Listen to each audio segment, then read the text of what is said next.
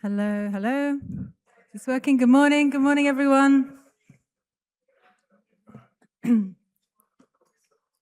hope you had an enjoyable evening yesterday evening at the networking aperitivo. So some of you might have seen in the agenda, there was a 10-minute welcome to day 2, and I was just telling Tegan, moderators and the speakers, there isn't really, it was just knowing that people would not turn up at 9 and so that we could get started on time. So I'm going to hand over to Tegan Hobbs, who's going to moderate this first session. Tegan. Okay, thank you, Helen. And thank you everyone for being here this morning, getting a fresh early start for day 2 of the GEM conference. So in this session, we're gonna talk about exposure modeling, looking first at methods to forecast future exposure and how AI can be used. And then we move on to modeling the dynamics of populations. And we're gonna finish with a practical example of how we collect the fundamental exposure data, which is the starting point for all new modeling techniques. So with that, we're going to start with Carmine Galasso, who will be giving a talk, an invited talk, on forward-looking exposure modeling for human-centered urban disaster mitigation. Thanks, Tegan. Does it work? Yeah, great. Great. Good morning, everyone. Thank you, Tegan. Thanks, Helen, Vitor. It's great to be here. So loud. So yeah, today I'm going to talk about some work we've been doing within my research group at UCL, at University College London, on trying to capture dynamic risk, and particularly focusing on dynamic exposure. So if you survived yesterday, you did pass risk 101, so I don't need to say much about why we're here, what we're talking about. So disaster risk models have been around now for many years, and they are very useful tools for exploring potential disaster impacts and supporting decision-making about risk reduction policies. As I said, this talk particularly is focused on exposure. So we want to characterize the building inventory and other assets, including people, and really want the questions we are trying to address is what can be impacted. Now, as I said, those models are great to try to support decision-making, particularly for risk reduction policies. Various types of policies, for instance, corrective risk management policies. We can decide based on our vulnerability assessment that we want to upgrade existing facilities. We may want to move assets somewhere else. That's, for instance, in the case of flooding, if assets are in the floodplain. But we can also, and again, there are many friends from the insurance and insurance sector here in the room, we can also do compensatory risk management policies. So for instance, we can use those models for pricing insurance and reinsurance policies, or even to design social protection measures. Now, this is all great. However, when we try to use those models for decision making, there are a number of limitations. The very first one, and again, focusing particularly on exposure, is that most of those models really look at a snapshot of exposure at one point in time. So typically we look at the latest census and try to supplement that with data of today's exposure. And so one big issue is that, again, if we are making decisions that are going to impact our built environment in the future, this may be suboptimal. Now, why this is suboptimal? There are a number of issues. So the populations are rapidly growing all over the world. The United Nations have estimated that by 2050, and Vitor yesterday had the same slide, there will be more than 1.5 billion new citizens in the world. 80–90% of those new citizens will live in the global south. And also, if we overlap those projections of urban growth with, for instance, the seismic hazard map or similar maps for other hazards, we can see that 55% or more of the global population will be exposed to damaging and often interacting natural hazards. We also know, again, based on UN projections, that 70% of the global population will be living in cities. We also know that the world is becoming more urbanized and interconnected.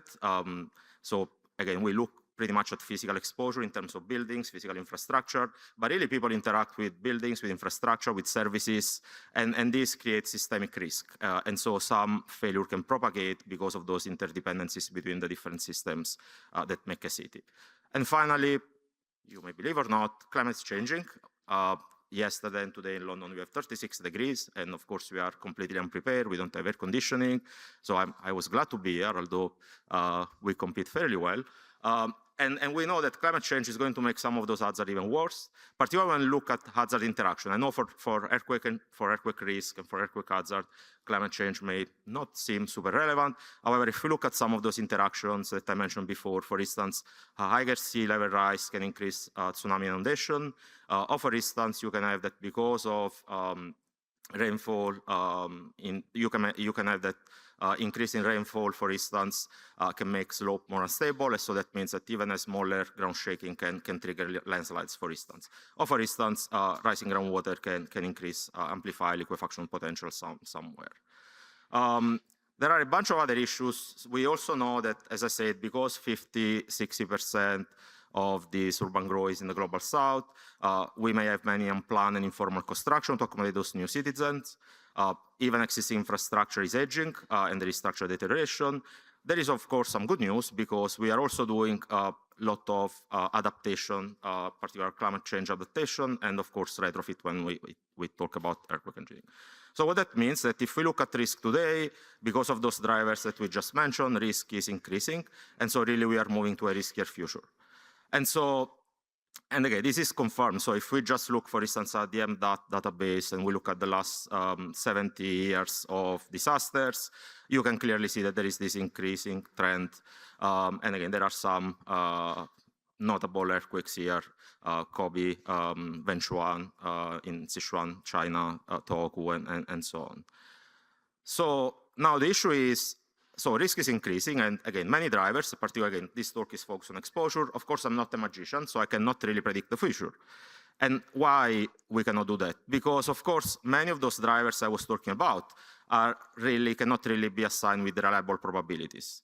Particularly if I think about urban growth, but also informality, migration, and policy once again, right? So I cannot really put probability distribution on that would be my ideal way to address future risk to, for instance, to some of those governance and policy issues. So that means that we are under deep uncertainty. So deep uncertainty is a term has been used quite a lot in climate science. So we talk about deep uncertainty, which is not very different from what we are used to when we talk about epistemic uncertainties. They occur when all the parties, stakeholders involved, cannot really, don't know, they cannot, as I say, assign reliable probabilities, or they don't agree on the likelihood of potential future. So we are, does the pointer works? I don't know. But anyway, so we are here. So we have historical evidence, we have data that we can use to build some of the probabilistic models we've been using. And yesterday we have seen some of those amazing models that have been developed by the GEM team. But then the problem again, we don't really know which trajectory we are taking. And so the idea is really that those deep uncertainties cannot be fixed simply with better data as we typically do. So what we can do, however, we can start exploring multiple possible futures. And again, if you go to the previous slide, of course, there is a preferred future, a low-risk future that is down there. But we don't know. We can have one of those wildcards and we can go completely wrong. And so really, when we talk about forward-looking exposure, the idea is we want to start projecting and look at those multiple alternative futures. We want to project people. Again, once again, people, I mean, the title of my talk was Human-Centric Disaster Impact Metrics. I don't think there will be much time to talk about those, but you have some nice talks after that will try to address some of the importance of putting people in the picture as well, and it's not just about building and physical infrastructure. We want to try to integrate some of those key drivers of change, particularly demographic, policy, mobility, but also master plans. We do have master plans in some parts of everywhere.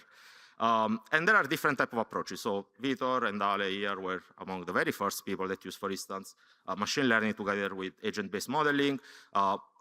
There are other approaches like cellular automata. So there are multiple approaches that can be used with mixed data sources, including, for instance, Google Street View images for start exploring those potential futures. So let me show you an example. I'll take you all the way from here, from Zagreb to Nepal, and particularly to the Kathmandu Valley for our first application. So what we did a few years back with Carlos Mesta, one of the PhDs in the group, we used one of those models, the cellular automata one, what the model does essentially, and the model is called SLEUT. SLEUT is an acronym for the different layers, the ingredient layers of this model. So slope, land cover, excluded area, urban land, transportation, and hillshade. So the model looks at historical maps of those different components, in particular urban land and transport, and start learning with very simple rules. Of course, if I want to have urban expansion, I need to have transport infrastructure that potentially connect me to those places. So what the model does, again, look at those different layers. When possible, particularly in the case of urban land, we can use tools like the Global Human Settlement Layer project by the European Commission. We can look at OpenStreetMaps and, particularly, again, historic variation of transport infrastructure.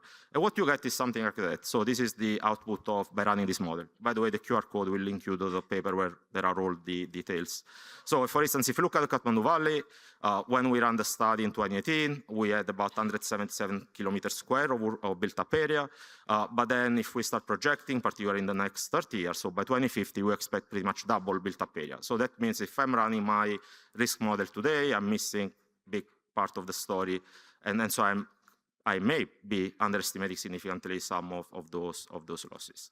Now, of course, it's not enough to know built-up area. So with Cembo here in the room, we have been doing a lot of work going from, and again, there are similar approaches from other groups, where we try to go from built-up area, from land use to buildings. But once again, we also want to try to model households and even people within the households with their socio-demographic characteristics.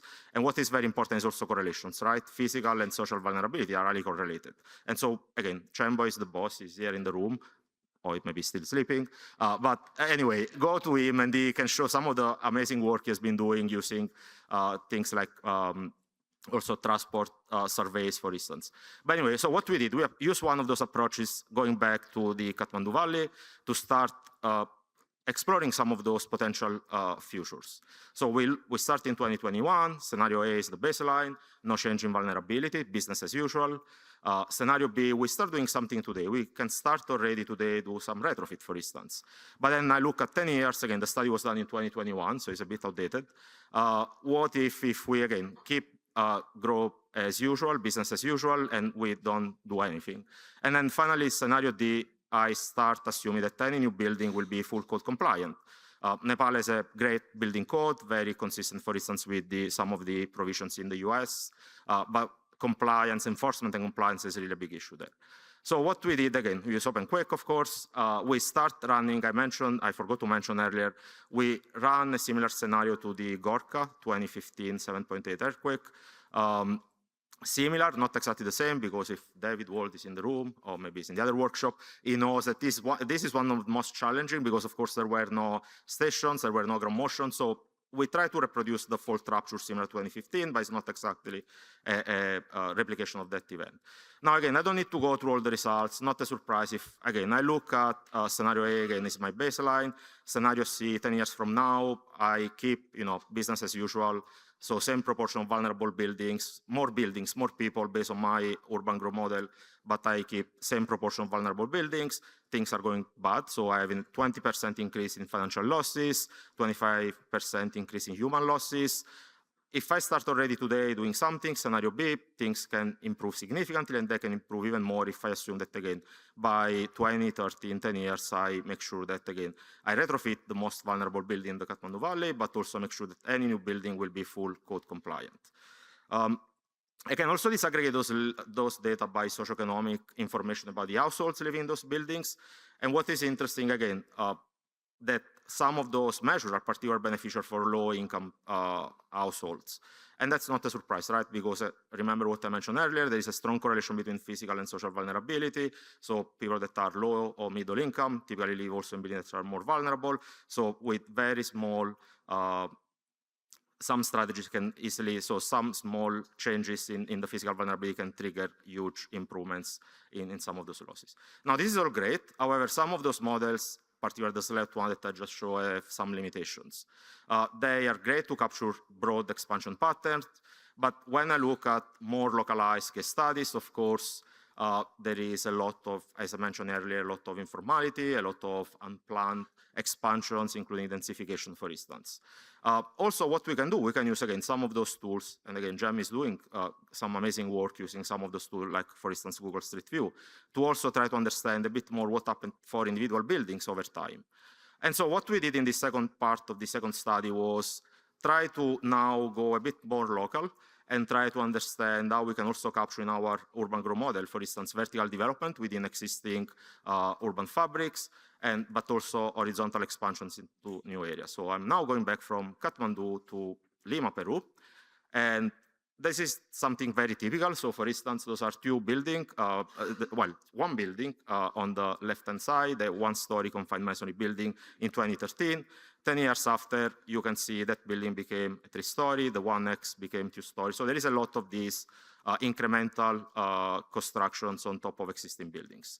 And again, with Onur, we are trying to capture some of those secondary modifiers, that not necessarily secondary modifiers, but broadly looking at some of those images to, again, go deeper on some of those changes. But you also have, again, some good news. You have complete replacement in some parts of Lima, Peru, for instance. So for instance, here again, 2013 on the left-hand side, there was a building in another district called Jesus Maria, that was a 2-story confined masonry building that was replaced with a multi-story ductile reinforced concrete building in 2023. And similar down, you have again a 1-story confined masonry building, a 1-story wooden building that was replaced by a confined masonry building. So what we are trying to do here again is to starting from some projection of population, from census and from local statistics. We want to split the growth in terms of population across vertical expansion and horizontal expansion, so within existing areas and for new areas.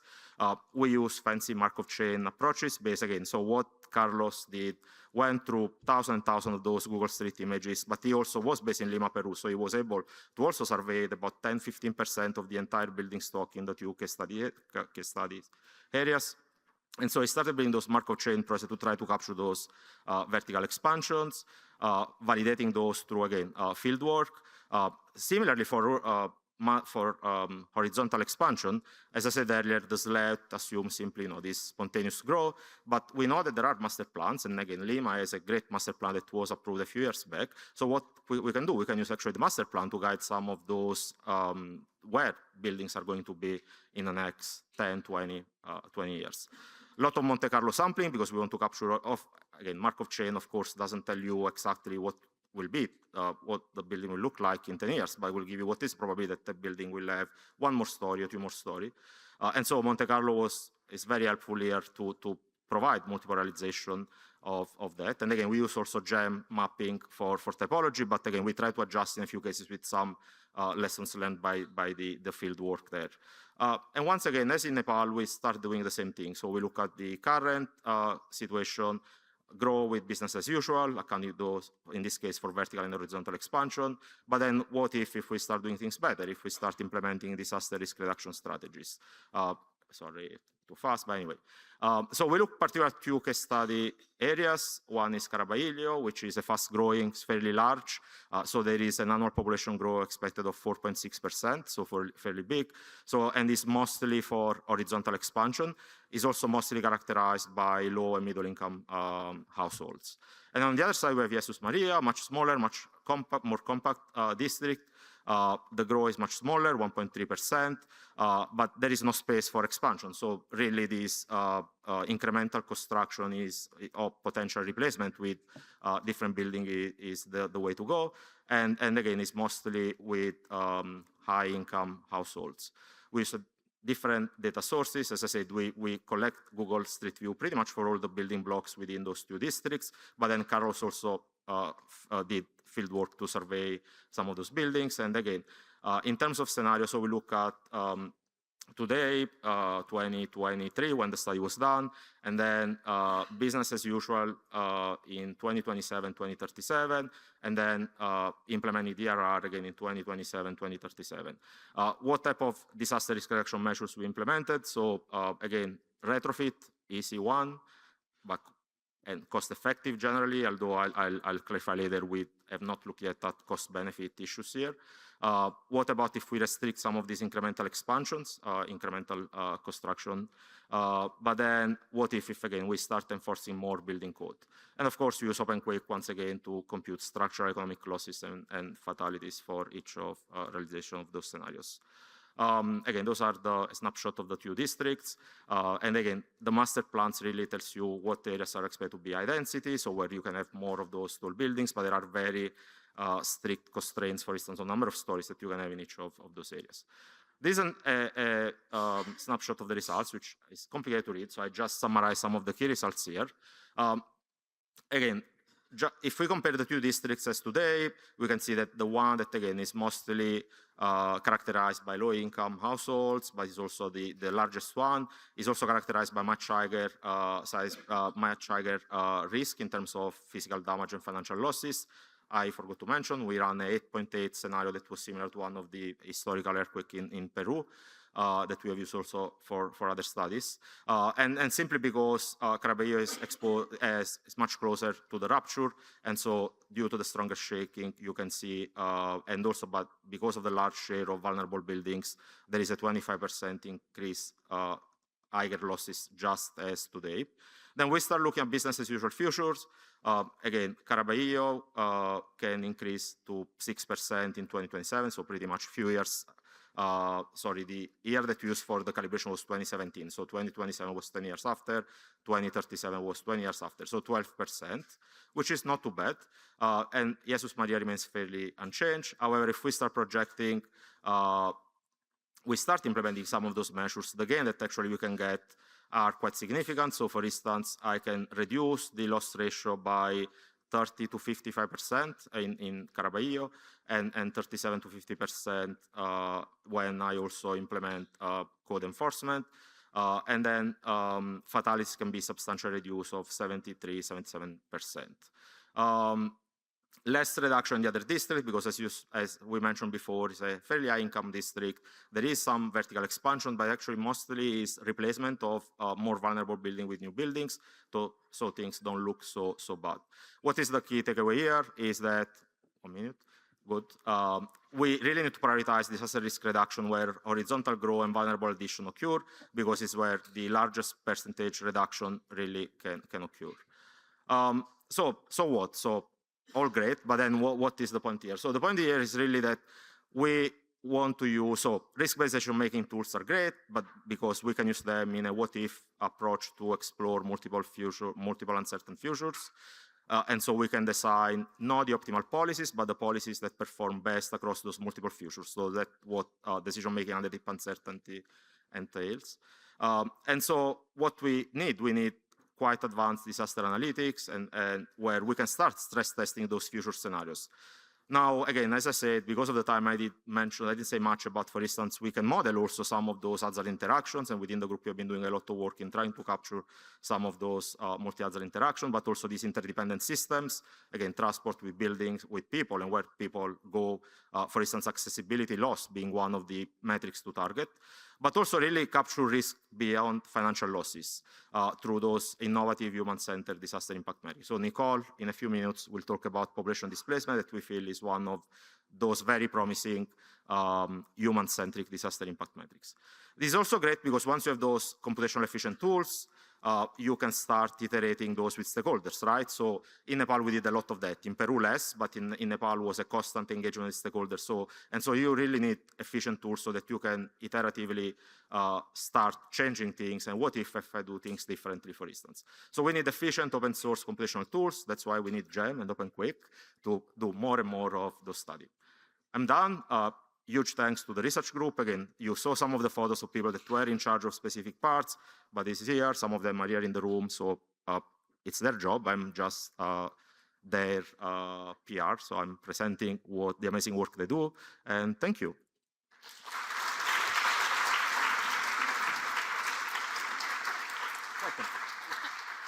Okay, Thank you so much, Carmine. I think we'll move on to the next talk, but maybe if at the end we have time for questions, we can do that, or you can find Carmine at the coffee break. So next up, we're going to have Christian Geis.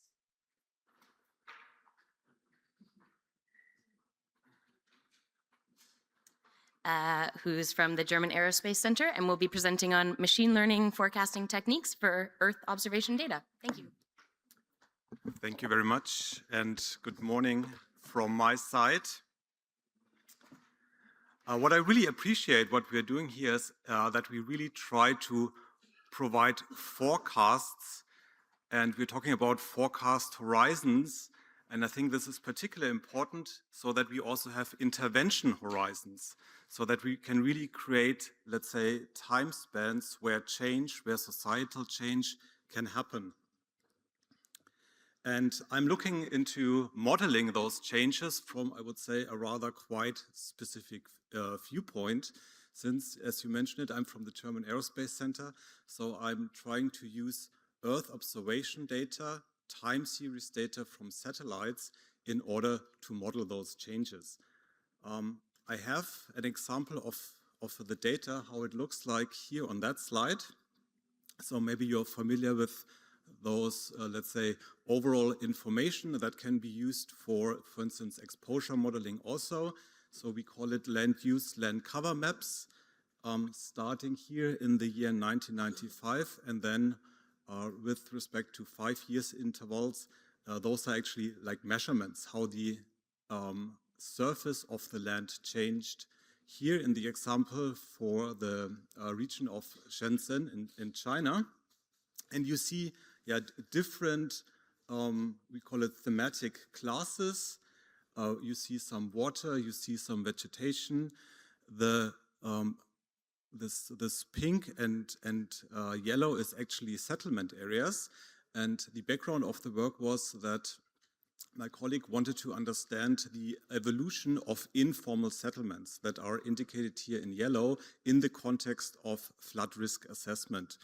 And when you look at that, let's say, evolution, I think first of all, it's quite stunning how much changed in that time frame for that specific geographic region. But also when you look at the, let's say, trajectories of change, it's not happening random, right? So of course, settlements grow along the existing settlements. They are eventually constrained by topographic priors, or for instance, whether you have water bodies that definitely will strongly influence the pattern and how your development will eventually look like in the future. And this is actually what we want to capture. And nowadays, I would say our possibilities to do that grow substantially. So that is a snapshot of our data archive in the German Satellite Data Archive. And it starts from the year 2010, although we have also longer observation. You see where we stand today, and then also a projection in the future. And this slide, let's say, accompanies me for quite some time. The function itself eventually always looks the same, monotonically increasing. But I think nowadays you can really see how much, let's say, data we actually can explore in order to understand changes of our land surface.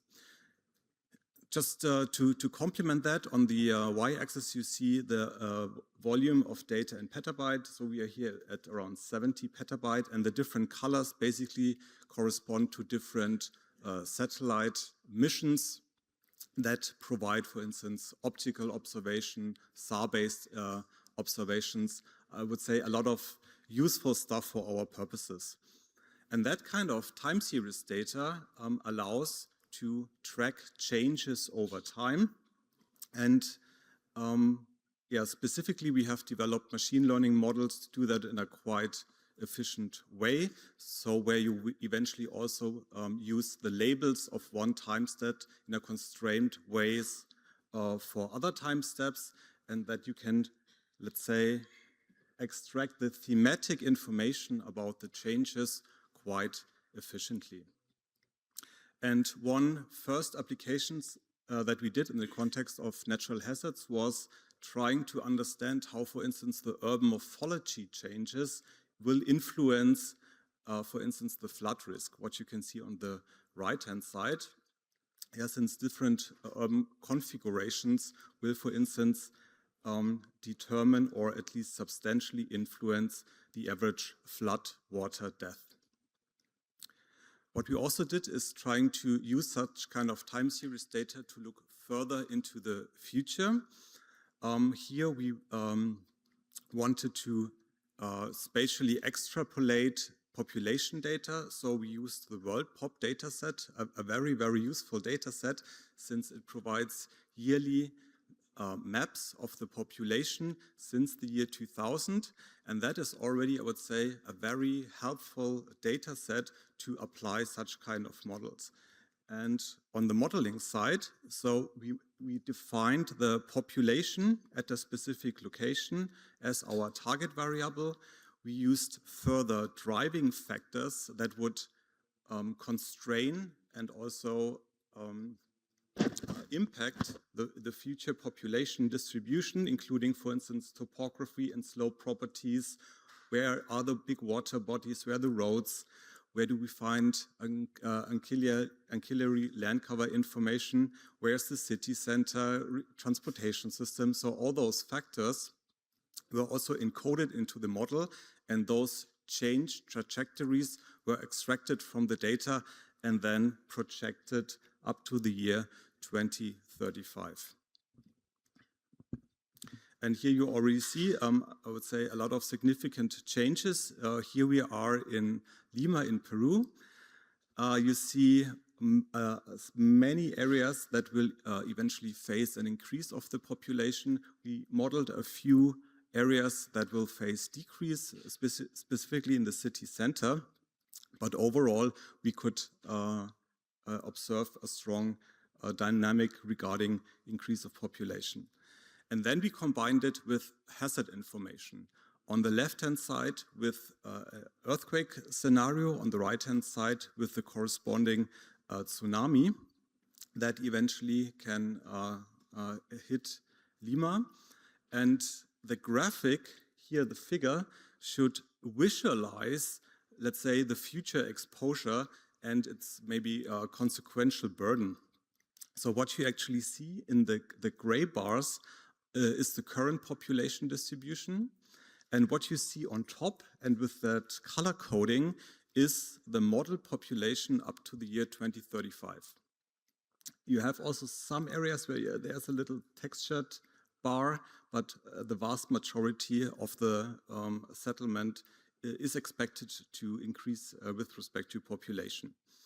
And the color coding corresponds to the hazard intensity, both for earthquake and also for tsunami, based on different measures. On the left-hand side, it's the peak ground acceleration. On the right-hand side, it's the maximum flow depth. And that can give a first impression that we will face eventually very undesirable situations, since when you look here at the coastline, for instance, many areas along the coast are expected to increase in population and will also or are also highly endangered regarding both earthquake and tsunami. So I think that can have a more, let's say, a tailored impression for future situations. Another work we have done recently with some colleagues of mine is trying to also anticipate service facilities in terms of, for instance, hospitals, in terms of police stations and other very relevant critical infrastructure, and also trying to understand, okay, how are the dynamics, and are we eventually running into a situation where we will face a facility gap, for instance.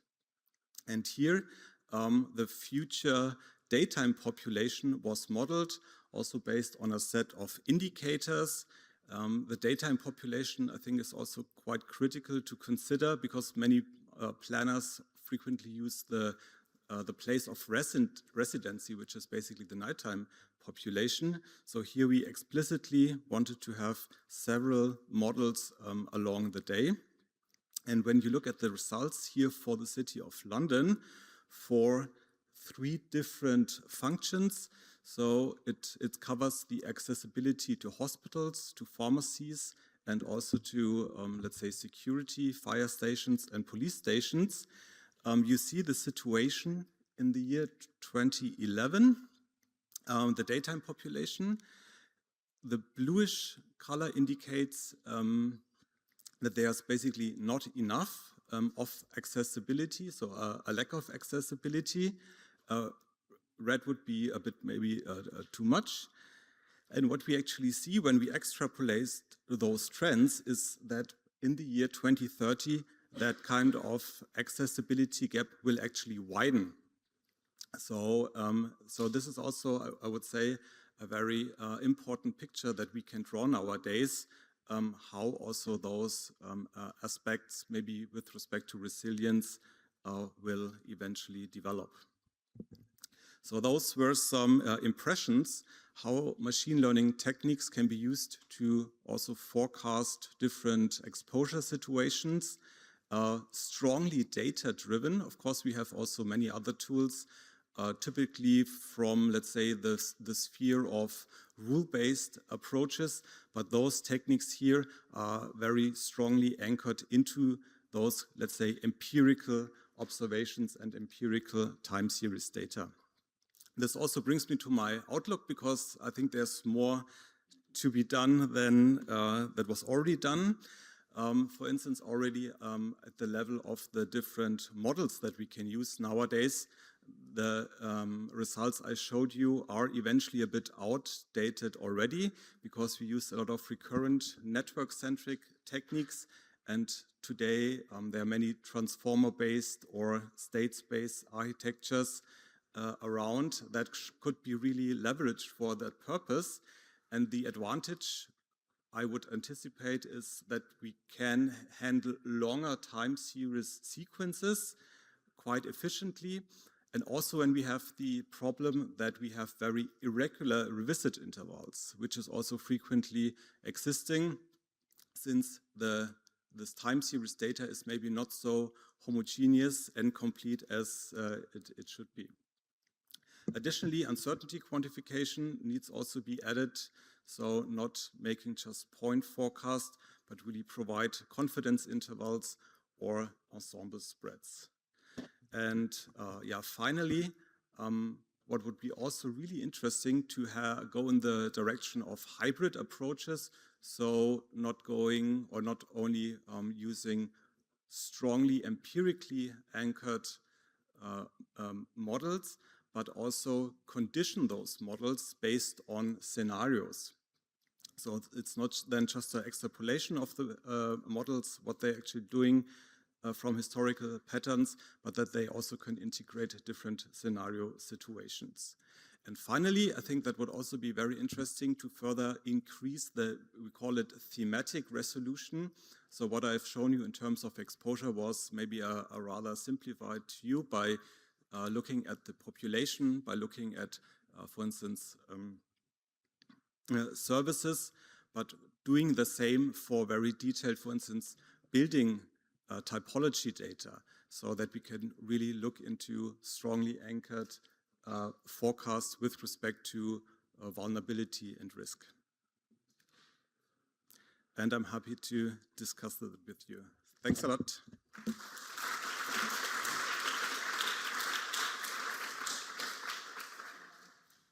Thank you, Christian. I think we have time for one quick question, if someone has a burning question ready. We've got microphones. All right, perhaps everyone's still waking up. Thank you.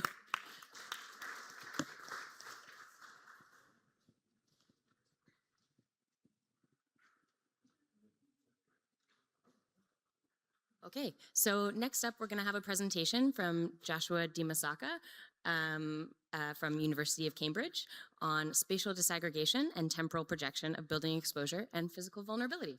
All right. Good morning, everybody. Okay, yeah.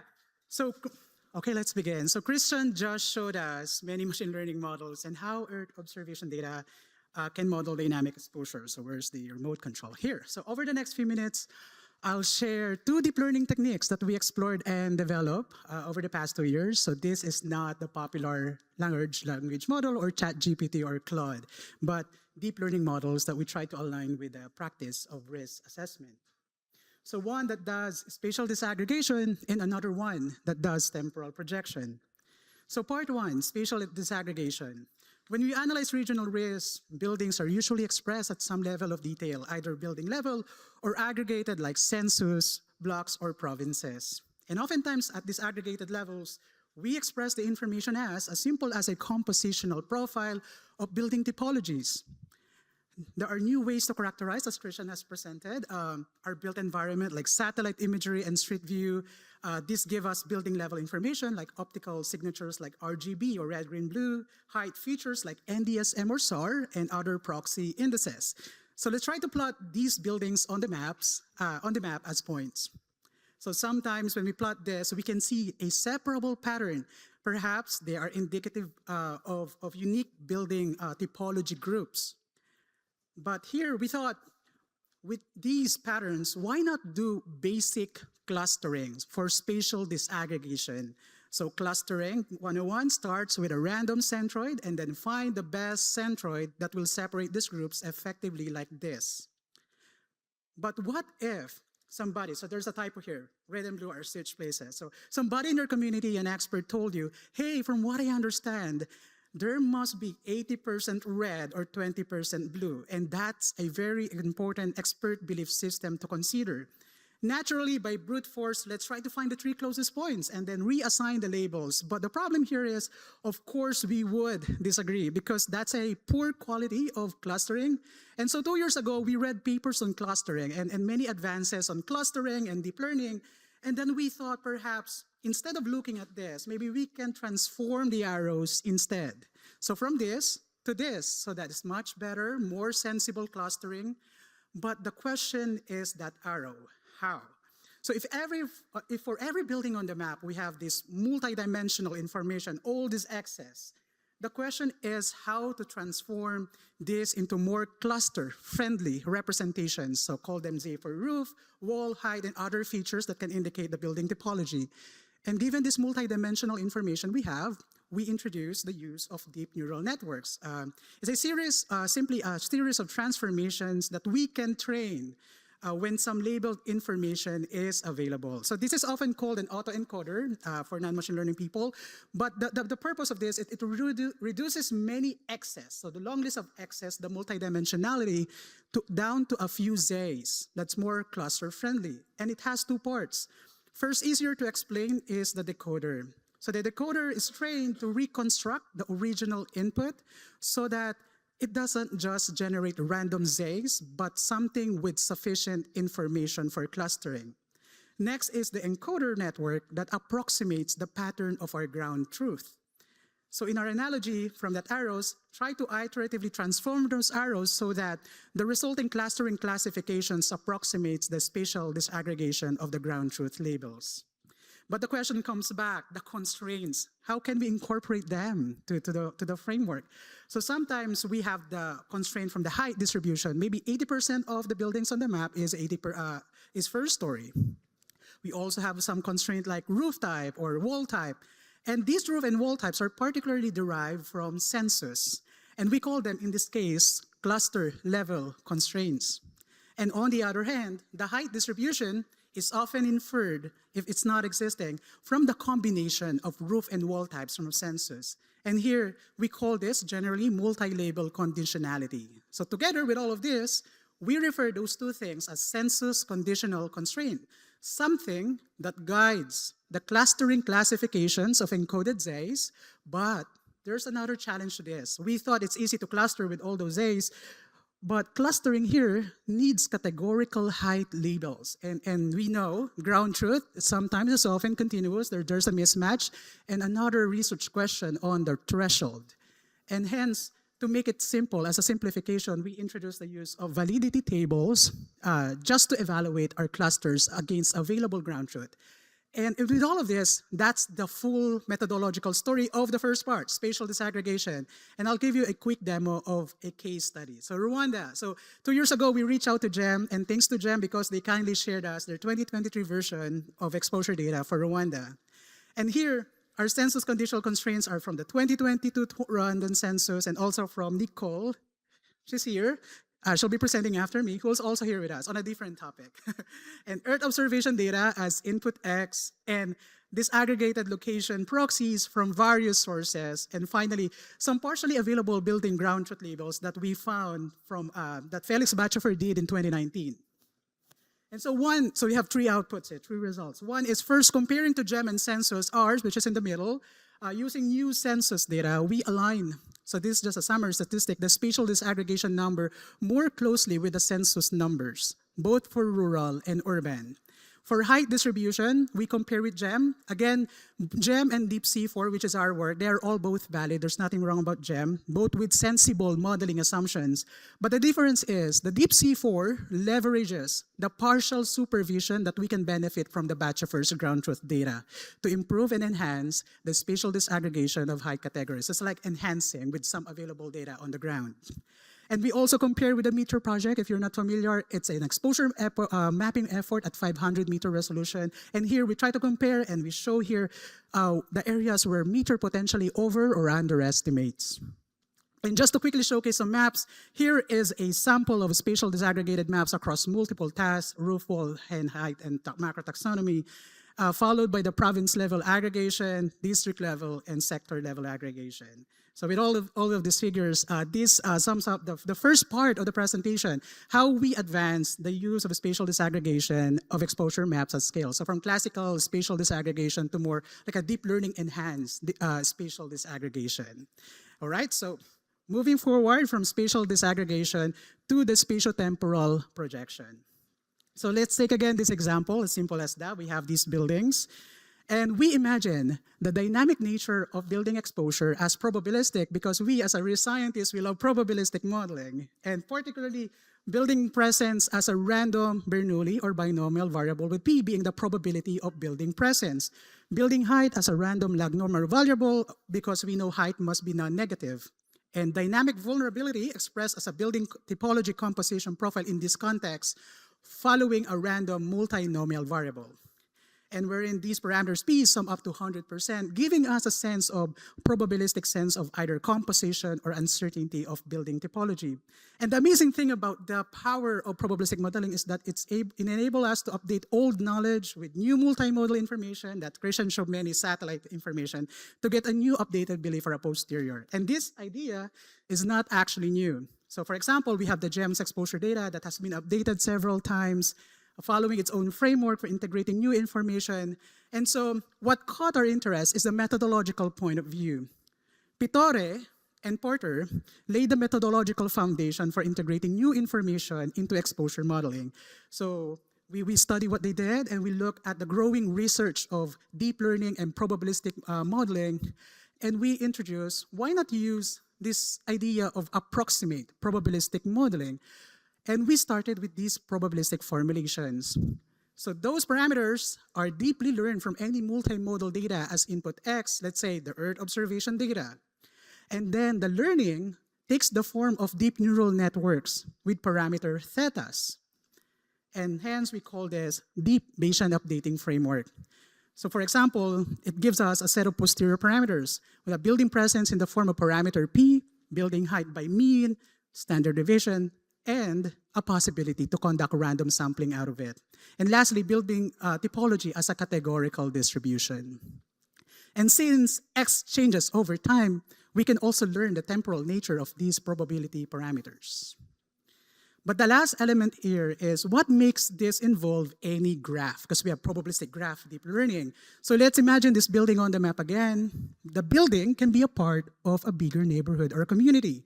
And sometimes they even share physical characteristics. And in computers, we see them as network of houses, or formally we call them adjacency matrix. And this adjacency matrix influences how we derive, compute, and average the posterior of a particular building. So here, the building with respect to the values of its neighborhood, like somehow similar to an induced correlation that will be learned in the modeling. And this is therefore the probabilistic graph deep learning.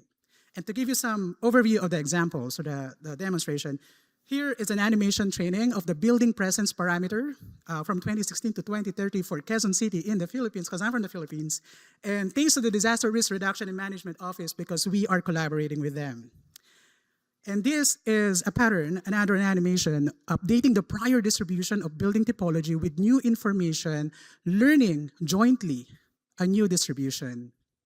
And now a close-up example. So this is Barangay Blue Ridge B in Quezon City. Barangay is a local term for neighborhood, but it intersects the West Valley Fault, the red line, and it is capable of magnitude 7.2, making it a high seismic risk neighborhood. Here we see an animation of posterior parameter for building presence P and corresponding relax sampling, as well as building height and building top composition profile. Today, building typology in the practice, because I work with Quezon City, it's usually estimated at the polygon level, a regional average. So since building level data is not easy to collect, it's very hard to maintain. So our work here shows you how we can push this down to pixel level attribution. For example, if there are building level data that are partially available.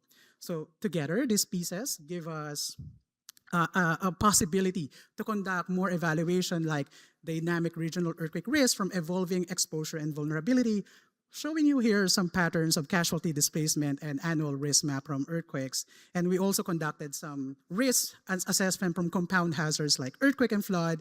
Here we identified top 24 neighborhoods in Quezon City. But other than the Quezon City, we also applied this framework to the Meteor project, the least developed countries. And so and with that, we are able to somehow quantify the temporal trends across building material types at the continental scale. And with that, these two parts, the spatial disaggregation and temporal projection, give all of you some overview on the methodological developments on dynamic exposure modeling. And you can save this slide. You can take a photo for links to our publication preprint and data sets.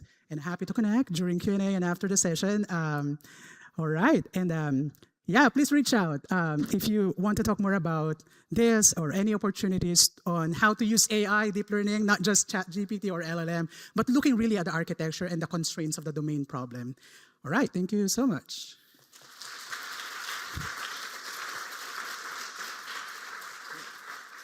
Okay. Thank you so much. We have time for a question, if anyone has one. Yes. Sure.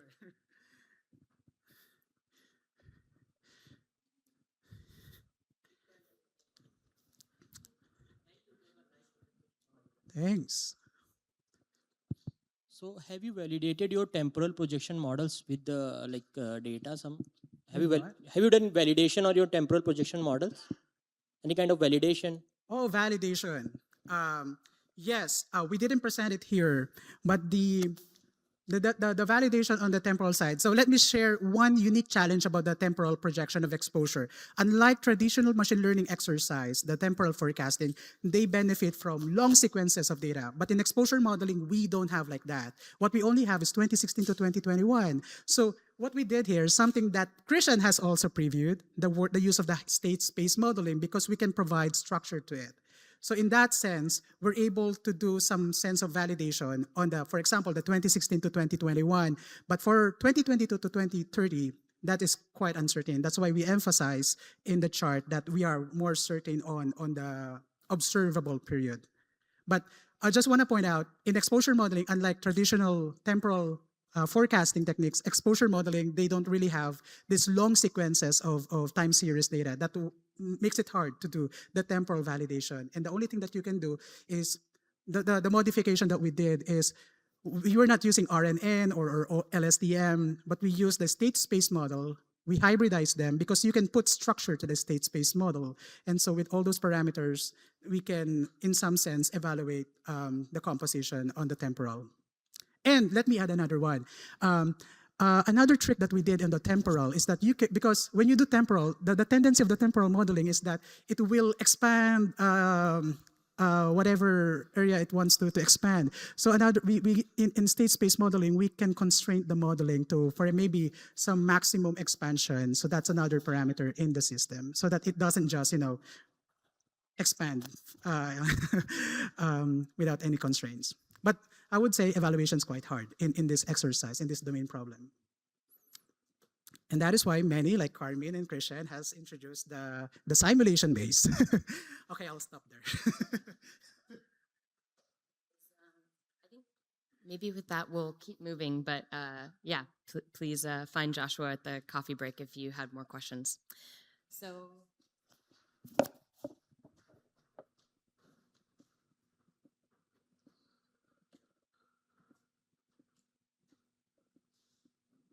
Awesome. Our next speaker will be Nicole Paul from University College London and GEM and Stanford. Maybe I don't know which ones are which. All right, I shouldn't have started this. She'll be speaking about predicting population displacement due to earthquakes globally. Thank you for that, Tegan. Yes, so I'm going to speak about some PhD work I did while I was at UCL, but there are many other collaborators with multiple affiliations, as noted.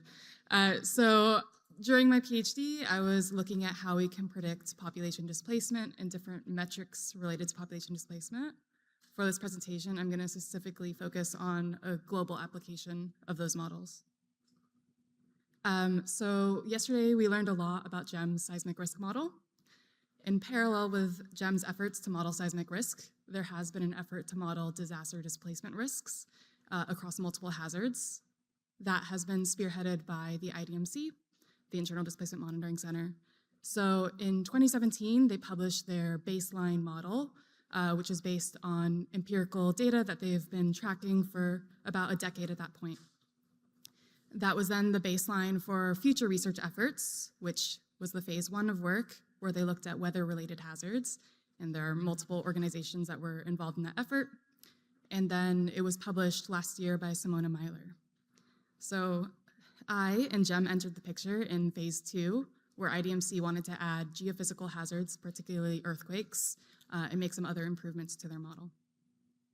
In this paper we submitted earlier in this year and is in review. So when we want to predict population displacement, it's important to be quite specific about what we mean by displacement because there are many related metrics that are often conflated. And so we identified 3 different metrics in particular. The first we refer to as rendered homeless. Simply put, if your home is destroyed, we assume that you have been rendered homeless. So it's purely based on housing destruction. But then we also have a smaller subset of that population that may seek shelter, whether that's a collective shelter point or whether they require a shelter kit or tent if they're in a more rural or remote area. And so for that sheltered estimate, we're looking at the peak estimate within the first month after the earthquake. And then lastly, we add what we call a protracted displacement estimate. And this is a 6-month snapshot of how many people still required direct shelter or housing provision. And so with all of these 3 metrics, we're being a bit specific about the timing as well as the form of displacement. And for those different 3 metrics, we undertook a pretty significant data outreach exercise in an effort to triangulate across different sources as well as to ensure consistent logic for each of those impact estimates. So I think many of you in the room actually were contacted as a part of this effort. So thank you for assisting in this exercise. In the end, we collected data for 69 earthquake events across 32 countries. That is not a glamorous data size in terms of machine learning models, but behind each data point, there's a lot of effort in triangulating across sources and ensuring that consistent logic, just so that we ensure we have a higher reliability data set for model fitting. In addition to the event-based impact data, we also collected global, national, and gridded covariates. And the way that we organized this was to consider other potential drivers of mobility. Mobility is not purely influenced by environmental factors, including earthquake damage, but can also be influenced by social dimensions, political dimensions, demographic, and economic. And so here's a snapshot of some of the other layers that we brought in. And then we tested the explanatory power, the predictive power of these different variables. As it turns out, many of these variables are highly correlated with one another. So when you're fitting a predictive model, a lot of them don't add more predictive value, and we end up with a significantly filtered list of predictors of displacement. In particular, we found that there were 3 main predictors that had stable performance. And the first one was that population rendered homeless. So essentially, that's a housing destruction estimate. But additionally, we found that 2 socioeconomic indicators were really critical when we wanted to move beyond just the scale of displacement, but to actually understand the severity and the duration of assistance needs. The consequence models that we developed are quite simple. We just use a simple linear regression formulation, and the way that looks is shown up there. It's a linear regression formulation, but we do include some nonlinear terms. Those nonlinear terms are from fitting tree-based models and evaluating those results to identify candidate threshold-based or interaction terms. Additionally, we have performed a residuals analysis, and that's to support uncertainty propagation downstream.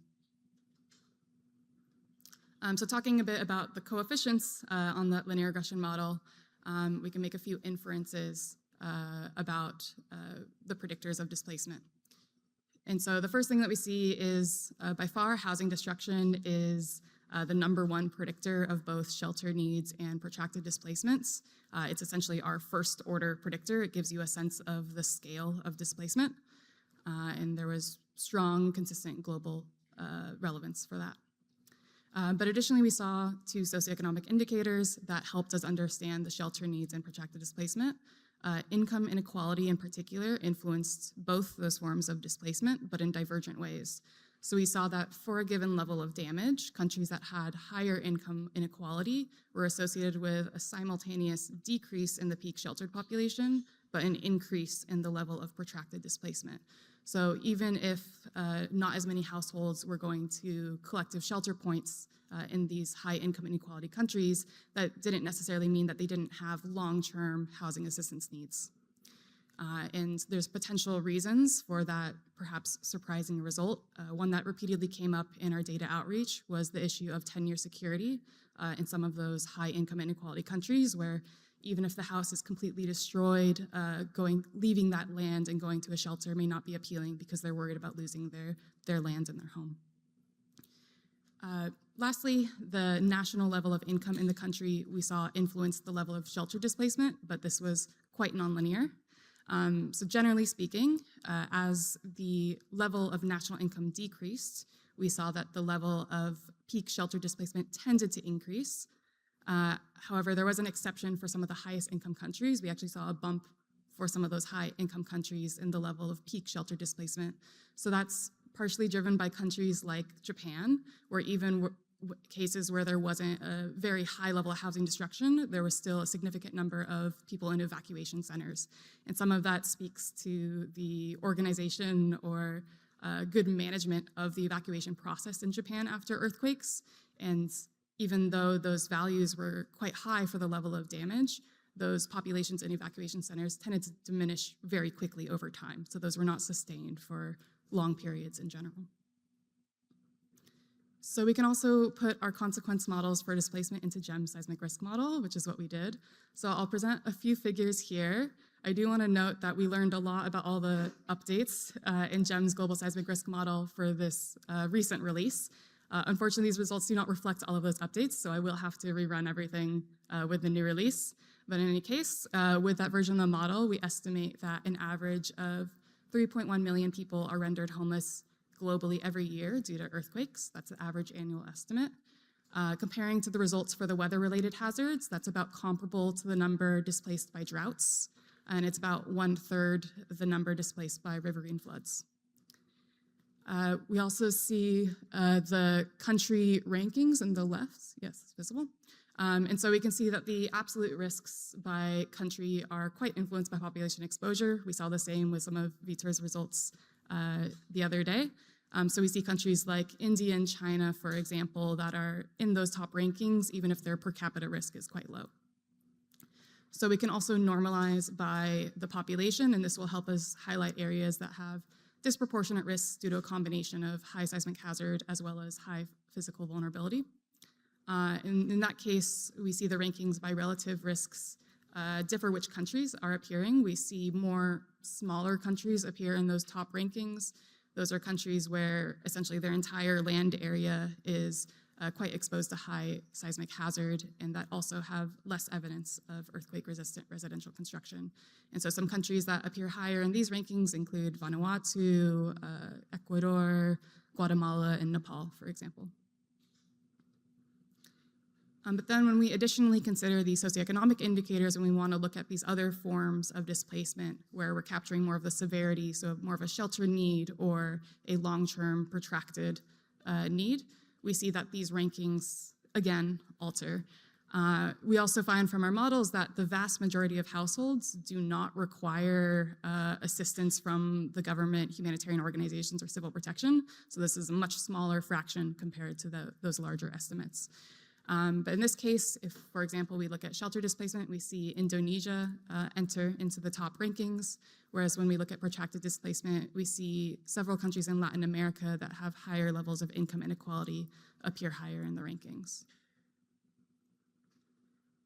So that summarizes some of the work during my PhD at UCL on modeling global population displacement risks due to earthquakes, but I've now joined ETH Zurich as a postdoc, and I'm working on very similar research, and we'll be expanding some of this work. In particular, I'll be similarly fitting displacement consequence models for other hazards, particularly tropical cyclones and floods. I'm also engaging with potential end users of displacement risk models to see what can inform, for example, rapid situational awareness, humanitarian anticipatory action, or longer-term mitigation and adaptation planning. And lastly, I've spoken a bit about differentiated vulnerability to displacement, but I think the exposure side is also key so that we can start disaggregating these displacement risks by important population subgroups, such as by income and by tenure, because that will ultimately be more informative to understanding what the recovery needs are for these populations. So with that, thank you very much. If you'd like to learn more about my research, my name and website are up there.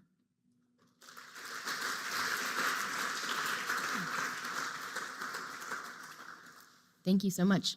We have time for a couple of questions. Maybe, oh, yep, John in the front.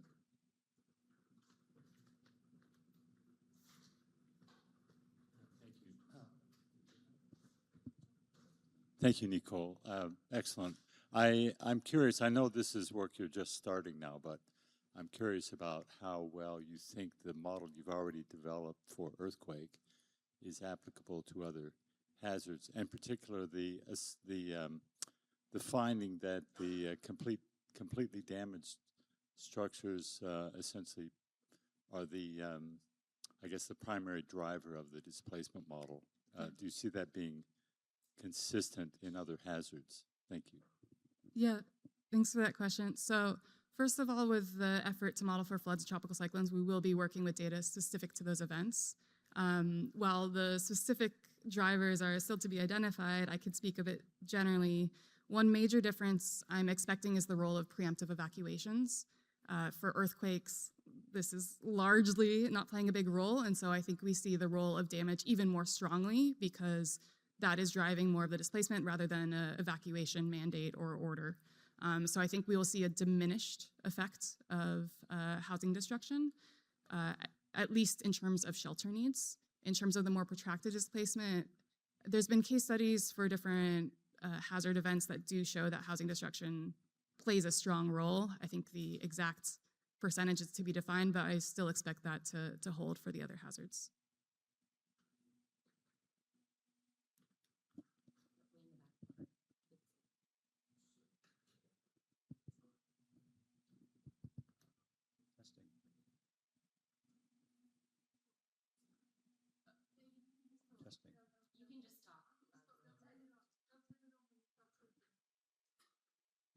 All right, thanks. This is a comment, but I'd be glad to hear your response. So the pathway to get to displacement, of course, is building damage, and we describe building damage very vaguely, you know, complete collapse or partial collapse.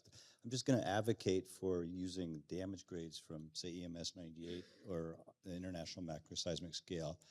In the injury world, people use the abbreviated injury scale. It's a very detailed epidemiological description of injuries, and I think in the earthquake community, we talk about damage and destroyed and collapsed and things like that, but using the damage grades that are available to IMS would allow people to describe specific damage to specific types of buildings that would be much more consistent in the long term gathering these types of data sets. So just something I'd advocate.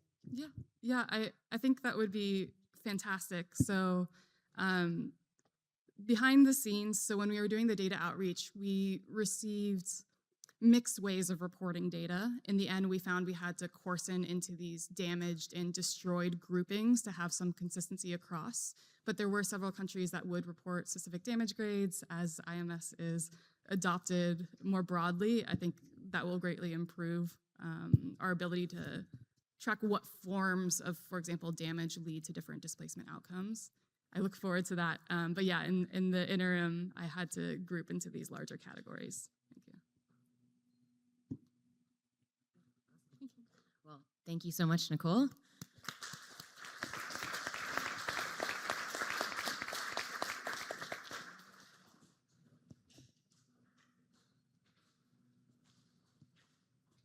Okay, great.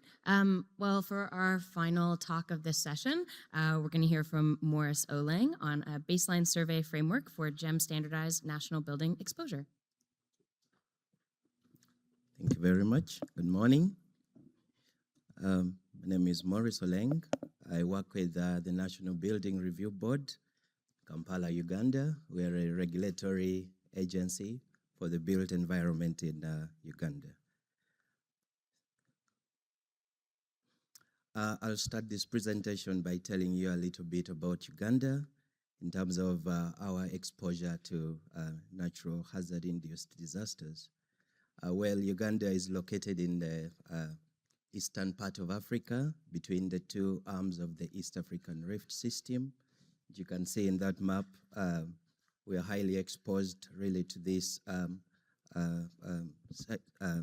East African Rift System. So majority of the earthquakes that we receive in the country are largely driven by the East African Rift System, the extension plate, moving at about 6 millimeters annually.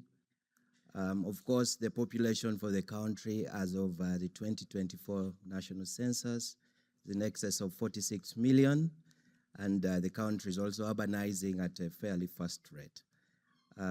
We have a huge number of substandard buildings in the country, despite the fact that we have a national code, National Building Code of 2019. There is still a lot of work that is required to make sure that we improve on building regulation across the country. Some of the previous damages from the earthquakes in Uganda, 1966 is the most devastating one in the previous decade, 160 deaths. But also in 1994, we had 8 fatalities. Uganda is also exposed a lot to secondary hazards from earthquakes, and the predominant one is the landslides, 388 deaths in 2010. 2016, we had a more recent one with 11 deaths and economic losses predicted in excess of 450 million US dollars. Another predominant challenge we are having in Uganda is the urban fires. And between 2023 to 2025, we've had over 20 deaths from urban fires and a lot of damages to buildings. Part of the work that we've already done, and this was from my PhD project, was to do a more detailed probabilistic seismic hazard assessment. And in this work, we used a lot of the tools from the GEM Foundation. And so we have the seismic source zonation and the landslide zonation that is already existent.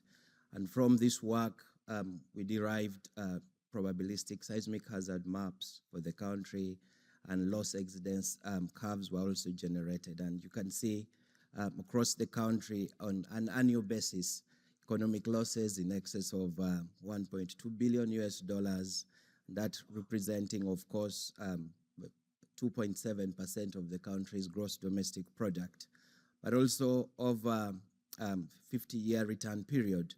Our work, we were able to estimate fatalities in excess of 1,200 persons.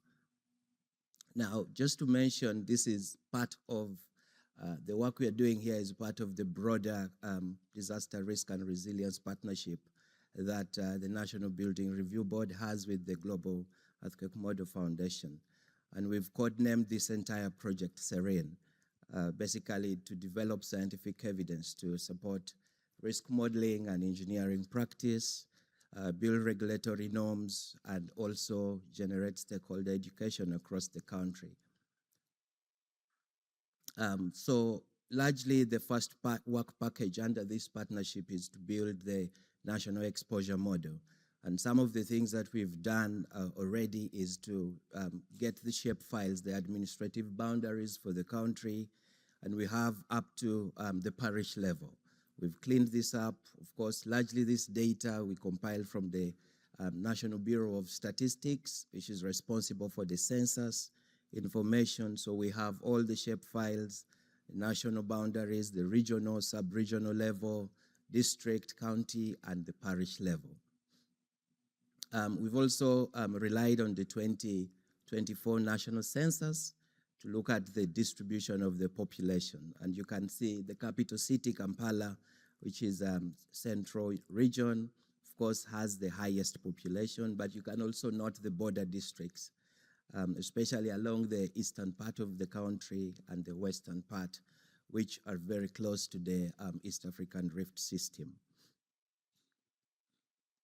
So the building stock in Uganda ranges from traditional earthened dwellings to modern engineering structures, and we have a varying level of construction technologies, durability of the materials, and several levels of vulnerability of the construction materials.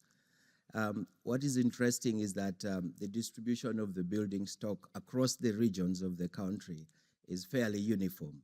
And I'm just showing a typical urban settlement vis-a-vis the typical peri-urban and rural settlements across the country. Also relying on the census information that we have. The previous census is 2024, but we also had a 2014 census. So we looked at the household distribution that we have and the variation between over the 10 years. And you can clearly see that from the urban settlements, there has been an increase in the household distribution, but also in the rural settlement, where we have largely a greater increase in the households. Now, from the 2024 census information, we were able to look at the housing materials in terms of the wall material. And we have here this map showing the model distribution of wall material categories. Of course, the census captures largely the residential buildings. So what we are doing is to work with the disaster department in the country to get the composition of the commercial and industrial buildings, agricultural facilities. But again, from the census, we have a large variety of the wall materials across the country.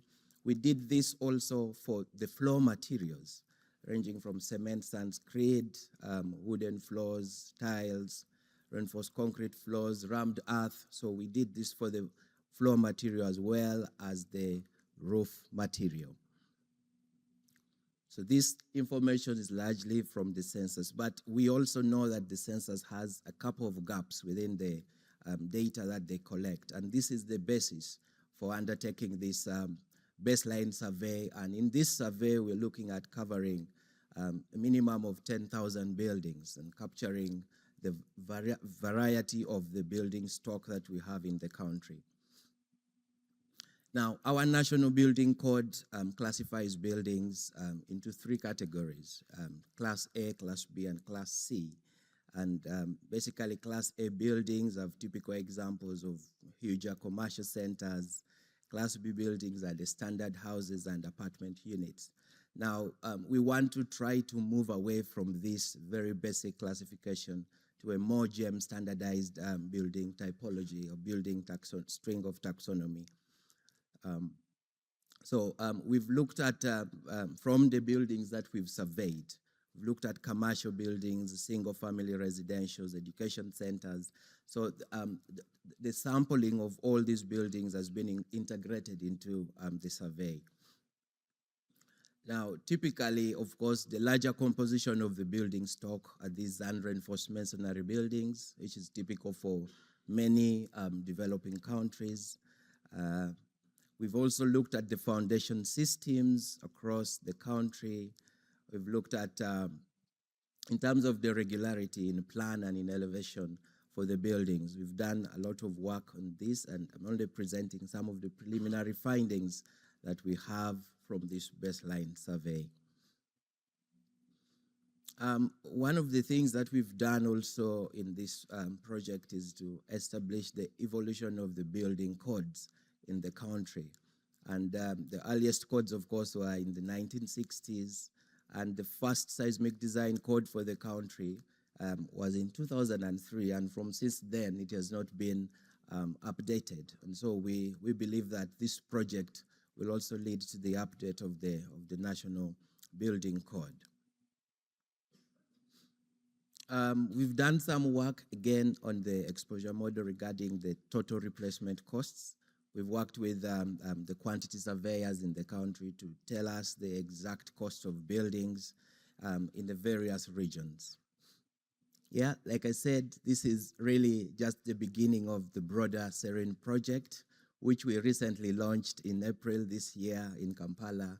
Of course, we had to call on all the stakeholders across the country from the various departments, the geologists, and we only recently launched this. So I'm hoping we'll be able to share more findings in future in regard to some of the work packages that we have. Thank you very much.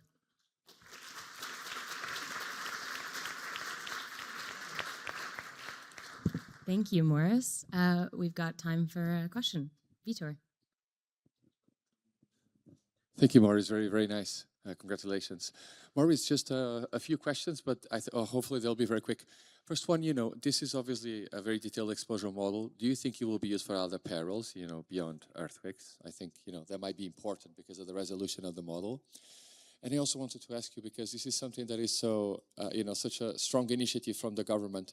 Do you think that on the next housing census, maybe there will be the chance of trying to tailor a little bit the parameters, the information that will be collected? So hopefully this way, you would need to do like less approximations, between the material of the walls and so on. And I know that you're doing also a lot of local data collection. And there's now, so many technologies, even with photos and AI and so on. So I was just very curious about that. Right. Thank you, Vito. Definitely. The other thing is we're actually doing this work with the census body. And they were very interested in the fact that we cannot keep them away from this. In fact, one of the things they told us was we should have started this project before 2024. So that, their questionnaires could actually have all this information. But we're working very closely with them, and we hope that in the subsequent surveys, this is just the first one, the subsequent surveys will continue to gather a little bit more information. But it's a tall order. It's not always easy to make them all understand why we need all these attributes of the exposure model. But it's work in progress. Yeah.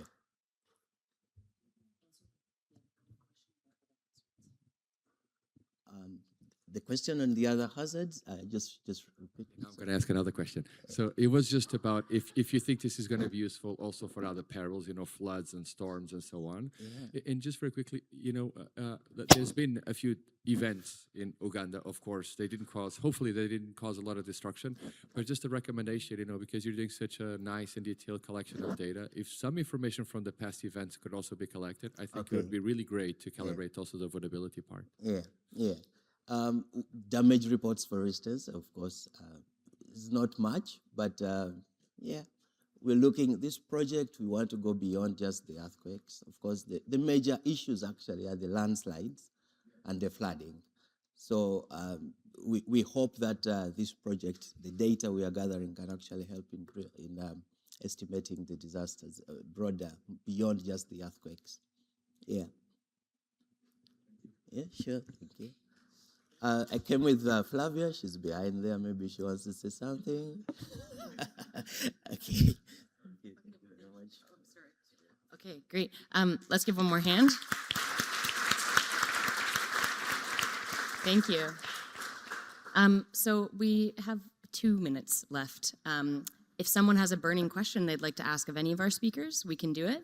And if not, we can maybe adjourn to coffee a minute or two early, and then you'll have lots of time to discuss with all of our really wonderful speakers today. So let's maybe do one more round of applause for all of our great speakers. Thank you.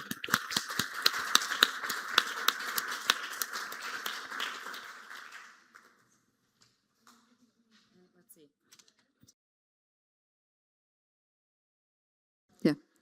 Okay, so welcome back. Now we are going to begin talking about vulnerability models. So we're going to see what's happening around the world. We're going to see which are the methodologic aspects involved in the vulnerability, and then we're also going to see which are the new type of consequences that are being modeled. So we're going to begin with Anga Sabarulima.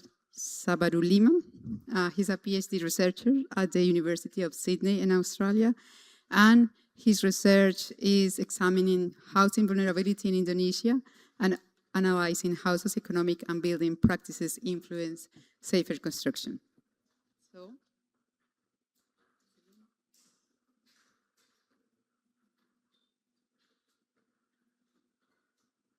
perfect. Welcome.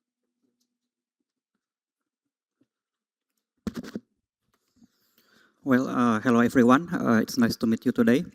My name is Angga, and today I'd like to present on my ongoing works about a framework for assessing the seismic vulnerability of Indonesian infill masonry dwellings.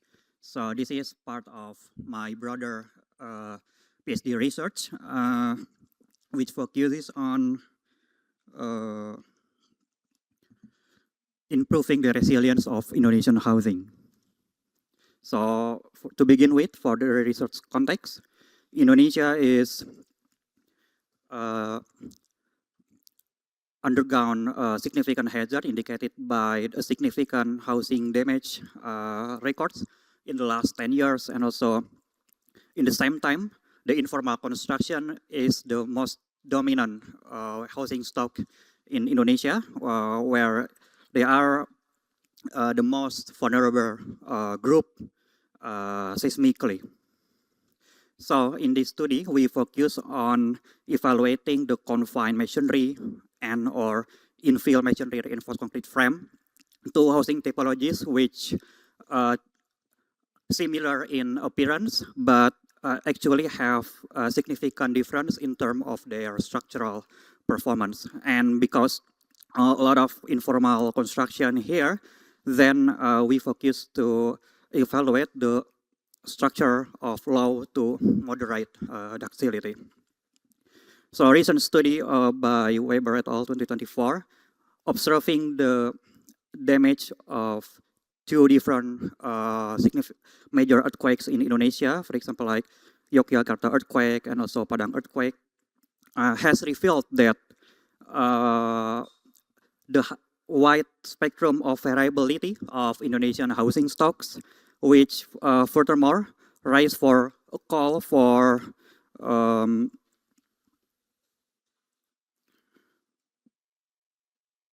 deriving the fragility function which account for uncertainty and construction variabilities.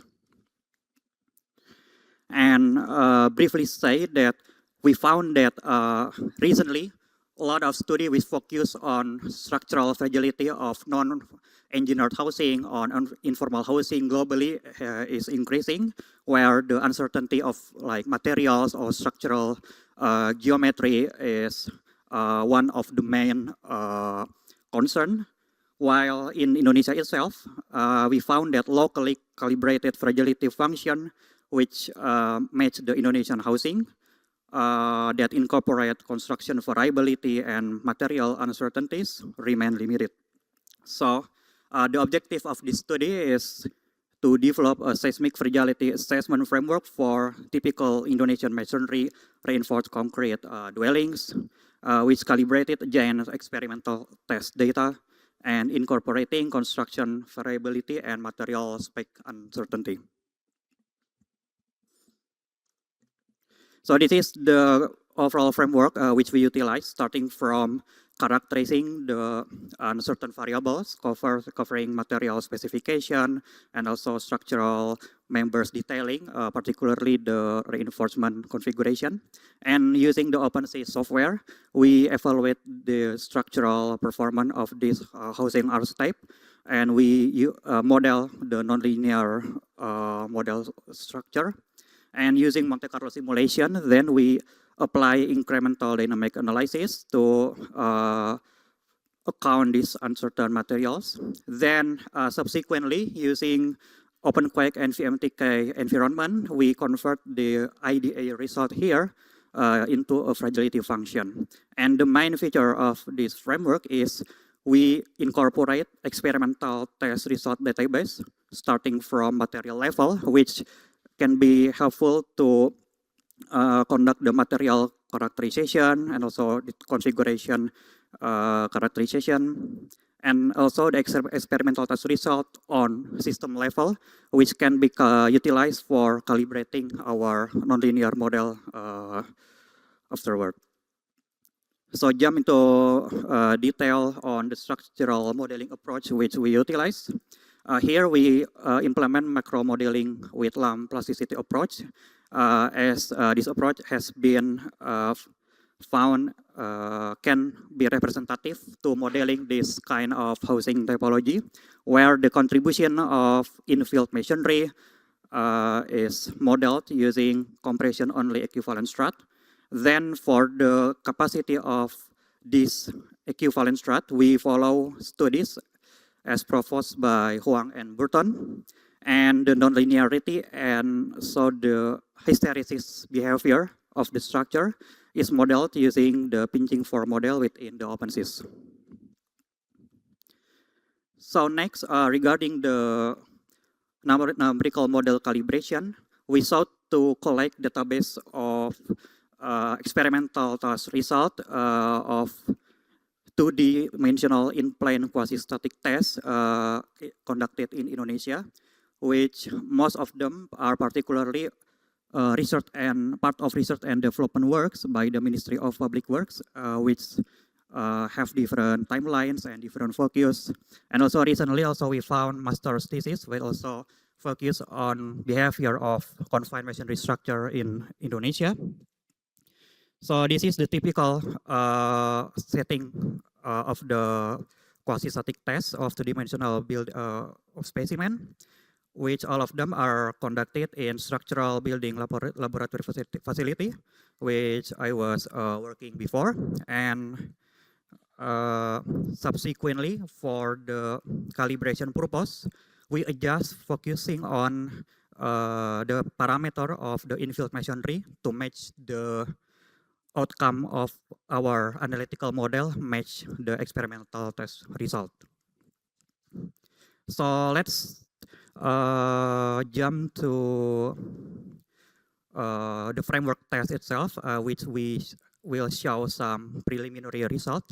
So regarding the material characterization, we as the starting point, we focus on using the F-axis M or compression strength of masonry panel as the uncertain variable, because from the past research, it is acknowledged that this parameter is the most governing parameter which affect the structural performance of this housing typology compared to any other variable such as concrete compression strength or rebar yield strength. Then quickly we will evaluate the probability distribution of these uncertain parameters to subsequently extract the statistical parameters needed to run the Monte Carlo simulation. So here we, as the sample, we pick one experimental data which conducted by Haryono 2016, which represent the ideal confined masonry structure according to Indonesian technical guidelines. So this is the photographs of the full-scale specimen. And this is the example of the calibration results. So this is the hysteretic curve of the orange line is from the experimental test result, and the blue line is from our analytical model. we focus on calibrating the envelope parameters of the infill masonry strut. And this is one example where the envelope have good agreement compared to the experimental data. And for the pinching parameters, we use default parameters as proposed by study by Huang and Burton. And it appears that it has also an acceptable agreement to represent its pinching or its theoretical behavior of the structure. So from this stage, now we already get the representative analytical model, which represent structural performance of Indonesian housing. So for the next steps, we can continue our works to run the incremental dynamic analysis as given example in this left picture. Then subsequently using OpenQuake and VMTK tools, we can generate the fragility curve accordingly. And for example, we also try to compare this preliminary result of our fragility function by picking one example of global confined masonry fragility. So here we try to compare the result with confined masonry structure with low ductility. And unexpectedly, the result shows that our preliminary fragility function, which basically represents the ideal confined masonry structure, seems to be more fragile, even when it compared with confined masonry, which have low ductility. So we have two concerns regarding this outcome.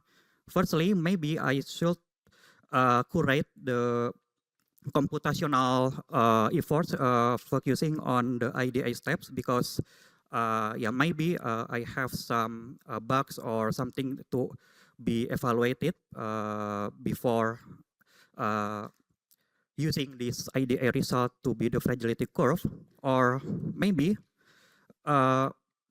these results also indicate that the actual fragility of focusing on informal housing may be higher than that predicted by the global model, as also have demonstrated with previous studies, but maybe in a different location outside Indonesia by Giordano et al. 2021. So afterward, say if the working flow is well established, we can continue our works by evaluating the fragility function using Monte Carlo simulation to account for uncertain variables as illustrated in this picture. And again, after all steps has been evaluated and the framework is well established, we will subsequently develop a three-dimensional structural model to account any other variable which we hypothetically believe can significantly affect the structural evaluation outcome. So for example, in three-dimensional situation, we can account for wall density, which might be differs in X direction, Y direction, right? And so we can also incorporate the detailing of structural members into our model. So as the closing statement, firstly, the study develops a framework for deriving seismic fragility functions that integrates experimental test data while explicitly accounting for construction variability and material uncertainties. And secondly, the study provides a locally calibrated approach for fragility function development, offering context-specific seismic vulnerability assessments that complement existing global fragility models. So that's all, and thank you.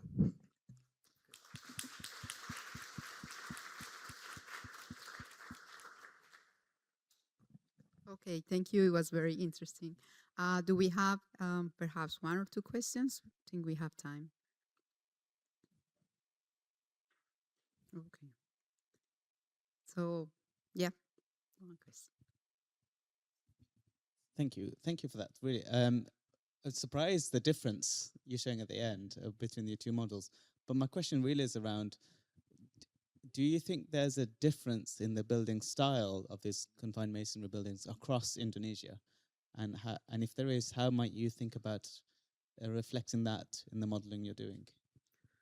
Right. Thank you for the question. So yeah, I believe that there are a lot of variation which we have to consider because the confined masonry itself in Indonesia is extremely diverse. So for example, in a particular region, we often use certain type of red clay brick with significant unit weight, while in any other location, the usage of lightweight concrete block brick is start to being popular.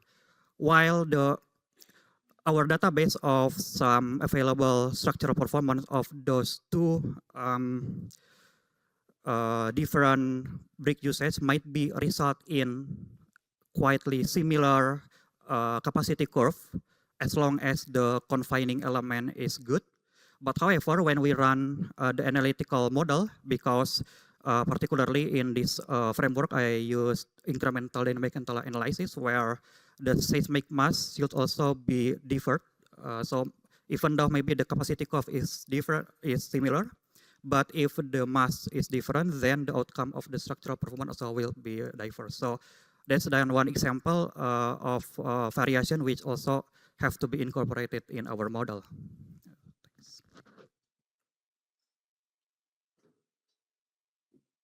Okay, thank you. We don't have more time for questions, so thank you so much.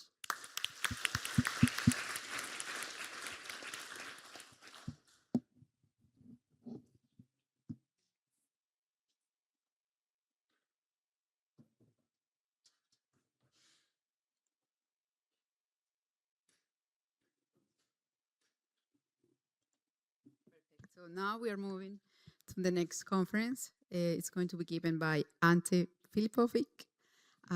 So he's a researcher, a PhD researcher here at the faculty of the University of Zagreb. And after the 2020 earthquakes, he has been doing his research on the assessing of the vulnerability of the existing buildings and also of designing the strengthening techniques. So thank you. Thank you very much for the kind introduction. So I'm one of the freshly finished PhD students here at the University of Zagreb, and my job today is to share with you some of the vulnerability modeling that we've been doing here at the University of Zagreb, and to show you some of the problems that we've been trying to solve through this modeling. So after the earthquakes of 2020, the field engineers were tasked with usability assessments of buildings that looked a little bit like this. These were the typical common residential masonry buildings that they were tasked to assess the usability for.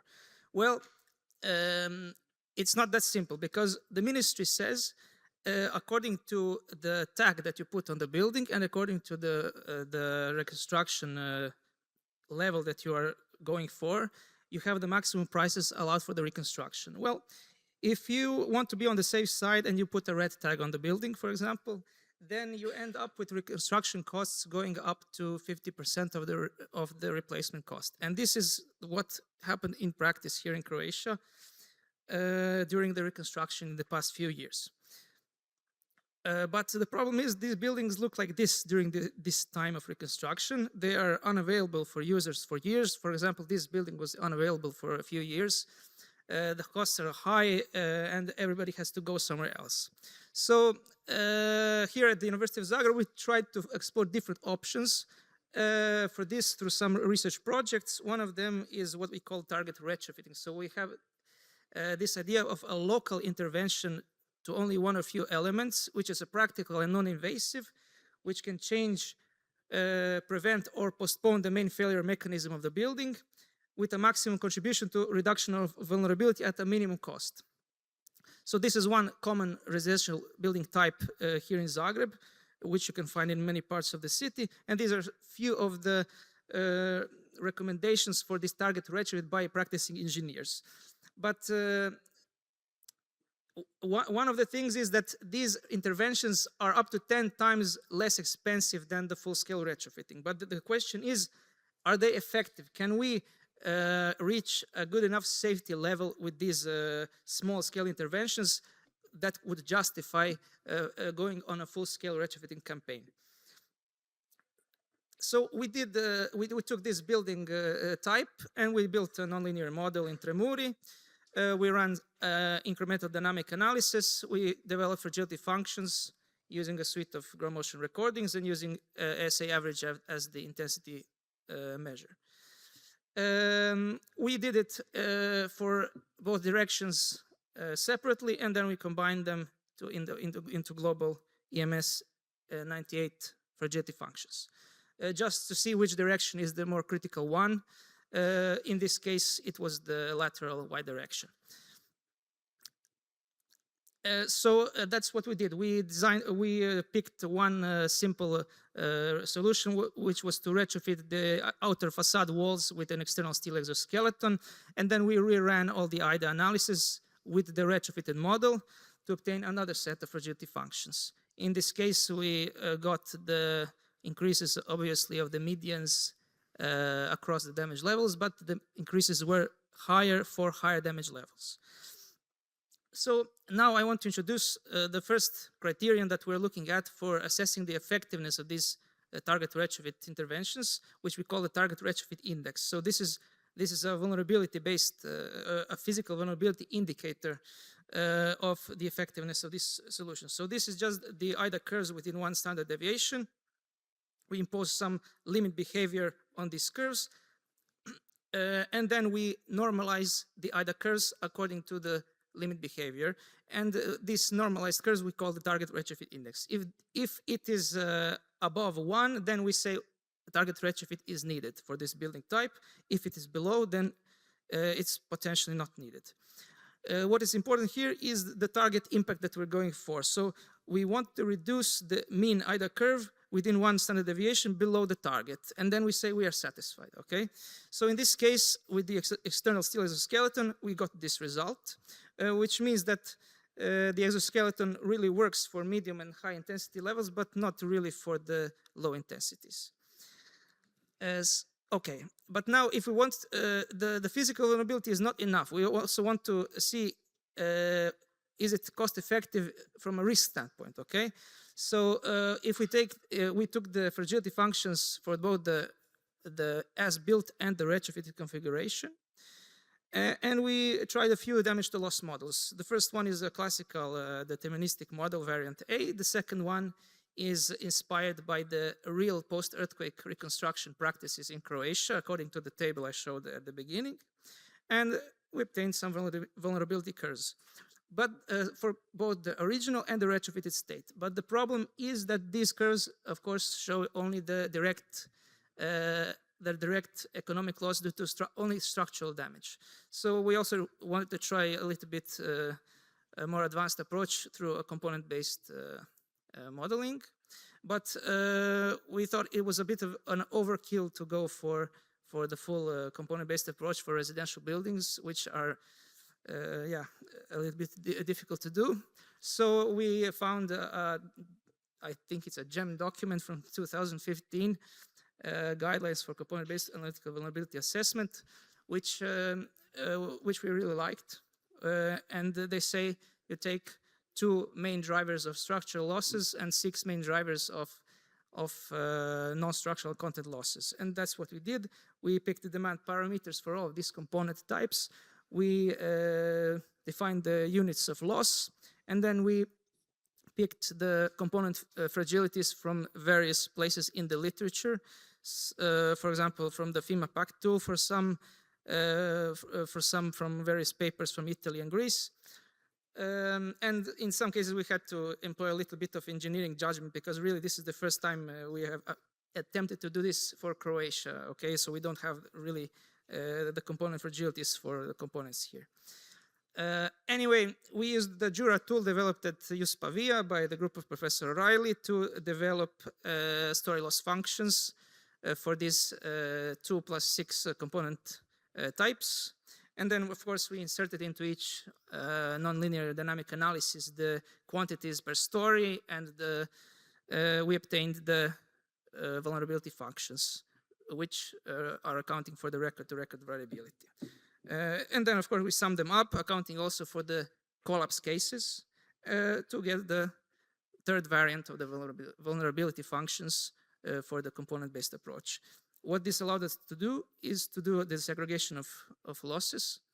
So in this case, it turns out that for this building type, the contents actually represent maybe a quarter of the losses, which is not negligible, but still the structural losses are the main driver of the losses in this case. And also you can see in the lower part in the retrofitted case that the contents actually are driving the losses at the lower intensities. So we plug everything together into a probabilistic seismic risk assessment. We take the exposure, which is just one building. We take the vulnerability, the three variants that I described, and we take the seismic hazard. In this case, we took the ESHM20 model. We computed it for a characteristic location in Zagreb using the OpenQuake engine. And also we took the Eurocode 8 approximation for SA average. Well, it's a little bit shaky, but we thought it was good to try hazard also with the code-based values. And of course, we got the fundamental risk assessment results, the loss curves, which we then integrated to get the expected annual losses for all of these combinations. And using the initial assumptions about the replacement cost and the cost of the exoskeleton, we performed the break-even analysis and obtained the cost-to-benefit ratios for this particular target retrofit solution and for this particular building type.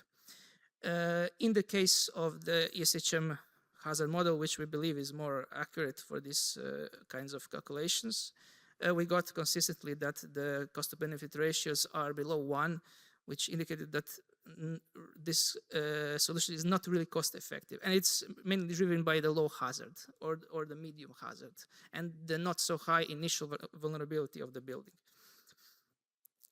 So how to bring this together? This is just, I put this as a conclusion because it's a work in progress. So kind of a decision matrix where we put on one side the physical vulnerability reduction measured by the target retrofit index, and the other side, on the other side, the economic benefit measured by the cost-to-benefit ratio. In our case, because of the low effectiveness at the low intensity levels, we put this in the medium physical vulnerability reduction and a low economic benefit. But in the case of Eurocode 8 hazard, it would seem that the economic benefit is high, but as I said, I don't think that is a realistic estimate. So the final decision regarding these two indicators is no retrofit for this building. It doesn't make sense to do it, okay? So this is the summary. If we start with the nonlinear building model, perform IDA or MSA or cloud, we go two paths. So the first is we calculate the target retrofit index to get the impact on physical vulnerability of one retrofit solution, and the other is to go through the PBE framework to calculate risk and the impact on risk of this retrofit solution. And combining these two, we can arrive at a final decision. So what we want to do next, we want to test this with multiple retrofit solutions on the same building types and also for different building types to try to expand this maybe on an urban or a semi-urban neighborhood scale, maybe to see if we can propose some very concrete solutions to the government or other institutions and to enhance the post-earthquake reconstruction process for future earthquakes, okay? So some of the things that are awaiting us in the future are some research projects. One of them is a TRIM project, which is going to try to enhance this decision matrix with additional risk indicators such as environmental impact, so the embodied carbon, and some human impacts like the fatalities. For example, the EARS project, which is about the risk assessment of all the schools in Croatia. That is going to be very interesting. And the Zagreb project, which has already been mentioned yesterday, which is about finding appropriate retrofitting solutions for unreinforced masonry building aggregates in the downtown historical center of Zagreb. So this is everything from me, and thank you very much.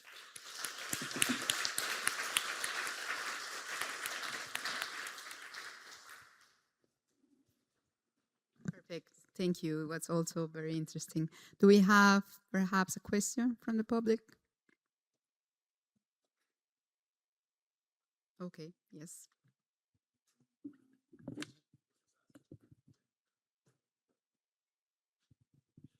Thank you, Ante, for a very nice presentation. So just on the last slide, I think you had the, let's say, the framework or the workflow that you have in this system. And just, yes, this one. So right before that, you were using a decision matrix, right? So the objective of the study that you are presenting here was to arrive at a decision of retrofit or not retrofitting, okay? So and in this case, you showed retrofitting was not feasible or necessary. Yeah. So I'm wondering, how does a framework like this, given the ongoing work you have here in Croatia, how would something like this fit into the certification scheme that I know you're thinking about or have working on? I know it's an unfair question, but is this, let's say, target retrofit index, this flow chart, is this Okay. something you think that could integrate with that? Yeah. Well, regarding seismic certification, I'm not really the person to ask. It's Josip over there. But I think, as far as I know, it's still in the early stages, and we are still exploring definitive options how to integrate this into the seismic certificate. But I hope that some of these risk metrics are going to get inside, because I think they are very important, and because they have already proven to be valuable in other countries, like I know about Italy, for example. So hopefully the risk parts are going to be some of the main drivers of seismic certificate in Croatia.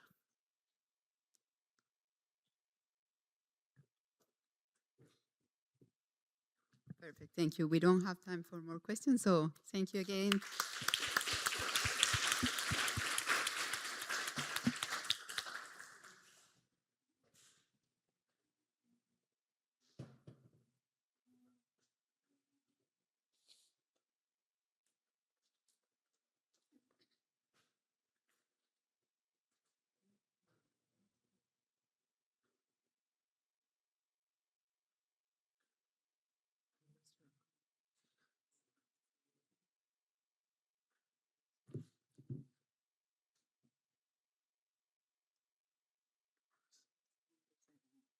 Okay, so I just lost the presentation. So in the meantime, let me introduce you to our next speaker, which is Gerard O'Reilly.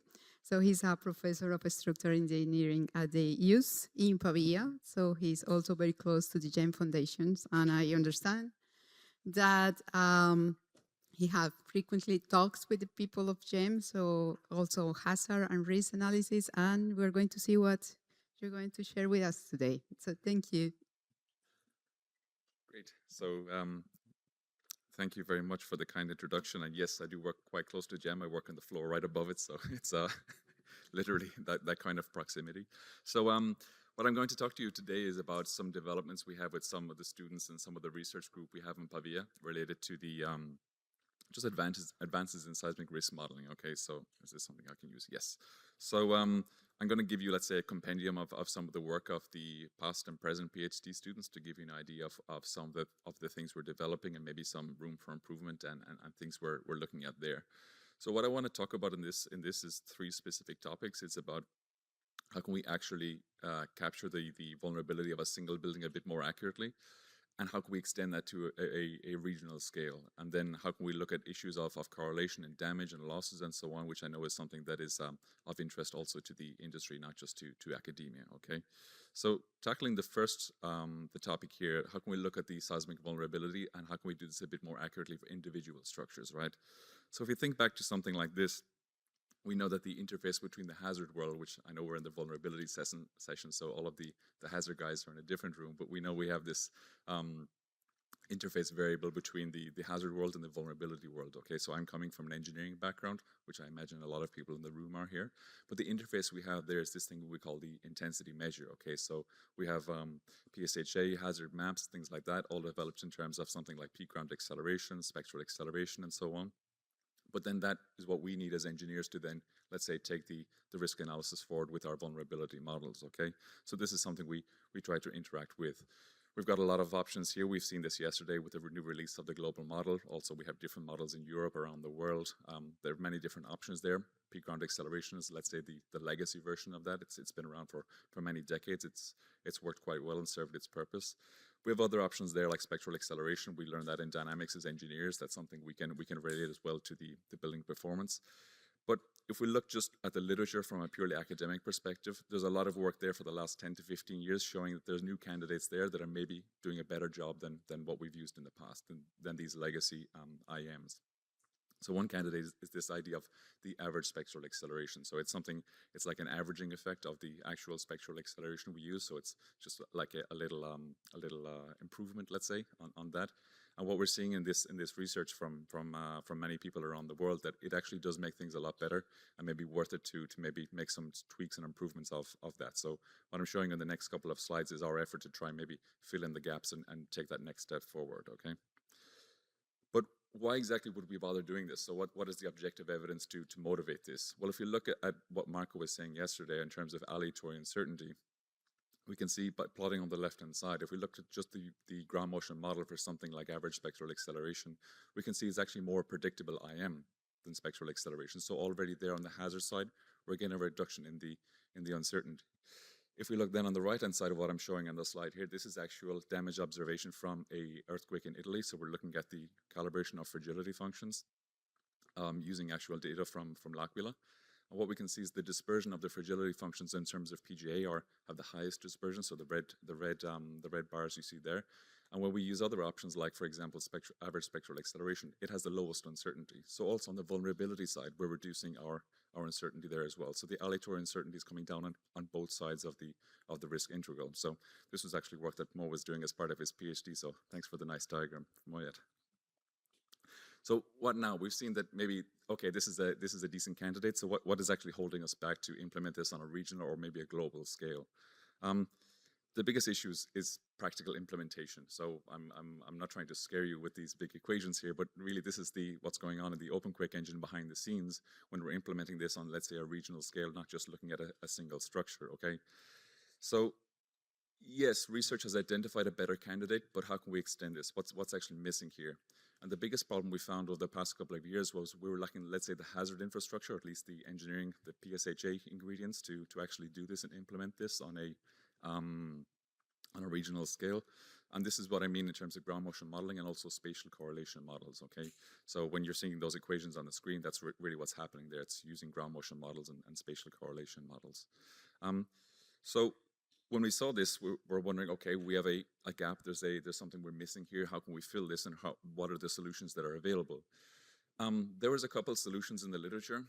Many of them were what we're calling indirect approaches, and they're really just taking existing ground motion models, because we have big libraries of ground motion models in terms of spectral acceleration, and try to, let's say, fix those or aggregate them by, let's say, exploiting the relationship with average spectral acceleration and its counterpart spectral acceleration. So these equations look a bit messy, but really they're just aggregating many different ground motion model outputs together. So that's why they're called indirect approaches. And for many years, this was the only option that was available, okay? And not all of this was available in engines like OpenQuake or other kind of tools that we need to do our risk analysis. So this was the focus of trying to fix this gap. This was the focus of some of the PhD work of Savinos. He's sitting over here now. Can we make an actual ground motion model? Maybe it's not going to be the best one in the world. Maybe there could be different options, different choices here. But can we fix this instead of having to use this aggregate and computationally quite expensive approach? Can we just build a direct solution using, let's say, classic or some kind of approach to ground motion modeling? And this is exactly what we did. So we developed this ground motion models for all of these kinds of intensity measures and implemented these into OpenQuake as well. So this was, let's say, the first step in the problem was trying to gradually build up the infrastructure that was already there in OpenQuake. So it really was just adding a small little piece onto an already quite well-functioning engine, but also adding in the models and the capabilities that could handle these new developments. So that was in terms of ground motion models, but what about the spatial aspect when we look at the regional scale? So this is some of the work of another current PhD student, Vitor Monteiro. So he's looking at the development of spatial correlations for average spectral acceleration, okay? And what he's doing in this case is using different techniques like principal component analysis, and also looking at ways he can integrate this into the OpenQuake engine when we're looking at the simulation of ground motion fields. Okay, so one thing we notice when we're looking at this is actually on the right hand side, this is an example of existing correlation models that are available in the literature. But if you look at this in terms of implementation and availability, only 2 of these are actually available in OpenQuake right now. So it's something he's working on right now with, I think, Chris or maybe Anirudh, who maybe is in the audience, is trying to integrate these with and make these available within OpenQuake, because the models are there, they just need to be integrated. So as part of this, one of the things he was doing was saying, okay, what about if I develop just a direct model for spatial correlation of average specular acceleration? This is what he did, compared it to these indirect approaches. It works quite well, so the theory holds up. But the main advantage is that it's much, much quicker. It's much quicker and less computationally expensive. And all of those, let's say, small errors that you may accumulate by that aggregation, we don't have those anymore. So we're going to argue it's maybe a better, more coherent way to handle that problem as well. While he was at it, he was quite, let's say, ambitious and eager to do solve many different problems. One of them was the idea of cross-IM spatial correlation. So one of the things we look at when we're doing regional analysis is that maybe we have the case of we can spatially correlate PGA to PGA at different sites in a region. But what about the case when we've got something like a spectral acceleration and a peak ground velocity? So that's the section option here when we have 2 different kinds of ground motion intensity measures maybe we want to look at. So maybe the vulnerability models we have aren't really going to give us all the possible options there, so we need to have some kinds of cross-IM spatial correlations. So this is something he was looking at as well. The advantages offered here, it's like I'm showing on the right-hand side there, we've got the PGV, the average spectral acceleration, so all of these options now available with these new models. And all of this is all of this is taken care of by the kind of model that has been developed. Okay. One side note is that vector IM fragilities and vulnerabilities, you can now do that because of this model. You can now actually implement these on a regional scale, which really wasn't that feasible before. But the biggest advantage we have with this kind of model is that it's much, much faster. Because it's using principal component analysis, there's some calculations on the bottom of the slide there, but you can see it's m times faster. So when you try to scale this up from many different site locations, the order of scaling of computational cost increases much, much more with existing methods. But with this kind of approach, it's much, much quicker. So the idea of having to simulate many different ground motion fields from many different stations was maybe a bit of a problem in the past from a simulation perspective. But now it's much better. So. And we're currently working on this. It's not quite in OpenQuake just yet, but it's something that we're trying to get our let's say feet in the door. So passing on to the third one, which is coming back a bit more to the engineering side of things, is looking at, sure, we've got this idea of spatial correlation. We're kind of fixing let's say the accuracy of how we can do vulnerability assessment through the IMs that we use. There were some gaps, some models were missing there, so hopefully we're trying to fill in those gaps. But now from a more, let's say, conceptual perspective, if we look at the actual damage we're simulating, the damage we're evaluating in our structures, we took a step back to look at, is there some kind of different considerations we can make there? So consider the situation where you have a region where you have many different kinds of structures that were built in the same era, or you have many different copy-paste kind of structures, like in the case of bridges. If one of these is getting damaged during an earthquake, is the damage of the next one right beside it that is exactly the same? Is that completely independent or not? Or is there some kind of correlation there? So this is something we're looking at in this case here. So this is what we're calling the damage correlation. Because currently what we're doing in our loss assessment is individual sampling of consequences. So there's no relationship between the Monte Carlo simulations we do for each individual building. But what we're trying to do here is maybe incorporate some of that and see if it actually makes a difference. Okay. So this is some of the work of a PhD student, Thomas Mahia, and he was looking at this for the case of a region. So we're looking at the case of many different buildings. If we ignore any kind of correlation between the damage of the different buildings, and if we incorporate that, what is the output there? Okay, so we're handling this using Gaussian copulus. This is I'm trying to hide some of the theory here, but really what we can see on the right-hand side is that if we ignore any kind of correlation, like spatial correlation of the IMs, the damage correlation, we get that black line we see on the diagram. However, if we start to gradually incorporate these, we can see that spatial correlation has a big impact. That's been known for many years now, and this is why we account for it.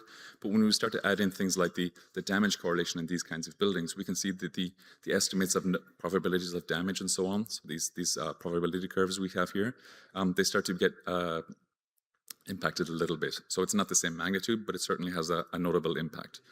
So the outcome could be something like this on the bottom left of the slide, where you see from a decision maker perspective, if we're wondering from a single scenario, what's the probability of having at least 30 buildings or 50 buildings damaged in this kind of event? If we ignore every kind of correlation, we'll have almost less than 1%. However, if we start to consider these different correlations and these different relationships between not only the shaking, but also the behaviors of the buildings, we can see that we get up to something like 30% there. So that's a notable difference from a, let's say, decision-making perspective as well. The potential caveats of this, so it's ongoing work, so it's part of his PhD, and as we're going through this and trying to extend this not just to a simple case study, let's say city in the south of Italy, but when we try to extend this to taxonomies, to buildings, we're realizing that it's maybe not the best approach, so we're still working on many different options here. One of the biggest things is that if we've got different kinds of taxonomies, different kinds of buildings, different kinds of damage states, trying to correlate everything between itself results in many different kinds of models you need. So trying to correlate the collapse of this building to the collapse of that building, but also the damage state 1 of this building to the damage state 2 of that building. So you end up with a very big, messy correlation matrix, which not only looks very ugly, but you need actual correlation values for each one of those parameters in there. And we don't have any of those. So trying to scale up this approach, the scalability is becoming a bit of an issue. So we're, let's say, reevaluating if this is the best way to go. And not only that, so the computational infrastructure would need to be updated. So the way that things are simulated right now in OpenQuake would need to be slightly modified. So one of the options we're doing here is looking at, instead of doing the damage states, let's look at the EDPs. So let's look at the actual demands in the structure. So instead of saying damage state 1, 2, 3, how about we look at the drifts or the accelerations in the structure? So this is something we're looking at right now. So we can say the demand intensity models like we're seeing on the right-hand side. How about we look for some correlations in the residuals there? So this is something we're working on at the moment.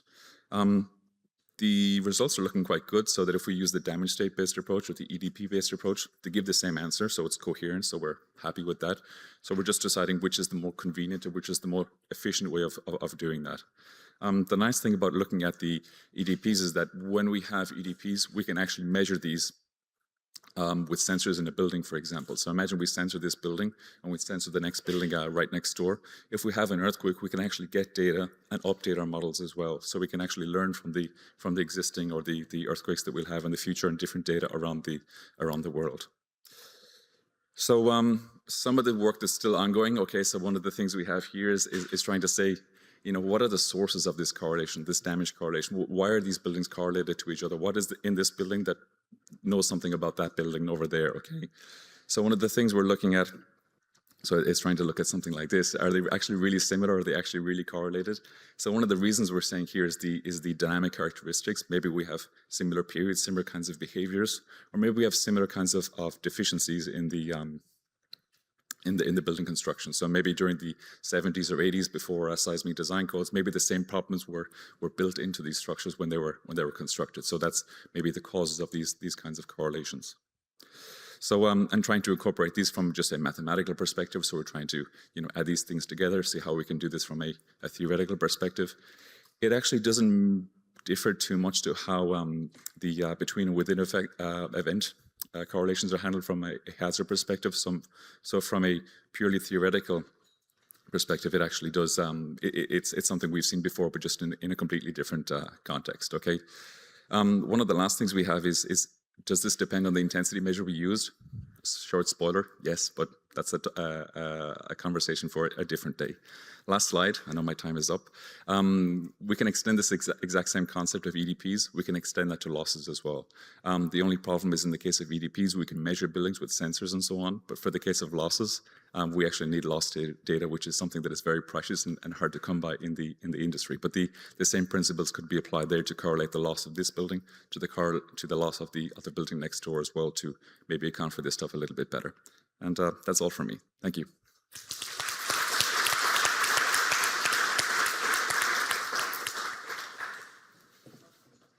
Well, thank you.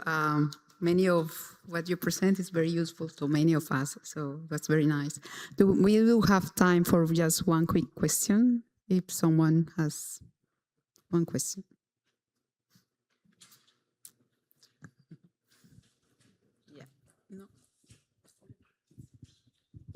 great presentation. And just one caveat with that. For average spectral acceleration, you lose intuition about the values. So, when I see 1G or I see 100 centimeters per second, I know what I should expect in terms of damage. How do you think about that in terms of losing that physical meaning? True.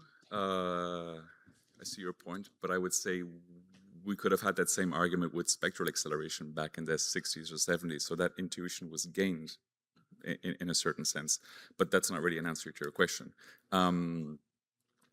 There is a relationship between the spectral acceleration and the average spectral acceleration. It's almost like there is a ratio between them that doesn't really vary that much, anything between 10 and 20%.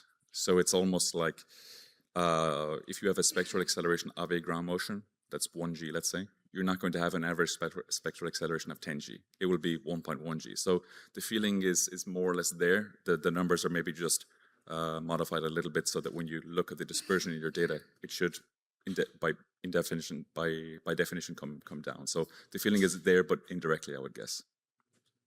Thanks.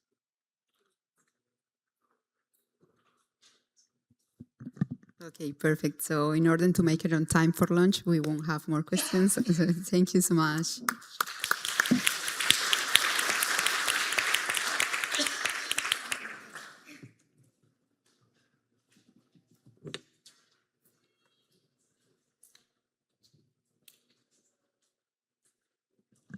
So perfect. Now we are moving to our last presentation for this session.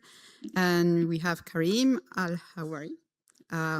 He's a physical vulnerability modeler for GEM, and he's going to share with us how they consider or how they expanded the consequent model to include embodied carbon in the fragility functions that we see that it was used by GEM team to make the maps that were presented to us yesterday. So thank you.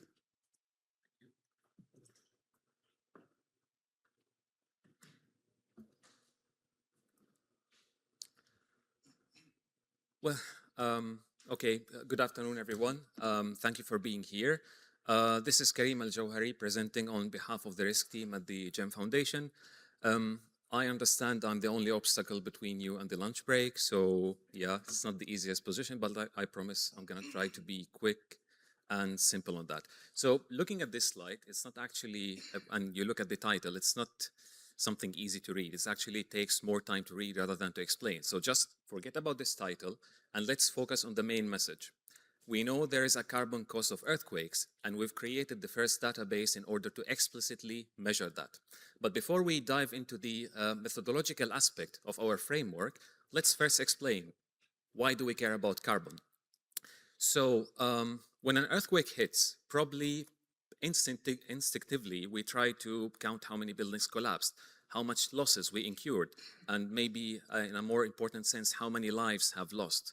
And maybe in the past few years, the Turkey-Syria earthquake was the biggest event when it comes to that, because the economic losses have exceeded 40 billions, and the earthquake itself has claimed more than 60,000 lives.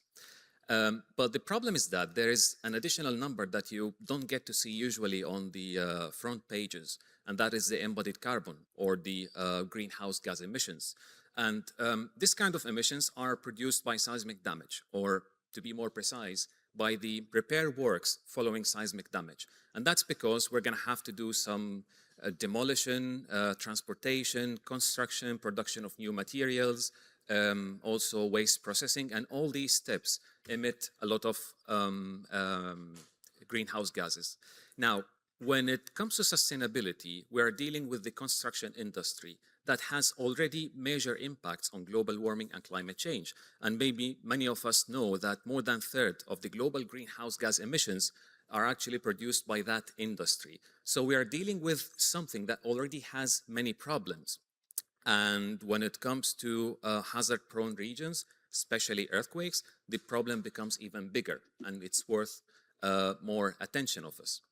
And although ground shaking ends in a matter of seconds, as we all know, but the recovery process itself, that includes demolition, repair, and reconstruction, keeps ongoing for years, which means that we're going to have a long time frame of emissions of greenhouse gases before they stop.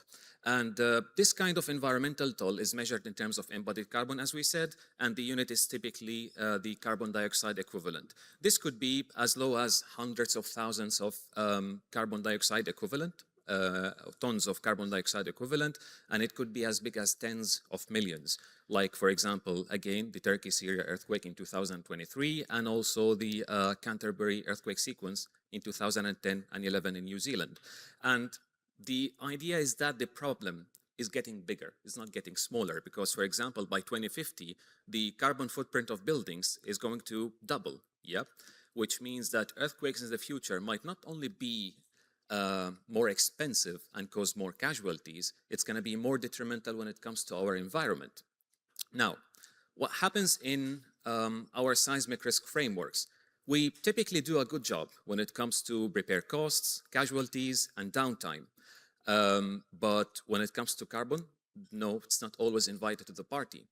And this is especially the case when it comes to large-scale applications like building portfolios or countries or continents.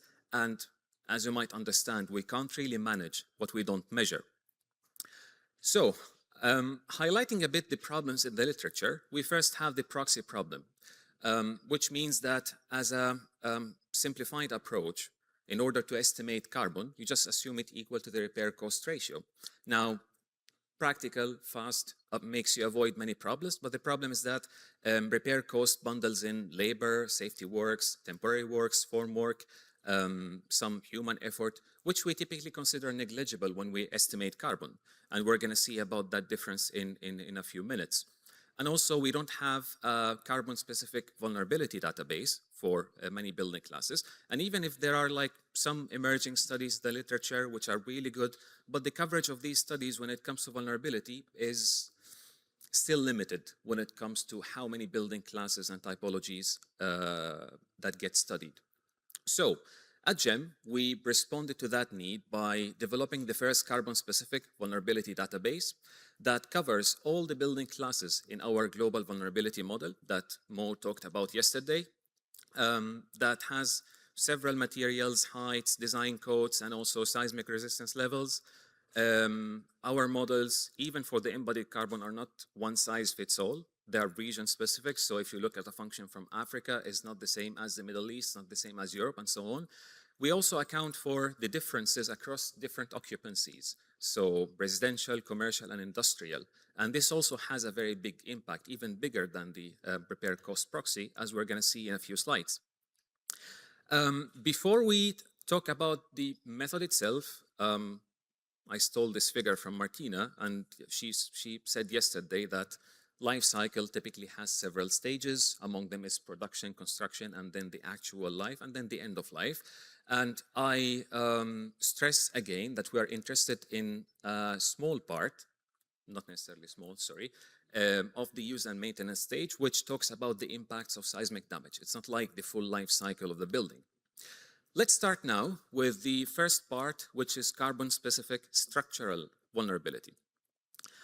And in this case, we're dealing with a framework that is very well known to most of earthquake engineers. So we have a bunch of global damage state that start with slight, moderate, expensive, and then end with the complete damage.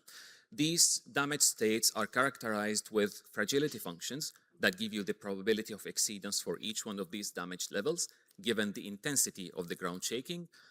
These get combined with the so-called damage to loss ratios, so just the economic loss ratio per damage state, and the end result is the vulnerability function, that is economic loss versus the intensity of the ground shaking. So what we've done here is the exact same thing. However, we are swapping the damage to loss ratios with damage to carbon ratios, so something that is specifically developed to account for the embodied carbon. Now, how did we do that?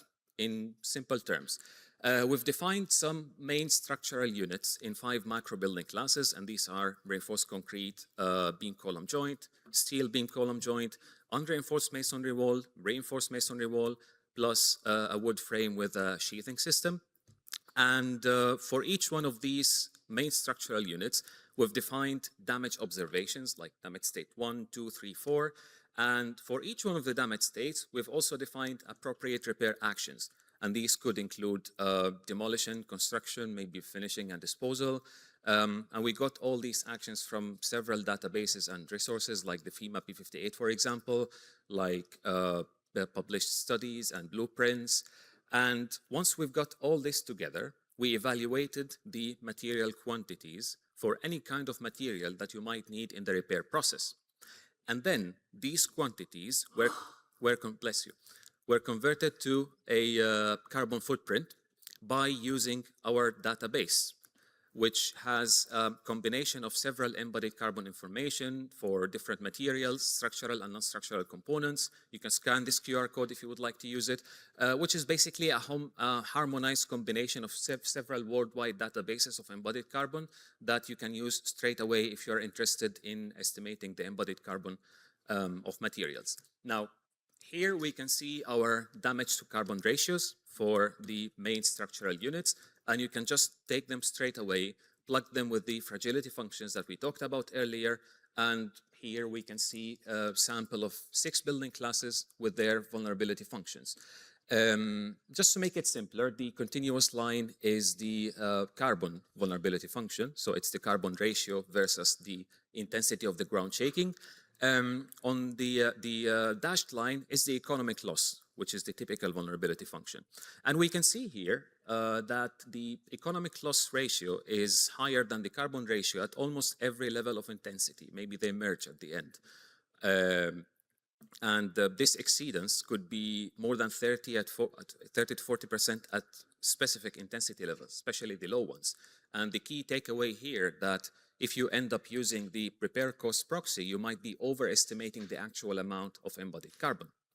Now, on the other hand, we have the carbon-specific non-structural vulnerability. And if you remember the presentation of Mo yesterday, we are following a different framework when it comes to non-structural components because their losses are really big. So we wanted something that is more refined. And in this sense, we estimate the embodied carbon at the story level and at the floor level using story loss functions. We're just swapping the currency. Instead of dealing with money, we're dealing with carbon. And this has underwent a complete working framework that included the definition of inventories of non-structural components regarding of their damage sensitivity, collecting their fragility information, and then defining appropriate repair actions, again, evaluating materials, simulating that, converting them to embodied carbon emissions, and then using a Monte Carlo simulation-based approach to produce the story loss function. And of course, these functions have taken into account the differences between residential, commercial, and industrial buildings because the non-structural component difference can be really big, both in terms of quantity and in terms of type. So this is a sample of the story loss functions we've generated for commercial buildings, both drift and acceleration sensitive. But most importantly, here we see a sample of non-structural vulnerability functions. So the blue line represent the residential occupancy. The green line is the commercial occupancy. And again, the continuous one is the carbon ratio. The solid line is the carbon ratio, and the dashed line is the economic loss ratio. We have the same observation, and it's even here more evident about the difference between the carbon ratio and the economic loss ratio. Well, here, the biggest difference is not caused by the use of the repair cost proxy. It's caused by the difference in occupancy. And this is something we should pay attention to if we would like our results to be as close to reality as possible. And again, we can reflect that into risk metrics. So you've heard yesterday the term average annual embodied carbon ratio, which is a simple convolution between the hazard curves, and here we have Istanbul case, a convolution of the hazard with the vulnerability functions. And we've done also the same exercise for the losses. So we have the average annual loss ratio, which we've been dealing with the past 2 or 3 decades. The ones with the dark colors are the carbon-based, and the ones with the light color are the repair cost-based. And again, we highlight here the same observation that says the repair cost is going to give you more average annual loss ratio compared to the carbon-based one. Now, how much big is this difference? It depends on the building class. In some cases, the difference is really big, and in other cases, the difference gets minimized. But in all cases, whether the difference is big or small, it's always better to use a carbon-specific vulnerability database in order to get closer to reality. And finally, we have that. Now, talking about potential applications for this database, and this is what actually matters because that's how we can change things in the future. First of all, we can use it for carbon risk mapping at regional scales. So you know that these functions are compatible with the framework of OpenQuake engine, so you can easily plug them in there. And in that case, you're going to turn hazard and exposure models into regional maps of expected earthquake-induced carbon, right? And actually, we've done this work previously, and we published it in a paper in Nature Communication, in which we mapped the carbon risk across the entire European continent. And we started this collaboration with UCL, like a year and a half ago, almost, when I was still doing a postdoc at UCL. Yeah, we mapped it across Europe. So please feel free to scan the QR code. It's a very interesting study. It comes with very good conclusions. And also, you can use it for scenario-based carbon footprint of earthquake damage. So like the figure that Martina was discussing about yesterday, the case of Haiti. And finally, you can use it to make carbon-informed decisions when it comes to seismic retrofitting. So say that you have, for example, a building portfolio that has several vulnerable buildings, and you want to design a national retrofitting plan. And you would like to add the environmental dimension to your decisions, which is like, in many cases, becoming a requirement these days. In that case, if you have carbon-specific vulnerability functions, you can actually make a difference between what happens in terms of repair costs and what happens in terms of environmental impacts. And in that case, you can get this kind of more information when it comes to sustainability in order to get to the right decision. That doesn't only depend on the money, but it also takes into account the sustainability. So, hope I was quick. I'll leave you with that. Thanks a lot for listening. And if you have any questions, I'm more than happy to discuss them.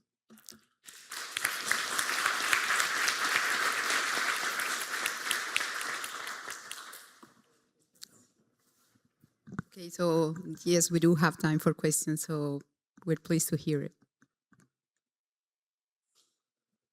Okay, have a question there.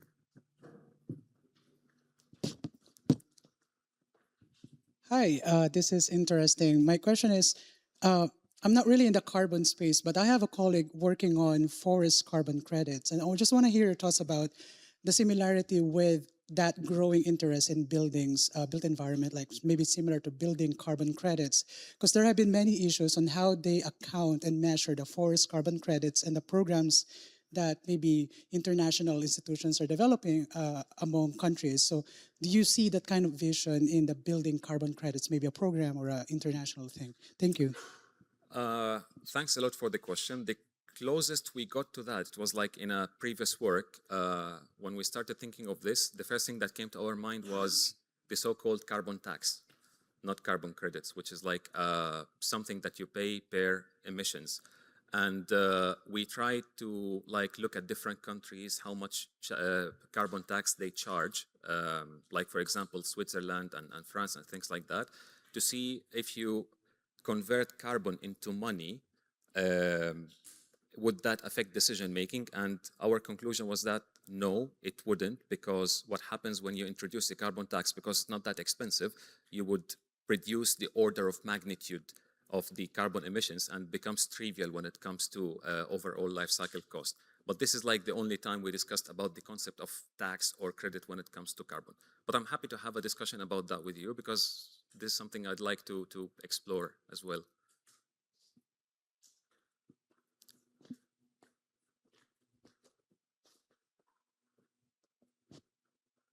Yeah. Do we have another question, perhaps?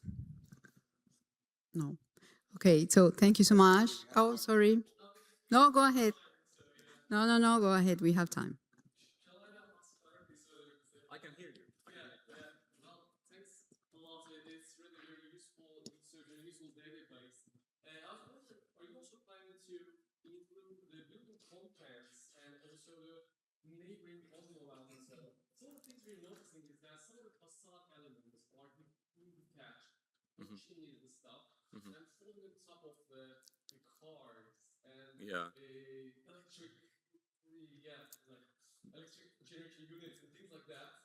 Yeah. Leading very high carbon costs. Yeah. Even though it's a very minor damage for the structure. That's actually one of the things that we had a lot of debates and discussion about, because it wasn't easy for us to account for contents, as it was, let's say, more straightforward to talk about structural damage and non-structural damage.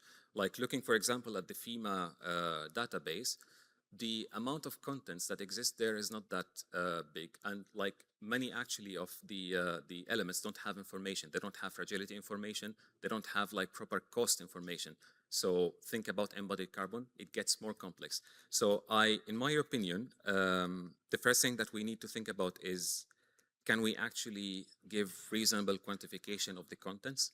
And how do we account for the differences between high income and low income countries? And how do we account for the differences in occupancies? So even in costs, we are still using a more coarse approach in order to account for contents. But once we reach, let's say, a stage where we start account for the contents in terms of costs, like we do for the non-structural components, the embodied carbon is gonna follow simultaneously. It's one of the ongoing things that we are trying to develop and make something more accurate compared to what exists right now in the literature. But I agree with you. It's very important, but it's for the future. Yeah. Thank you.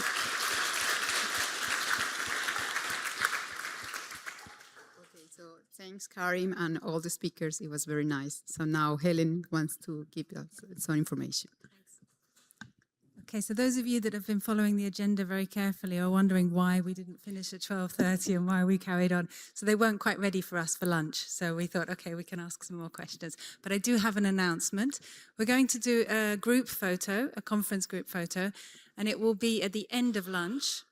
And so we're going to begin again here at 2:15, but you will hear the bell around 5 minutes before. So when you hear the bell, go to the front of the university, to the steps, and we'll do a group photo for everyone. Okay? Thanks a lot. So see you at the front for the photo. Thanks.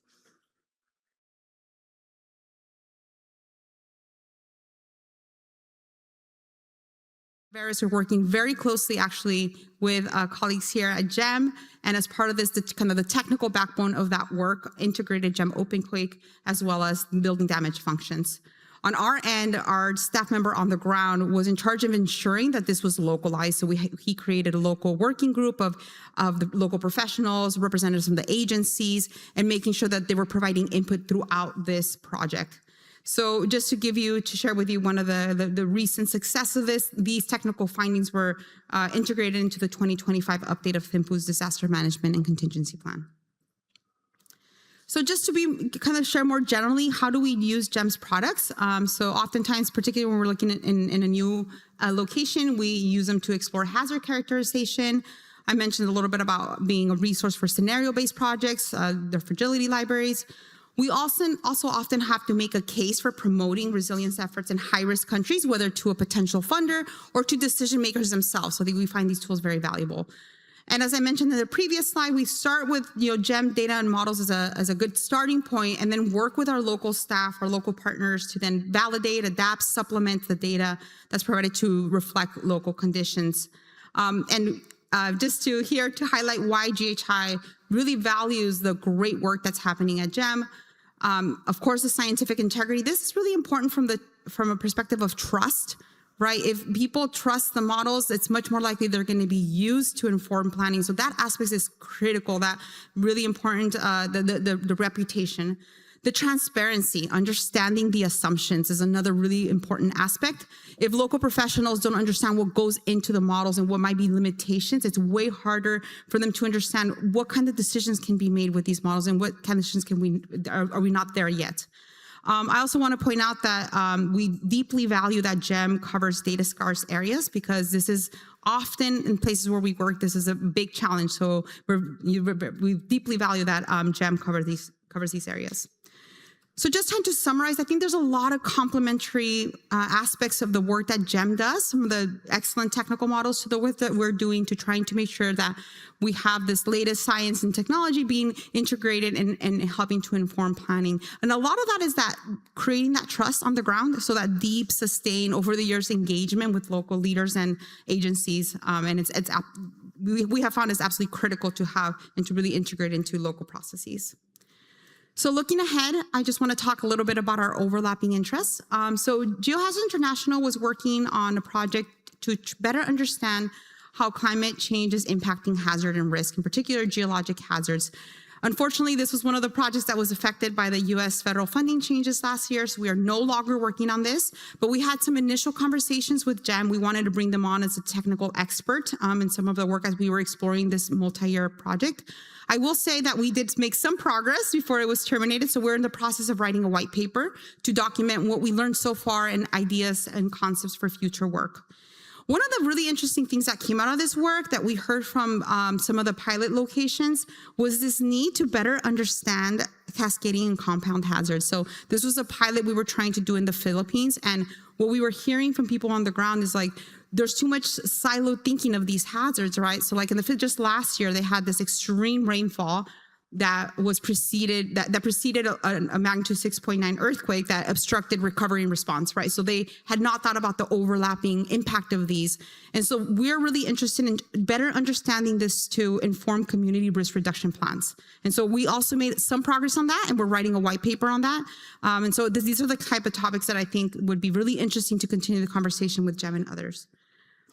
Also, we're deeply interested in assessing future risk, given evolving trends. So I was very happy to see Alejandro's presentation yesterday, showing those trajectories. I mean, I think to me, one of the really important aspects of these is not, of course, there's so much uncertainty, right?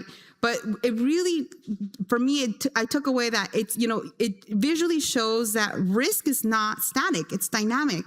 And one of the important aspects is to engage decision makers, people on the ground, to communicate that they have agency in which trajectory that community takes.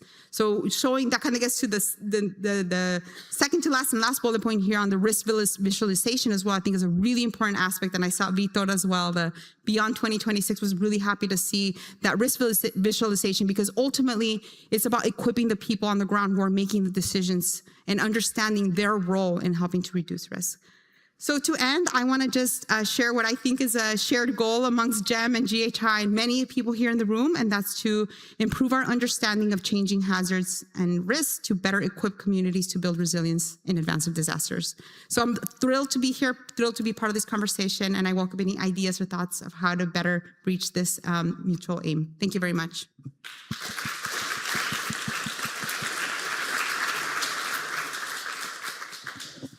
Thanks so much, Veronica. Any quick questions for Veronica? Vitor?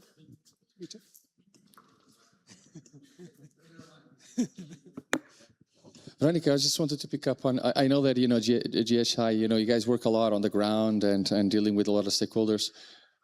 What is like the most efficient way, once we prepare like all the results from this model? Sometimes the results are a little bit complex, for people to digest.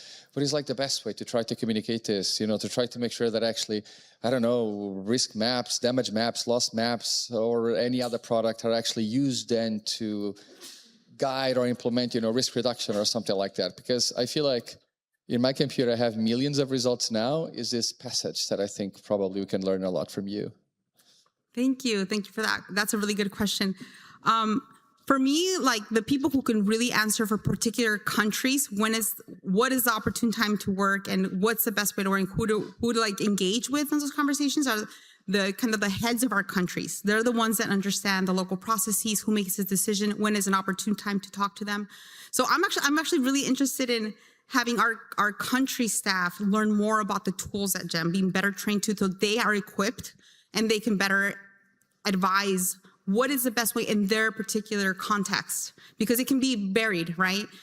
Even if you're trying to inform planning, if the planning was just updated no one's going to listen. It's not an opportune time to try to influence a plan because it was just updated, right? So even understanding basic things like that our people on the ground are very well in tune with, or can bring in that advice can be very helpful. So I'm interested in equipping them and having that conversation, them being part of the conversation to help us figure out how to best do this in their own regions.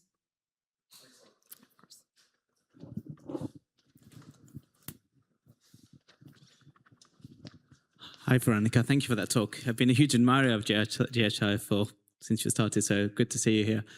So could you comment on more, so we see hazard and risk from a very sort of objective lens, but in the communities that you're working, it becomes very not objective, it's personalized and individualized. And could you comment on how actually that tailorization process works in GHI, how leading on from Vital's work, in fact, as a comment, in fact, how it becomes localized and relevant to those individuals? Thank you. That's a really good question. So I didn't talk about this here, but oftentimes, like just to give you an example with the scenario work, when we present the results, it's not just about the tables and the numbers. It's actually, we translate that to stories. And so we'll work with our local staff or our local partners to help personalize, like, what may be happening, what are typical conditions or contexts that will be relatable to people, right? And so we bring these these potential impacts into stories, and we have found that to be really effective because that drives a lot more of saying people, wait, hold on, how am I going to, that could happen to me. They relate a lot more than if they just see numbers. So that's one way that we help personalize and drive action. Perhaps we can actually move on to the next presentation. So this is in a sense more on the kind of a specific application, and Seta Shpeti from GHI is actually going to talk about the implementation and scaling up of earthquake kind of desk and kind of practical example from Nepal. No? Over to you. Thank you. Are you okay with the slides? Sorry? With the slides?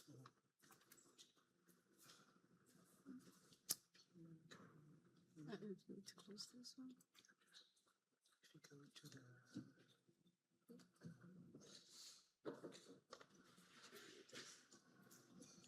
this one.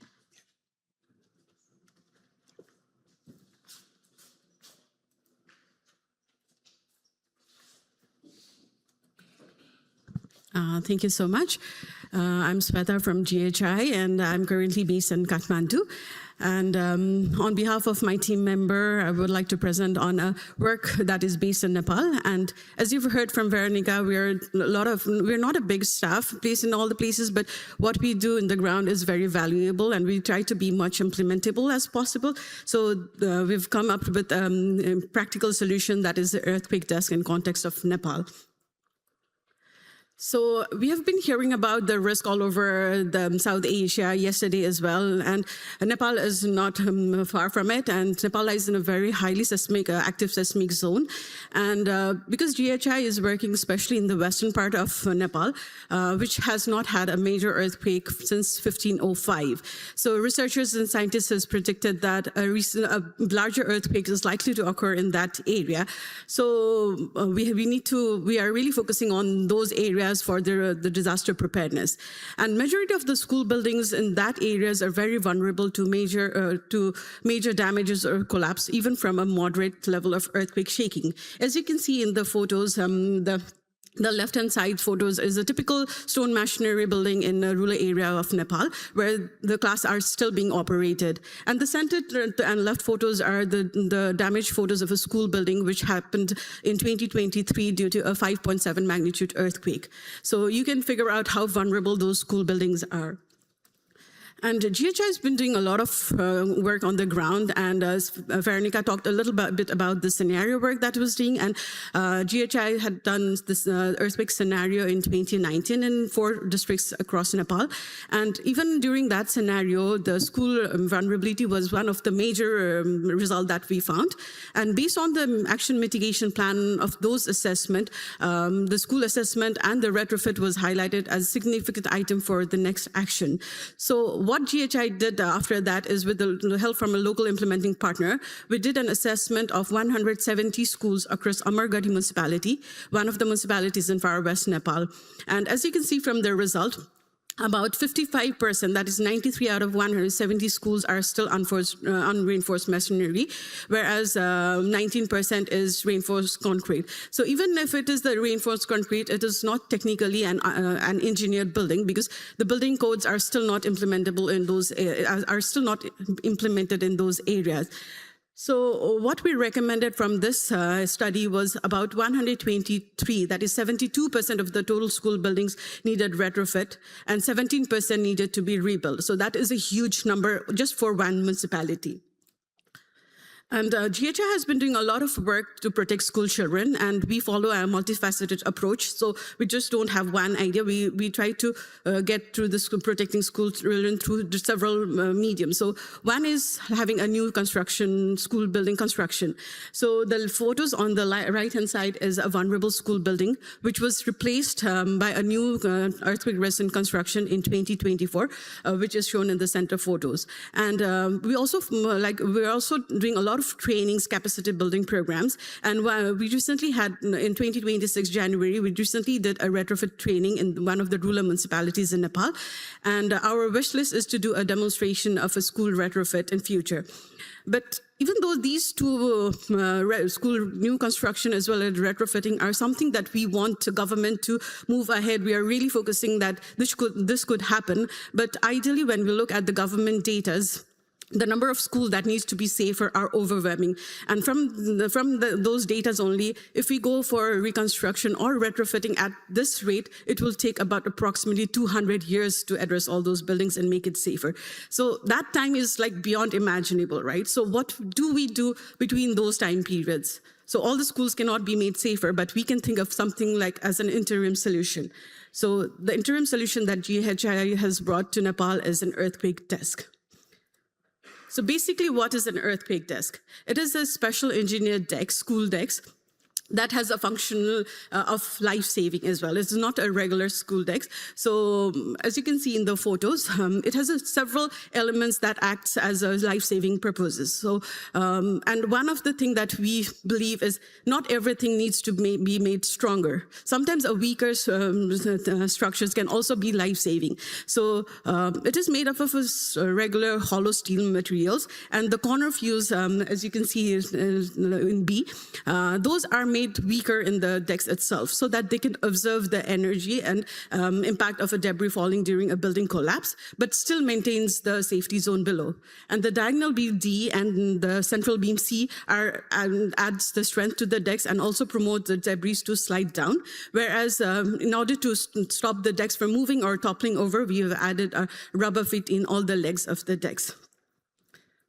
And we did a lot of feasibility studies in Nepal before we thought that it would be implementable in context of Nepal. So we visited across 62 places across Nepal, and then we had a lot of interaction with the government stakeholders, with the school authorities. And what we understood from that feasibility study is the kids, like the elementary school students, were placed in the most vulnerable buildings. And so a need for the smaller decks was identified. And most of the buildings in the rural Nepal are made up of stone masonry. So whenever there is a damage or collapse of a building, the stones are likely to go under the decks and hit the school children who are taking shelter. So we came up with an idea of having a side protection. As you can see in the photo, it's protected from the three sides. And the only difference between the smaller decks and the larger decks are basically the height of the decks. And after we did the feasibility study and the implementation of the earthquake desk was found to be feasible in context of Nepal, what we did was we did a prototype and testing. So we did two different types of testing with the support from Institute of Engineering, Pulchok campus, Nepal. The first one we did is a vertical compression test to understand the local capacity of a Nepal belt decks and how are they likely to behave in a damaged school. As we are aware that when there is an earthquake shaking, when there is a damage of a building, there is no particular pattern of a damage. So we did three different types of testing. That is the 2-point concentric testing, 2-point eccentric testing, and a uniform loading scenarios. And the photos below, right below that shows how what was the damage pattern during those testing. And all the earthquake desks withstood about 98 to 228 kilonewton before significant deformation. Here, I would also like to highlight that we had to stop few of the tests because of the limitation to the instrument that we were doing the test with. The other test that we did was a shock table test to learn how the actual debris interact with the test during an earthquake. And it was also kind of a validation to see if the site protection really protects the kids from underneath the decks or not. So as you can see in the photos on the left-hand side, the building that we made was a single-story stone masonry in mud mortar. And it was a typical building that is found in the rural part of Nepal. And we have a slate roof and a timber band. So the decks we have placed is we've placed both the smaller decks and the larger decks inside the building. And yeah, so if you can see closely, like we built the structure on top of a shock table. And I would just like to highlight that this is a shock. We wanted to do a complete collapse of a building, and it is different from the shake. So, so these are the position that we've placed decks before the testing, and we had give the pendulum of push the shock table with 33-degree angle so that the complete structure could be collapsed. And there is a water jar placed under the deck, so it is a replica of a kid taking shelter under the decks. So I'll show you a video of the shock table test. So the pendulum just hit the table, and this is how the building deformed. And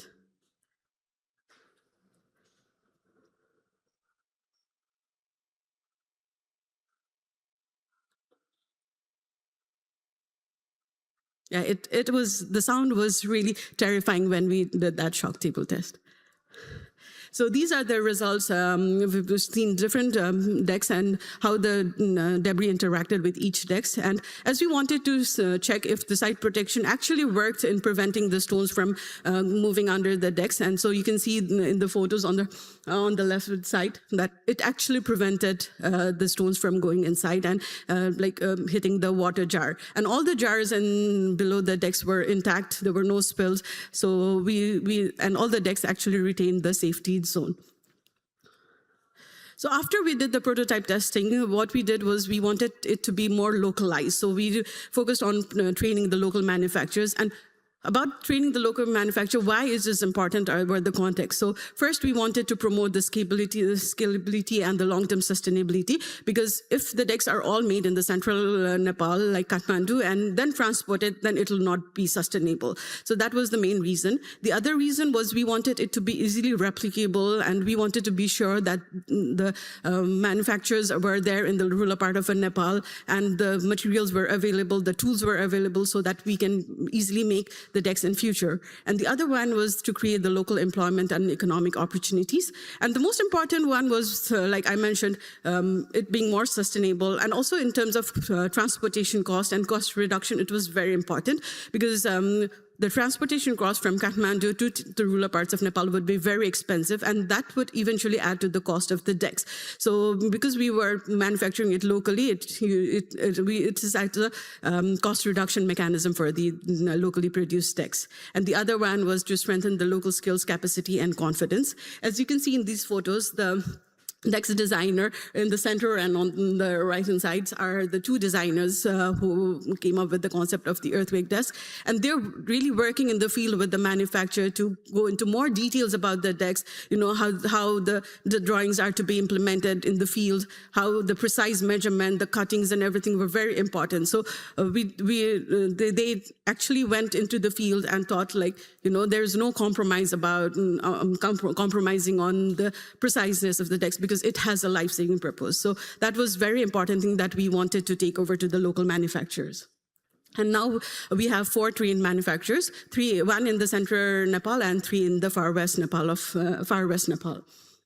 And our next step is, we are recently working on placing the decks in the far west Nepal, and we have we have identified schools to place about 100 decks right now. So we built a bit of criteria for prioritizing schools. So the initial prioritization, what we did was we wanted it to be a single-story stone masonry building, and it should be listed under either retrofitting or reconstruction. So it is listed at a vulnerable school buildings. So we worked a lot with the national and local government, and we used the national government rapid assessment data to identify which could be the potential school where we could place the decks. And after going through those data, and we did a school visits and verified the schools. And as you can see the photo, this is one of the schools that we've identified to place the decks. And we did all the measurement of the classroom, the typologies of the building, and number of students being taught in that building. And also we designed how the decks could be placed. So in the photos in the left, you can see how we have planned to place the decks. So I've already talked about it before, but like we are right now, the earthquake desk has been going on through different phases. So the phase 1 was the feasibility assessment and understanding more of a local context.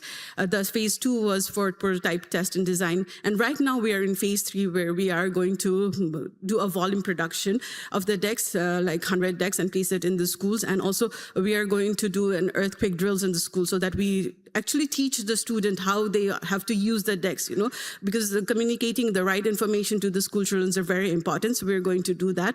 And we're also going to train the school teachers to kind of guide the students during an earthquake shaking. So these are the things that we are doing right now. And for the phase 4, like the next phase that we are thinking, we're still seeking funding, and we want it to, like the decks to be mass produced. Like right now it's just 100 decks, but we want it to be produced in a much larger volume and then place it in different vulnerable schools, because there are a lot of buildings that are still vulnerable to collapse or even damage during an earthquake shaking. So that is our priority. And the other thing is for the sustainability of the earthquake desk, we're working very closely with the government to align it into the school sector plan. So that like even after GHI or other organization phase out of it, we want these earthquake desks to be placed in different vulnerable schools.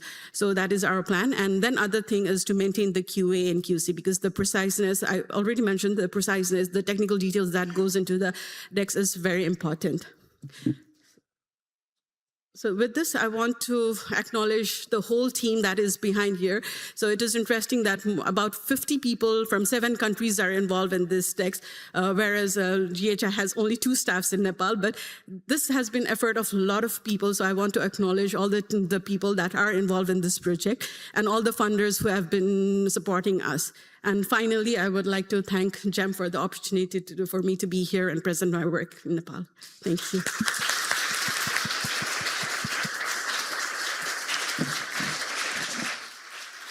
Thanks. So that's very, very inspirational. Any quick questions?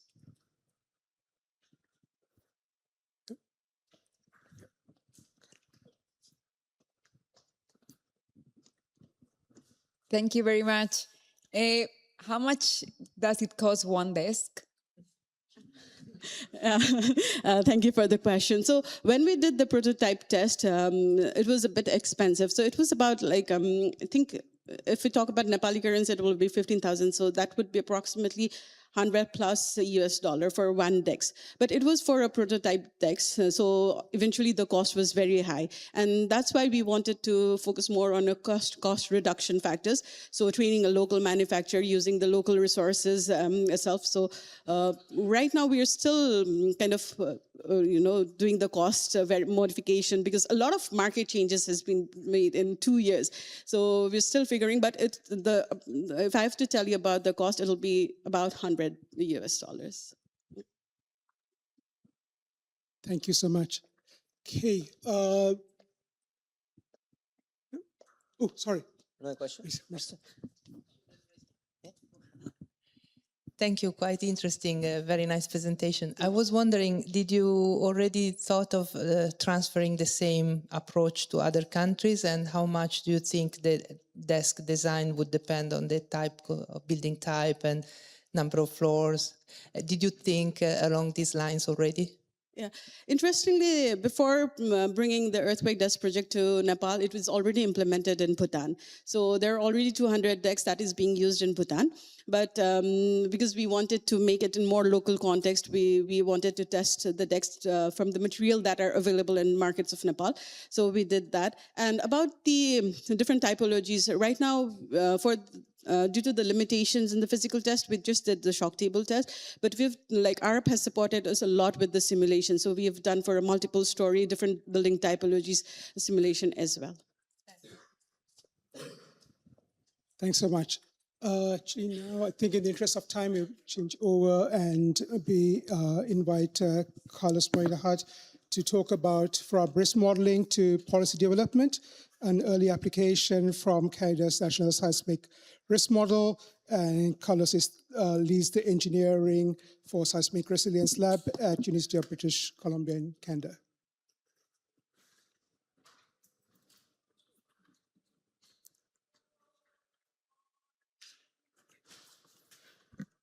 Okay, good afternoon, everyone.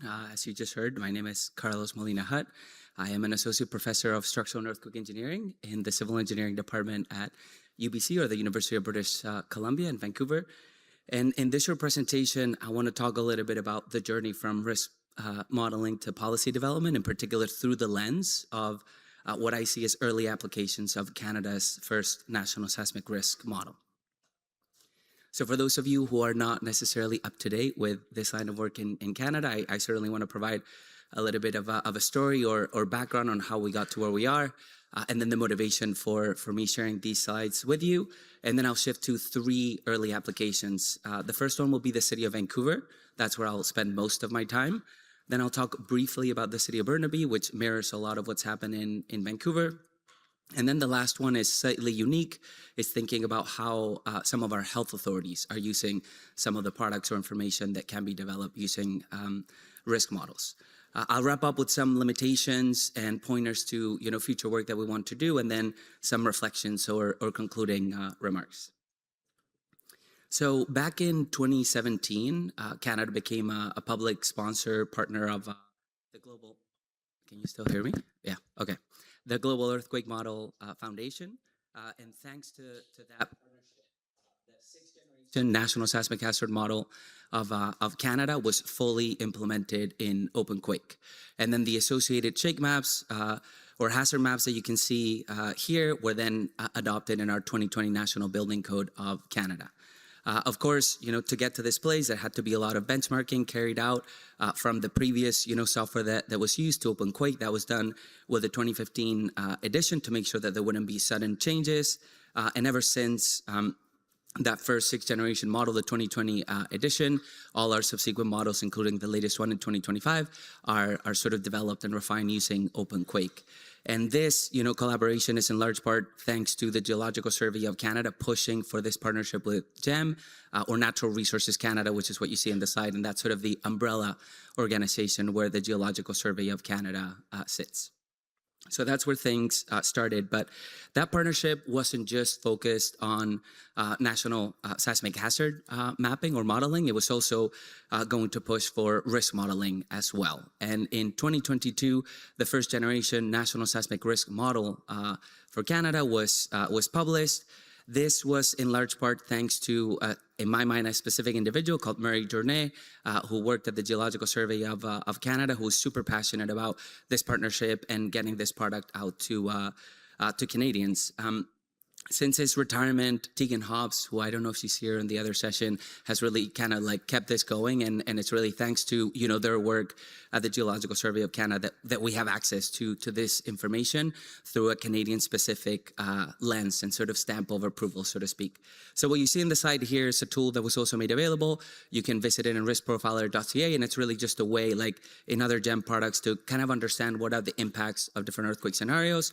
Here we're looking at a magnitude 9 Cascadia subduction zone earthquake in Metro Vancouver, or BC more broadly, and you can sort of interrogate, right, the risk metrics as you wish at different levels of resolution geographically, but also understand, what are different building types, code eras, so on and so forth, that are driving some of that risk.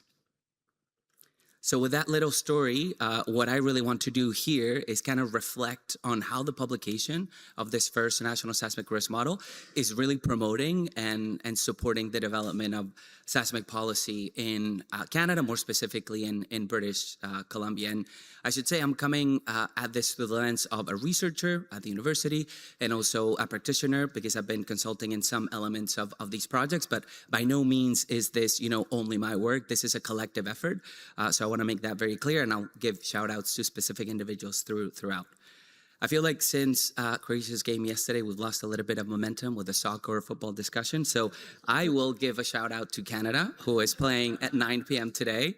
The city that you see here in the background is the city of Vancouver, where I'm based. And it is the first case study I'm going to be talking about. And the stadium there is where the soccer match will take place. But I know some of us are going to be watching the game. So if you're interested, come find me after, and we can coordinate. Unless you're cheering for Switzerland. Okay, so let's get started with the first case study. So the city of Vancouver, as I mentioned, the city of Vancouver hired a lead seismic planner in 2018. That's the same year that I moved to BC. His name is Micah Helt, and he has been the lead seismic planner since. And it took a few years, I think, to acclimate, to understand sort of what the locals had been working on in the past, and historically what had happened in terms of trying to move seismic policy forward.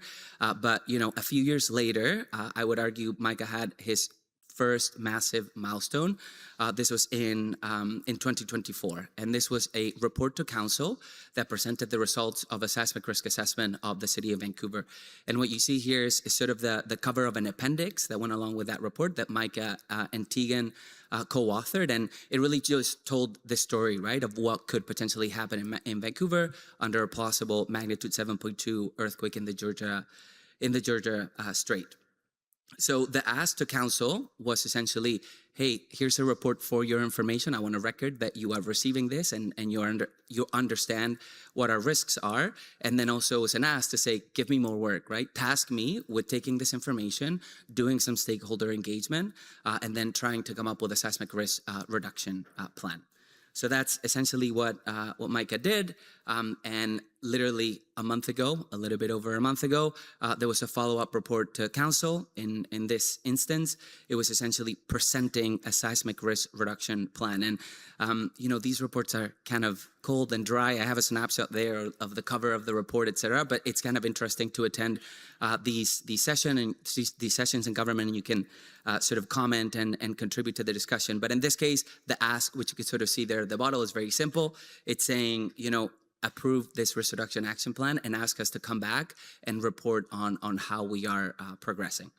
So like I said, this was just a little bit over a month ago, and I have some details of what that risk reduction action plan are listed here. I don't want to go into all the details, but I'd be quite happy to discuss some of these during the breaks. What I do want to share is that was unanimously approved by City Council, and I think a lot of this is in part to this sort of year after year effort, right? Making noise, having a community of practice that's raising awareness, discussing the issues, discussing potential solutions. And this is arguably the closest that we've been ever in the city of Vancouver to having tangible seismic risk reduction policy.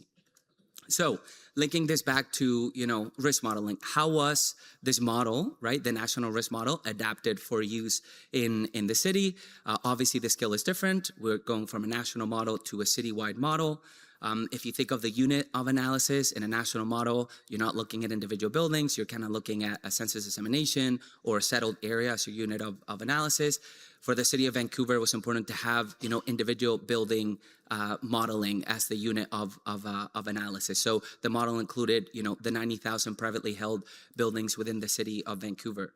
The assessment type, as I mentioned, it was a single earthquake scenario, a magnitude 7.2 Georgia Strait earthquake. Oftentimes we don't think about this event as much as maybe we think of the magnitude 9 Cascadia subduction zone earthquake, but there are reasons why it was selected, which I'm also happy to chat about later on. But it's more impactful to the city because it's in close proximity and it's a very shallow event, so the shaking is more severe.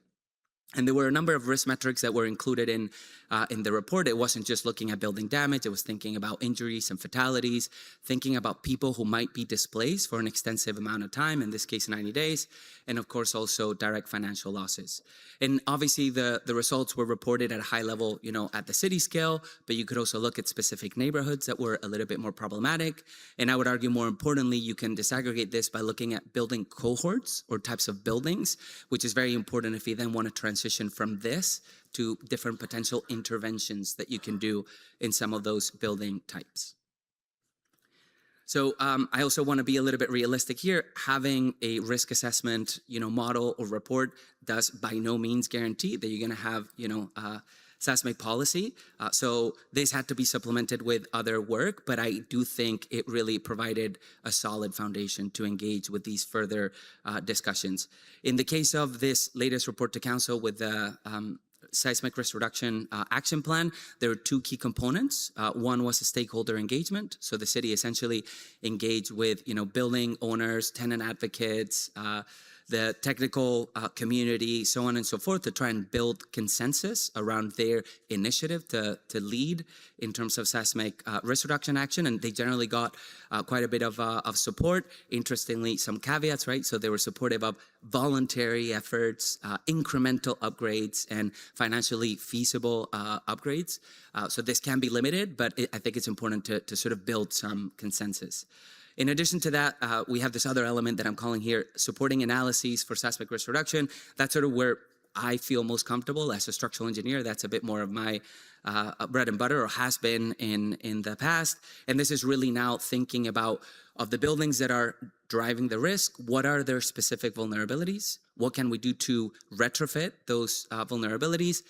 What is the cost of doing those retrofits? And what is the impact that doing those interventions can have on tenants, right? Because that's a huge worry if people have to vacate an entire building to effectively retrofit it and so on. So those were important considerations, I think, when bringing this sort of strategy or approach to City of Vancouver Council. But with all this is essentially, what I think the closest we've been to having this tangible, risk reduction actions in the city. Having a plan is certainly a huge milestone. And I think in many ways, this has been possible because we went from this, partnership with GEM to having a national risk model to then now having a tangible model for the city, which served as a conversation starter for everything that followed. I want to briefly mention a couple of other projects. It'll be very brief, though. The city of Burnaby is essentially east of the city of Vancouver, and they kind of saw a little bit of what was happening. There was a little bit of funding, fairly limited, but they wanted to jump on that wagon, and they launched this project called Be Safer, which stands for Burnaby Strategies and Actions for Earthquake Resilience, just last year. And essentially, what they want to do is, develop a plan citywide to better respond to, prepare for, and recover from earthquakes. And the city of Burnaby has its unique challenges. It has a lot of tall buildings, as you can see in the image, many times surrounded by single-family homes, a little bit odd from a planning perspective, but an interesting place to go visit, and its own set of risks because of that. But in a similar fashion, as part of this project, there were a series of, risk assessments that were carried out. In this case, 2 scenarios. So again, fairly limited, but these are just some of the mapped products that were delivered recently to the city, either thinking a little bit of the hazard or the exposure or some of the risk at different levels of resolution, depending on what the city wanted, so that they can then share that with the general public. They're not yet publicly available, but hopefully when the project concludes, there will be a public-facing report similar to what we've seen in the city of Vancouver. So this is sort of where we are in the timeline of that Be Safer project. So the actual risk assessment and the sort of scenario development is complete. And now we're transitioning to actually having conversations about what the strategy might look like. So hopefully within the rest of this year, we'll be able to conclude that project as well. The last thing I wanted to share is slightly different. This is an application that is more at the building portfolio level rather than at a citywide risk assessment, and this is thinking of our health authorities. So in British Columbia, we have a range of health authorities. You can sort of see these mapped in the map there on the right, and each health authority is effectively responsible to, for providing health services in their different geographical areas. Even though in terms of surface area, they're not the biggest, they are the biggest in terms of hospital infrastructure, Vancouver Coastal Health and Fraser Health. They were interested in leveraging some of the results of the risk assessment and kind of following that methodology to understand a couple things. First, how would their hospital buildings perform, considering that more than half of their buildings were constructed over 3 decades ago? And then also, what are the type of surge demands that they may experience if we have possible earthquake scenarios, right? So that can inform a little bit of their planning. So as a structural engineer, I'm always a little bit concerned about this notion of using regional risk modeling tools to look at maybe a limited number of buildings. So there had to be a lot of caveats with this work and make it clear that this should not be informing specific decisions about buildings, but rather maybe, help inform decisions at the network level, maybe capital planning, or, generally understanding a little bit of the relative risk across facilities. And this was in large part possible because we had access to this BC healthcare seismic database, which had information on the different buildings within different hospital campuses, within the different health authorities. So there are, of course, lots of limitations associated with the studies that I mentioned here. I just have a few. I'm sure we can come up with many, many more. But on the hazard side, I was pretty puzzled that we could get to where we are by just using limited earthquake scenarios. On the exposure side, we've talked about, future risk, future exposure. This was decade-old data based on 2016 census information. I could go on and on about fragility and vulnerability limitations of the model, which, is not what we heard about yesterday. It's sort of a previous version of that. And then the risk profile is largely based on buildings and not considering other types of infrastructure. Tegan and I are working on a proposal to hopefully address some of these limitations and keep working and leveraging a lot of what we heard about from Jem yesterday. But what I wanted to conclude with is that despite these many limitations, the issue or the notion of having a tangible open source national seismic risk model is really catalyzing a lot of these efforts in different municipalities, at least in British Columbia, and also other actors, right, like the health authorities, which maybe wouldn't have been like a sort of an obvious one as a user of these types of tools. What I've also found interesting is that once a conversation starts, the risk reduction initiatives aren't necessarily always linked to the seismic risk assessment results, right? They are informed by, but they're a conversation starter. And I want to finish with this because, like I said, I'm a structural engineer. Typically, I've always thought about individual buildings and sort of saying that they're all unique and you can't really kind of aggregate behavior. But actually, with these larger risk models, as long as you're getting the general trends right, they can be super effective at informing and catalyzing risk reduction action. So with that, I just want to say that I'm super grateful for the Geological Survey of Canada starting this relationship with GEM and for GEM for all the products that they're making available, which are really now having a real impact. So with that, that's my email there, and happy to chat if you have any questions.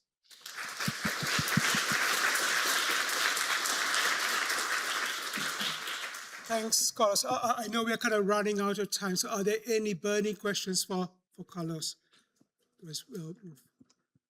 Okay, let's move. Cool. Thank you so much.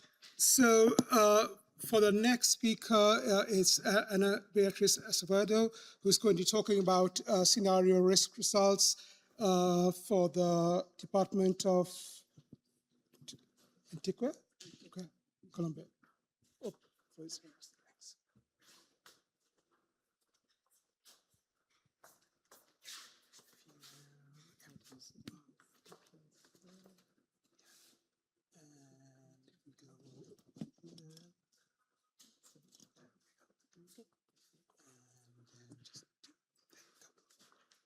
Okay, so thank you for this space. I'm going to talk to you about some seismic risk assessment that we recently did for Antioquia, which is a department of Colombia. So just let me give you some context. Pues, Colombia is in a seismic region, and Colombia is divided into municipalities that are clustered into departments. So we're going to talk about Antioquia, who has an area of 63,000 square kilometers, which is comparable with the size of Croatia. And we developed a project for 115 municipalities. Antioquia has 125. One of them is Medellin, which is the second largest city of Colombia. But we didn't include Medellin and the metropolitan area because we wanted to include only the municipalities that didn't have the resources to do a seismic risk assessment. So just very quickly, I want to show you our National Disaster Risk Management System, and I know this figure is in Spanish, but what I want you to understand is that we have 3 different levels. So we have the national level, the department level, this is where Antioquia is, and we also have a municipality level. And our risk strategy focuses on 3 items: risk knowledge, risk reduction, and disaster management. And in order to do that, we need to define risk scenarios. And although this is mandatory, not all of the municipalities have the resources to do that. So this is where governmental level or department levels arrives and decide to do a seismic risk assessment for my region. And this was performed by my university, which is EAFIT University. So we did a normal, regular seismic risk assessment. We did a probabilistic and a deterministic assessment. We use different risk metrics. We're just going to focus today on economic losses, but we include different risk metrics. So we use a seismic hazard model that was developed for Colombia by the Colombian Geological Survey and the GEM Foundation. We develop our own exposure models for the residential buildings of the urban area. And we use two vulnerability models. One model that was developed by GEM and one model that was developed by the Colombian Geological Survey. And it was used in another project that was more country region. And then you can go and talk to Miguel Mora from the Colombian Geological Survey in a few minutes about that. So just about the seismic hazard, just want to understand that in Antioquia, what you can see here in the top is the seismic hazard for a return period of 475 years for PGA and a spectral acceleration of 0.3 seconds. So just keep in mind that the municipalities from the east and the west have higher hazard. And if we use BS30 to include the site's conditions, and it kind of matches, like we have softer soils in the highest hazard regions.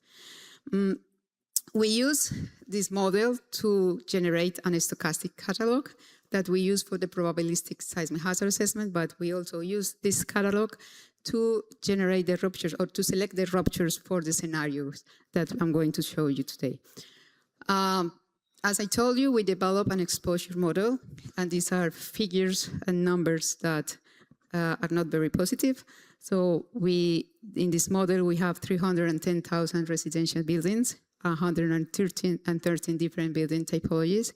But what we can see here is that about 80% of the buildings are masonry, and from those 77% are unreinforced masonry. So this is not a surprise.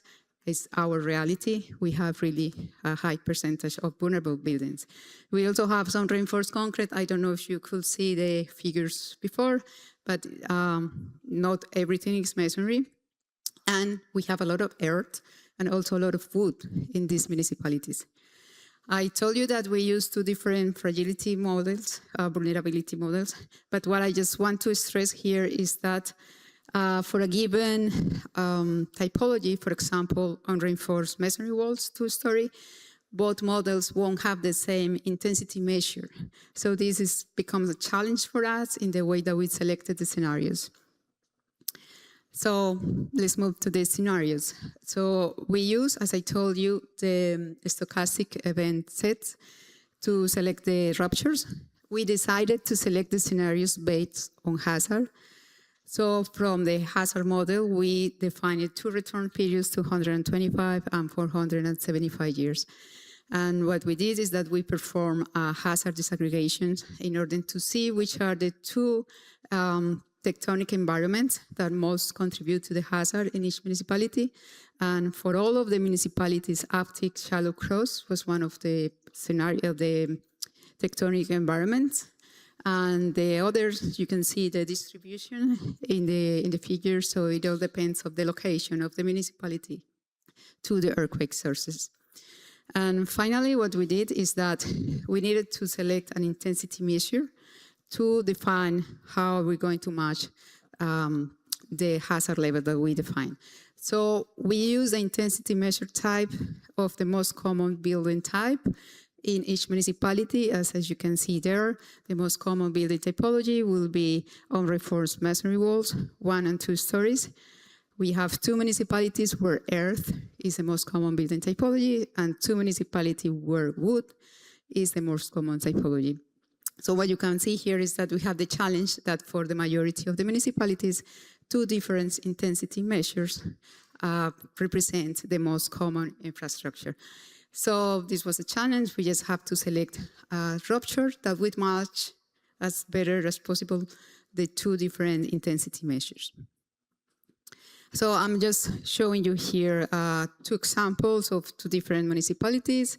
So as you can see, we have two different scenarios that we select for each municipality, but we have to keep in mind that they were selected independently. So this is something that we have to keep in mind, because comparisons is not as simple as just to see results from one municipality to the other.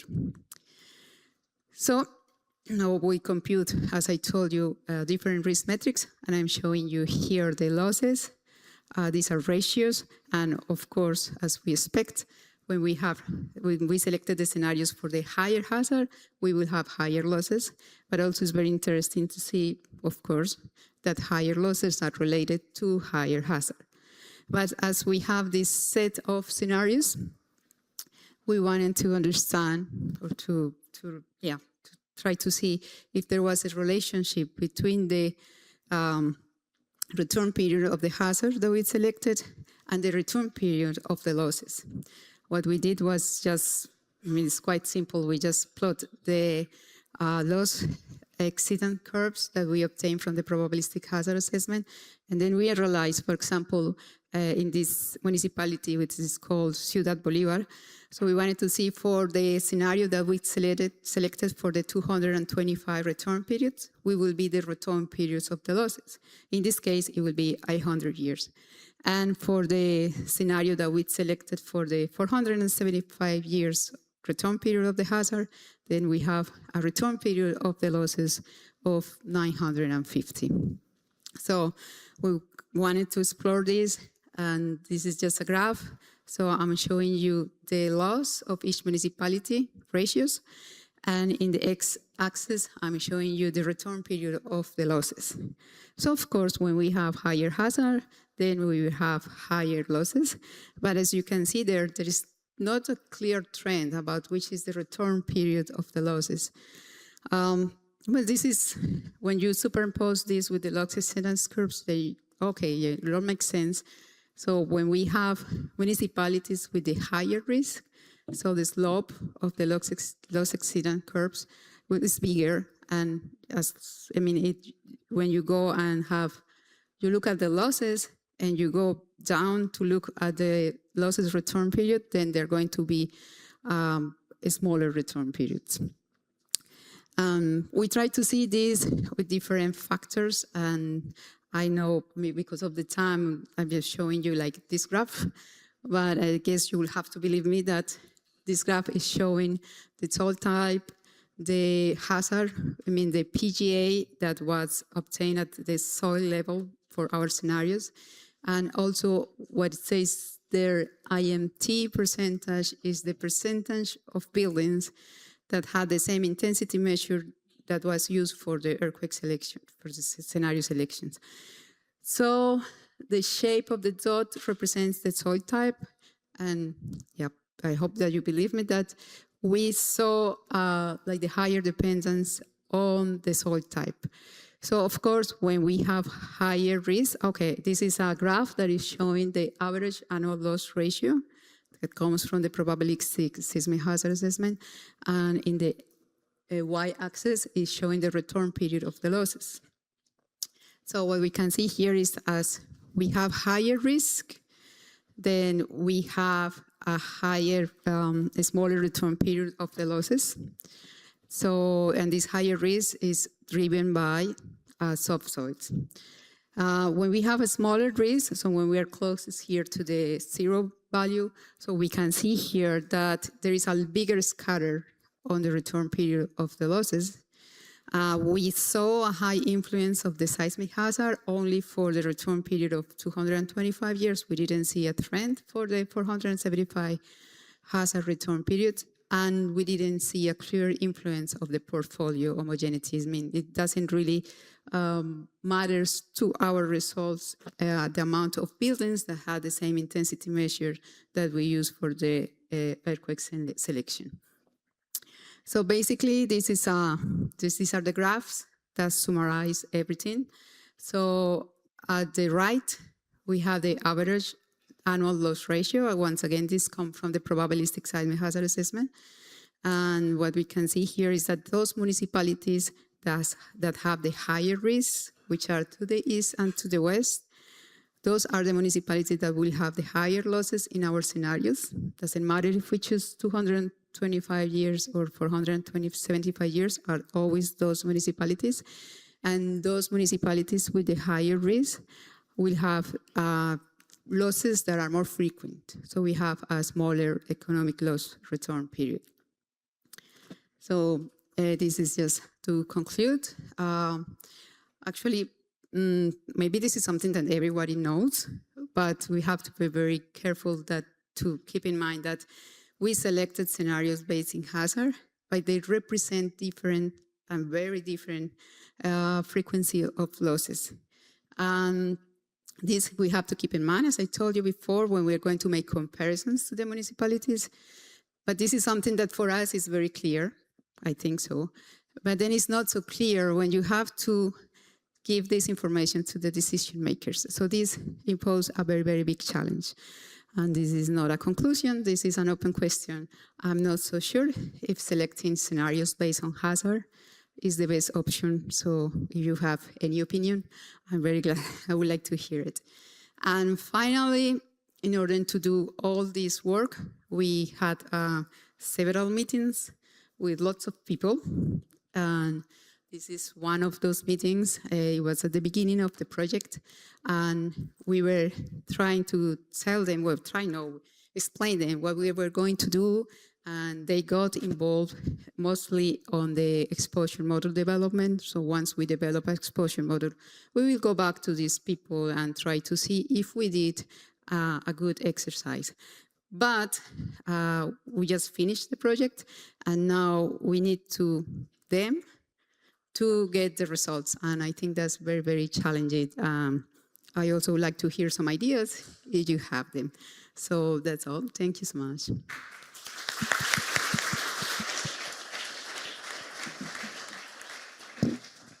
Thank you, Anna. Any suggestions or questions for Anna? Carlos.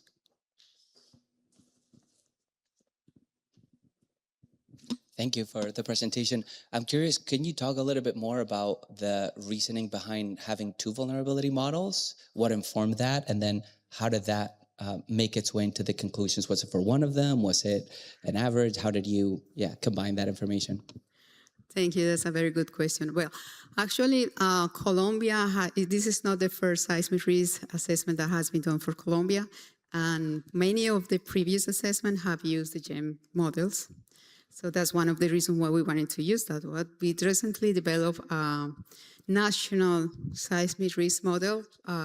It's under development. It was a 4-year project, and many of the fragility function and vulnerability function were derived for Colombia. So actually, we wanted to see, we have 2 models in the country. We haven't had a recent earthquake that we can make good comparison, so which one is the best. So we decided to use the 2 models. And results are very different, and they're very different. So what we did is like kind of a logic trip for the vulnerability model. So of course, I'm only showing you here the mean values, but of course, we also have a lot of dispersion of the results, which adds another key issue for the people, for the final users, because now we have to explain that we have 2 different models and why we use them.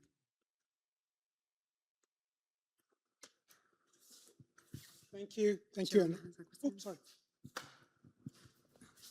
Anna, I wanted first to say how much your work is always inspiring. So thank you for that. You continue to do great stuff. I wanted to know how do you see the communities then using those results? How will they actually put that in motion? This was a project that was, as I told you, it was the government of Antioquia, and they wanted to do scenarios for different hazards. So it's not only earthquakes, but also other hazards from other universities. So now we have the results, and now we have to push for the users to use them. So they are building a website and they are building some information to give to everyone. But what I see is that when it comes to earthquakes, it's more difficult. They're not well prepared. We are working to see if we have a second phase in order to explain what the results are. Without that, I find it difficult, very difficult, and that's why I would like to hear some ideas. Yeah.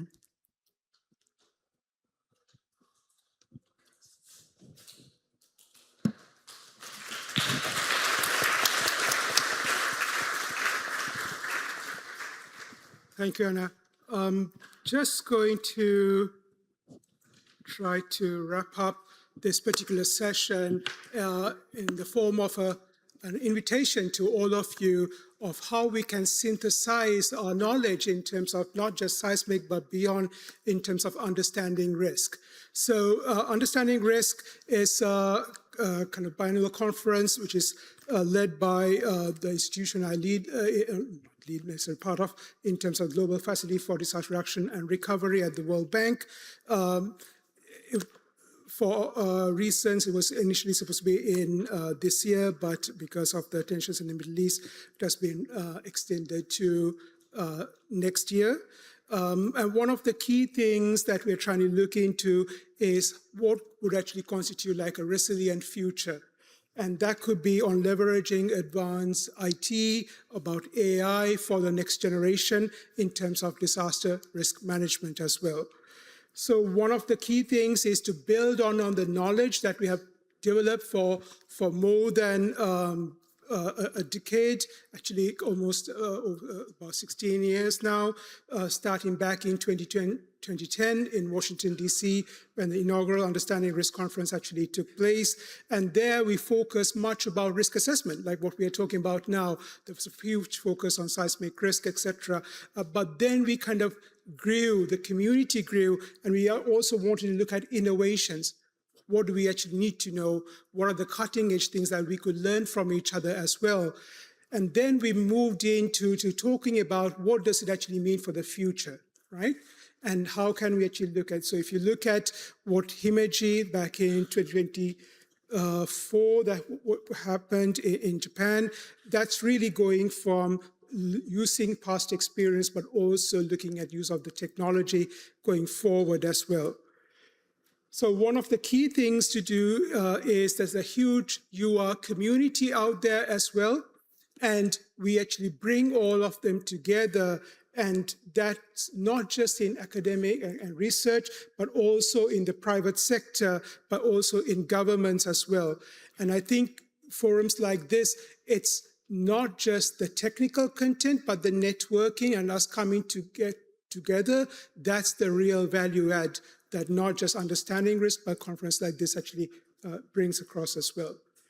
In UR in particular, it will be done in collaboration with the Emergency Preparedness and Disaster Management Center of Abu Dhabi, and it will be on the 10th to the 14th of May next year.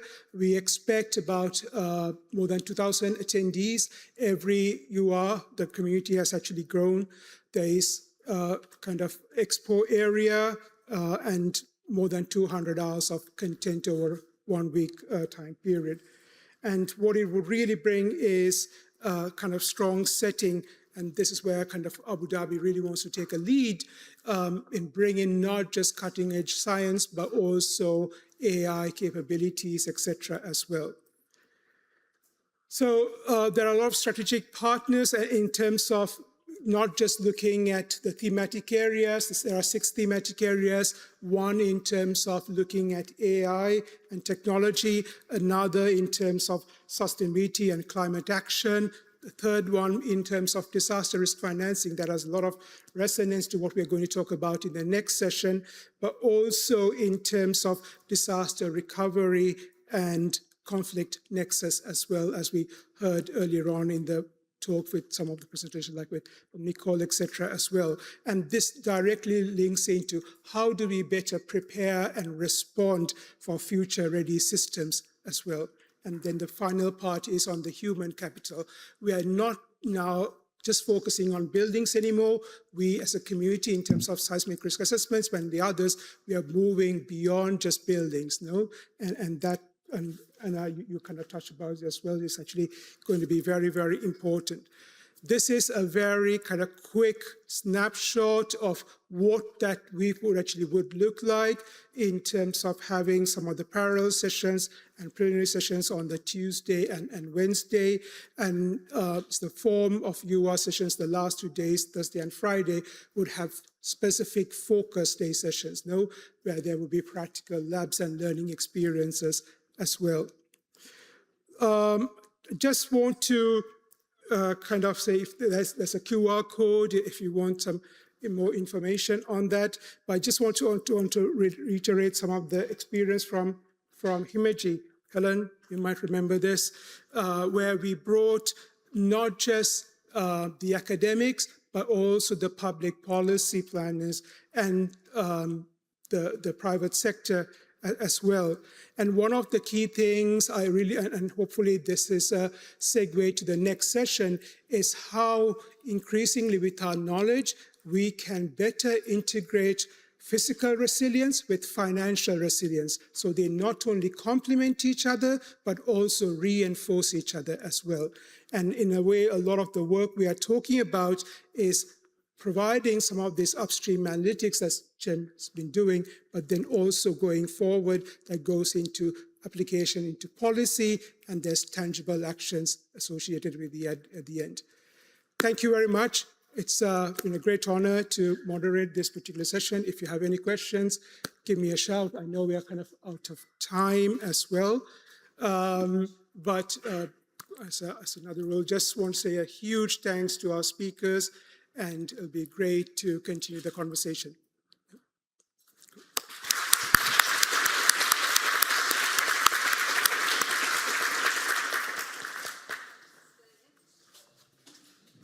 So I think we will still do 1 hour for the coffee break, but you'll hear the bell when to come back. So we still have more posters to look at, more live demos. So please do go out. See you back in 1 hour.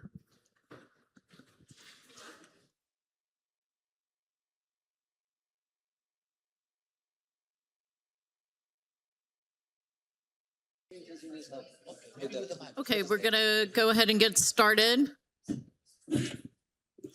So this is the last session for today. It is about financial risk transfer and how GEM products fit into that work stream.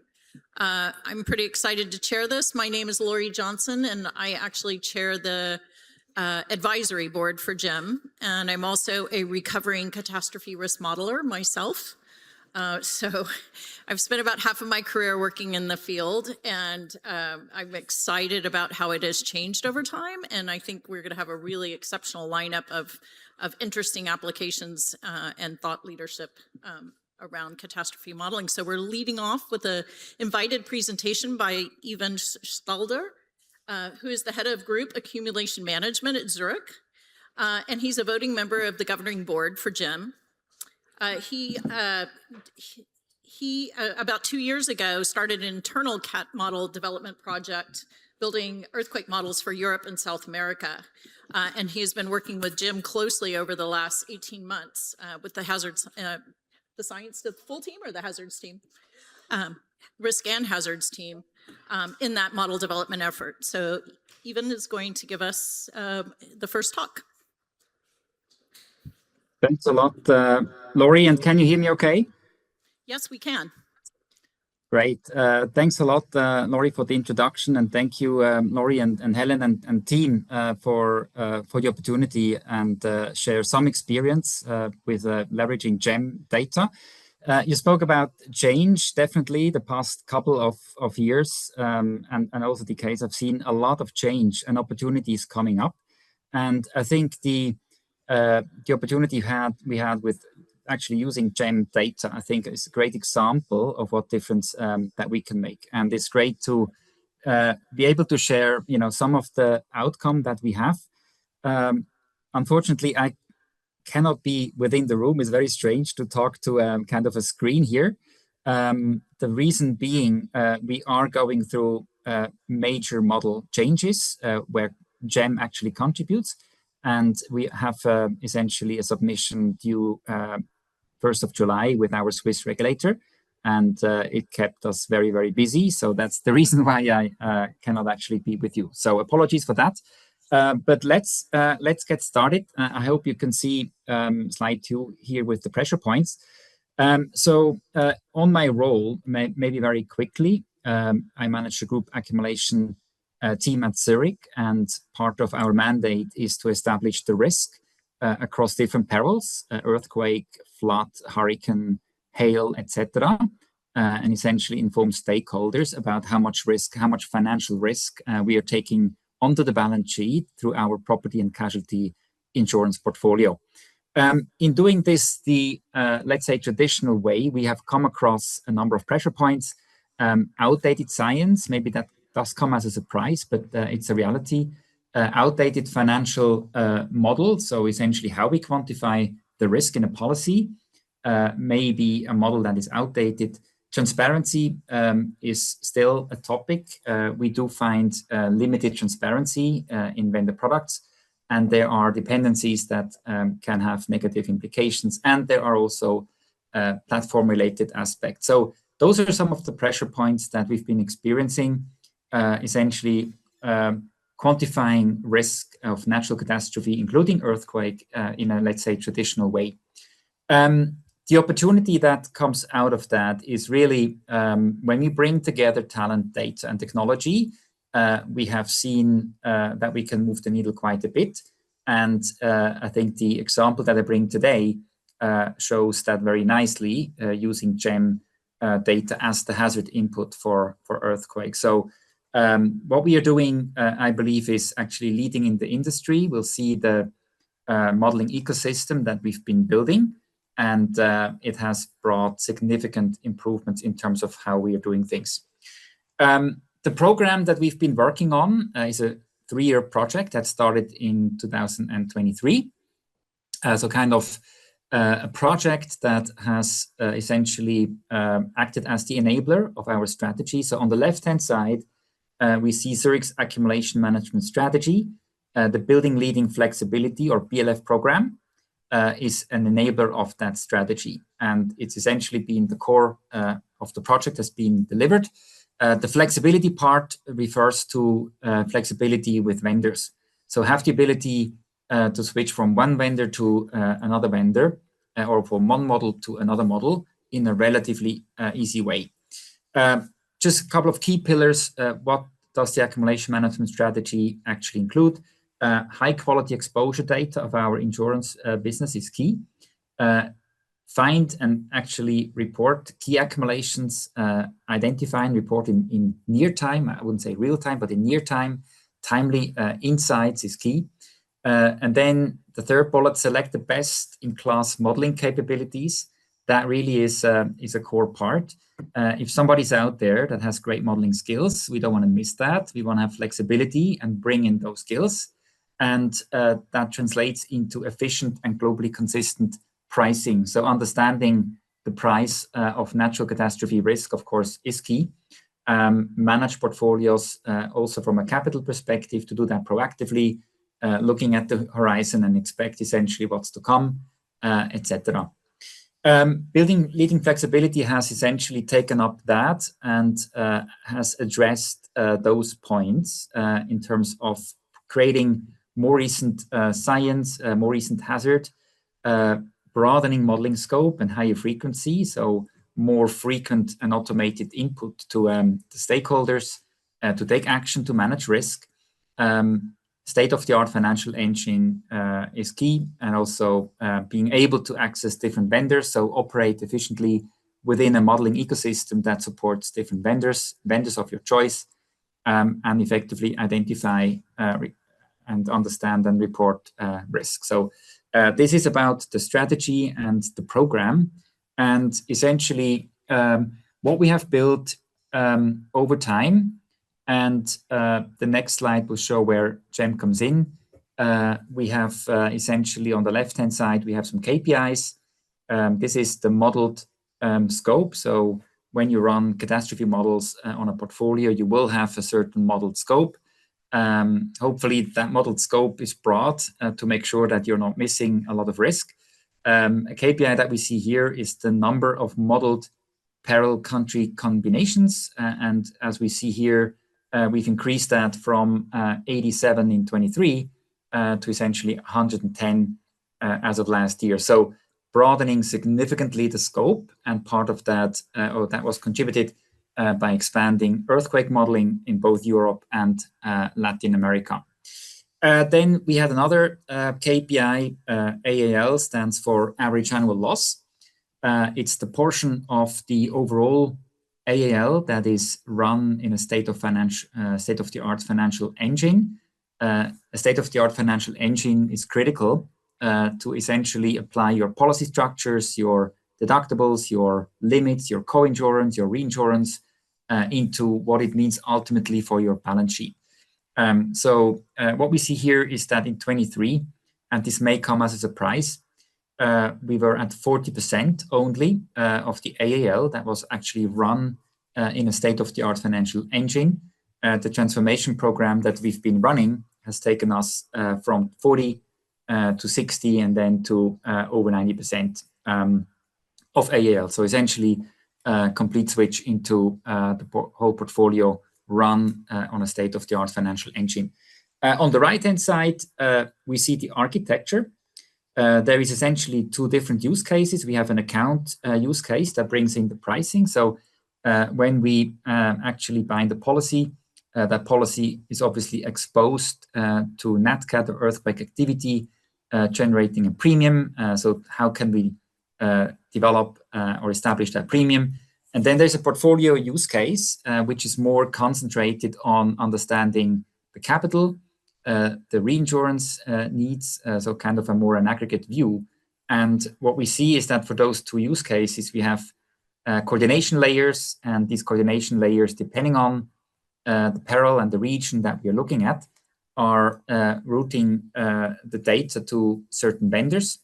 On the top blue box there, the CAT models, we do have different vendors. They are essentially known vendors out there in the market.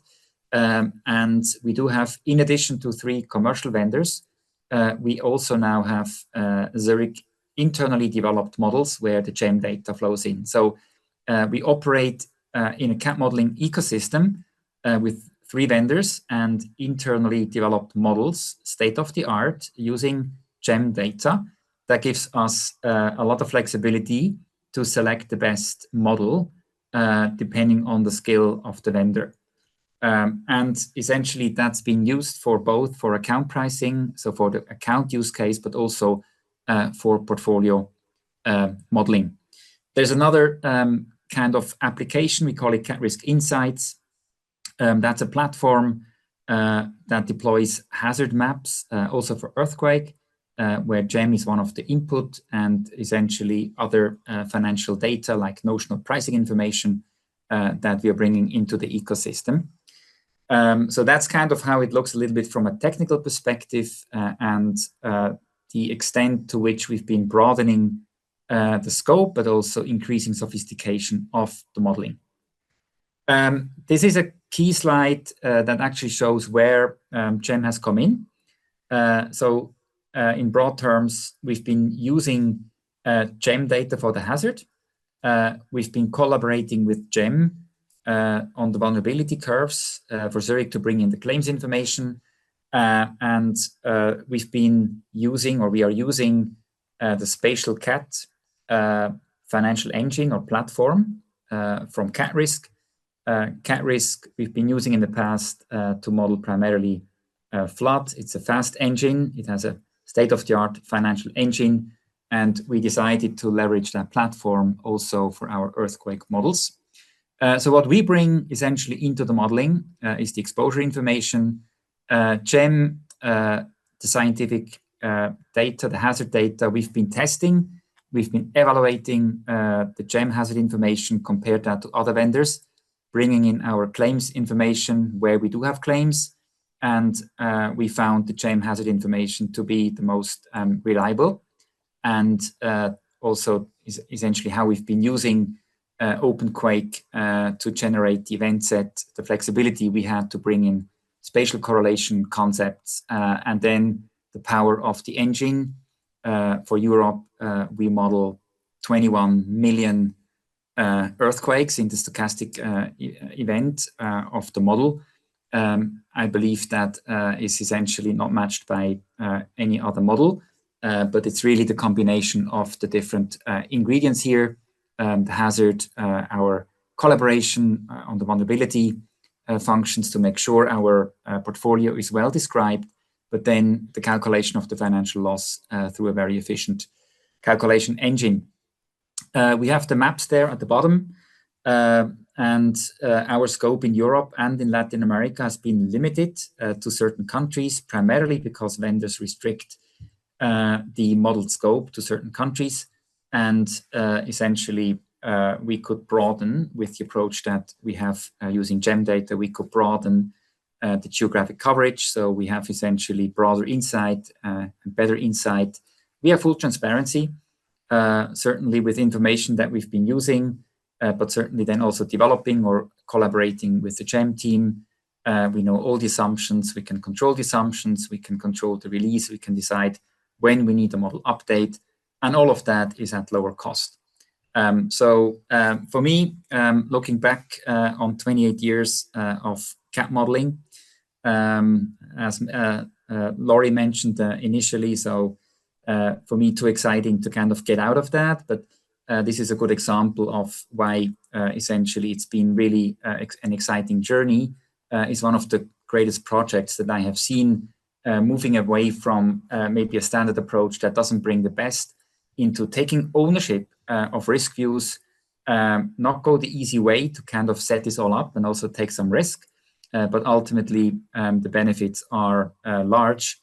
It's been a lot of fun also to actually develop that, a lot of purpose, and we bring better insight with more transparency and lower cost, and I think higher satisfaction in the team, also offering career opportunities to members of both teams. The last slide here, just on how we've been collaborating. It's really been a very nice collaboration. I think career opportunities for both teams. We've been connecting regularly and just kind of diving deep into the technical details of the science, of the correlation concepts, of the vulnerability, and also the practical challenges that we maybe have with some data constraints. But it's been a very, very good collaboration with GEM, but also the CAT risk team, having direct access to developers and so on. And essentially, yes, leverage a platform that we have already known from the flood modeling that was already integrated. So that was a relatively easy win.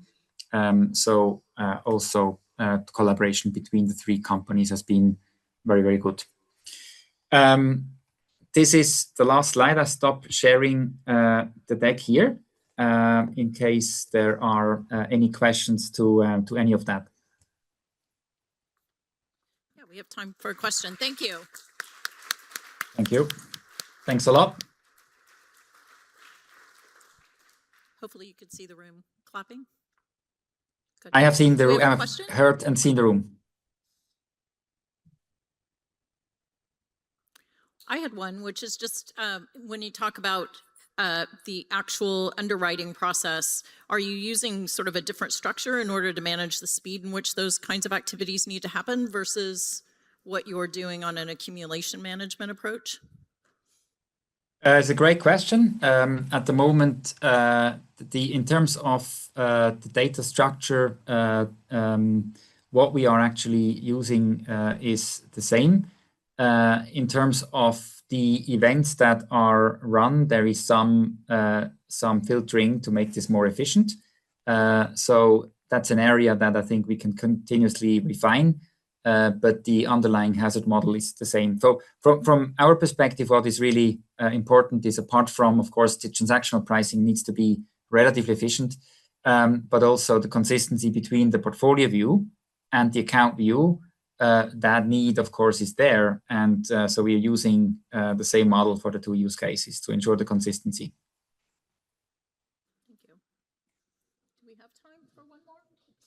one more. Thank you. Hi, Iwan. I'm not sure if you can see us in the audience, but thank you for that talk. My question was more around the portfolio and how you're assessing the future changes in that portfolio.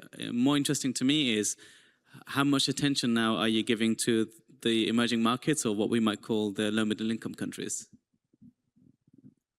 Right. So the framework that we have set allows us to actually expand, and we are actually expanding. So we've built this model now for Latin America, for South America, and for Europe, and we are expanding into APAC. First wave of APAC. There'll be a second wave of APAC, and we will follow the materiality of how we are affected in our property and casualty portfolio.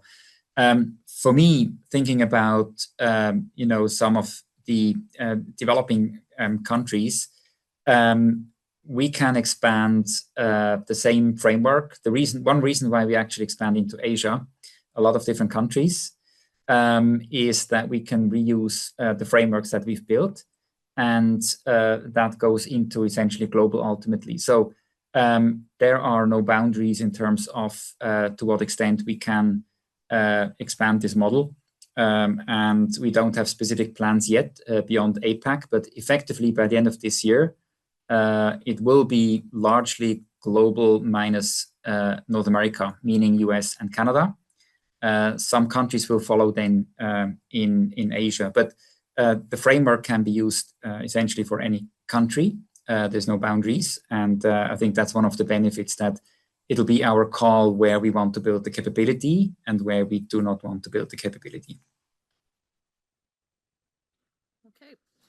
Well, thank you. Are you going to be staying around, or did we lose him already? Okay. Well, we're going to keep you in case you want to listen. We're assuming you want to listen in, and maybe you'll be available for questions later. So our next speaker is Evan Reese, sorry. I'm now saying even for the other one. I've known this guy for, 25 years? So sorry about that, Evan. Evan is Executive Vice President and Director of Science and Analytics at SafeHub. And SafeHub is a non-voting government board member of GEM. Their mission is to connect individual building damage information to portfolio level risk management. And what Evan's going to talk about today is the work they've been doing for Morocco in developing a seismic sensor-based parametric insurance program.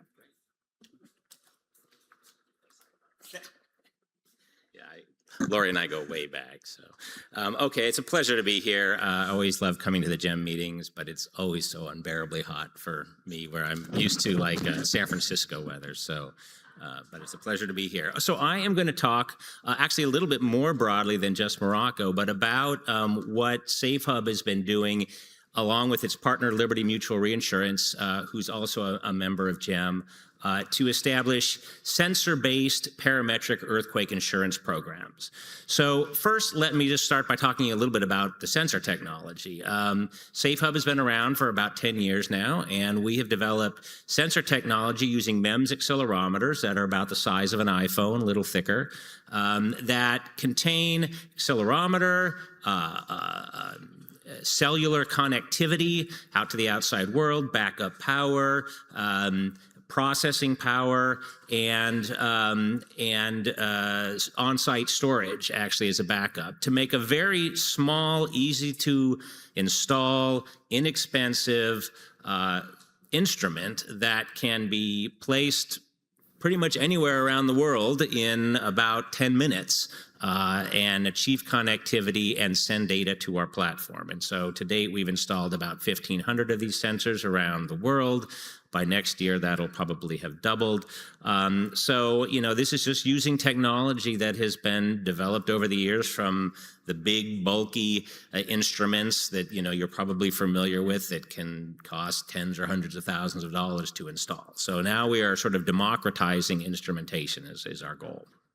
And we substantially tested these sensors back in the United States at UC San Diego, UC Berkeley, on their shake tables, in addition to having over 10,000 individual recordings of earthquakes since they've been installed. We've tested them against other similar sensors, against other sort of these higher fidelity, more traditional sensors, with very good results showing that for the type of information we're interested in, which is how do buildings perform basically, and what are the basic ground motion intensity values that are being measured, peak ground acceleration, spectral acceleration, that these sensors are incredibly accurate and useful.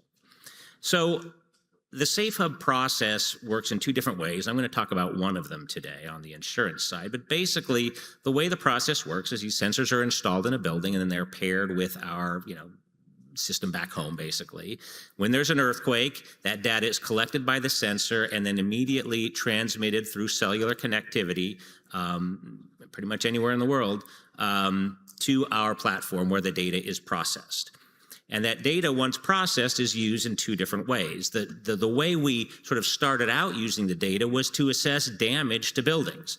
So using a vulnerability function for a building paired with the spectral acceleration that's produced, that's calculated from the waveform for the sensor, we're able to estimate damage. And for that, we use the GEM OpenQuake vulnerability models, okay? Because we do have sensors in 22 countries, so we can't simply use the standard vulnerability functions that we get out of something like HASIS, which is US-based.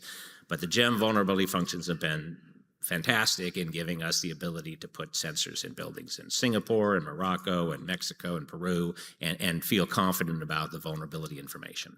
And then that information is then sent out in the form of alerts to our clients. So that's one way we use our sensors. But the other way, and the way I'm going to talk about today, is to use it around developing a map, a shaking map. We call it a Shake Network. We've been around on that name a million times, but that's sort of what we're calling it now. To develop an improved map of seismic shaking that includes the information from GEM, of course, the OpenQuake engine to calculate the basic ground motion prediction equations, the faulting mechanisms, and the attenuation of the ground shaking, but then also constrain that data using global networks of seismic instrumentation and, of course, our own network of seismic instrumentation. So that's what I'm going to be talking about, particularly as it's used for parametric insurance. So I don't know how many of you are familiar with the term parametric insurance. It's gained a lot of popularity. I know a lot of you know a lot about it, of course. Traditional insurance, you suffer a loss, a house falls on your, a tree falls on your car, and you call out the insurance adjuster, and they figure out how much damage that car suffered, and they give you an estimate, and then you go get a repair shop to estimate it. Sometimes you have to pay for it in advance and then eventually get your money. And that usually works out pretty well, but if it's a very large building after an earthquake, let's say there were buildings after the Northridge earthquake, that still had claims disputes 7 years after the earthquake, okay? And so parametric insurance works a whole different way. It basically provides a payout based on the state of nature alone, okay? So the intensity of seismic shaking, and that can be measured in different ways. I'll talk about that in a second. It could be the wind speed for a hurricane or the flood height for flood. But basically, the insured and the insurer agree that the insured sort of takes on the responsibility of requesting enough insurance to cover them. And then the insurer says, okay, well, we'll pay you just based on the state of nature, so we can pay you within a couple weeks. And we don't have to go through a lengthy claims adjustment and all that.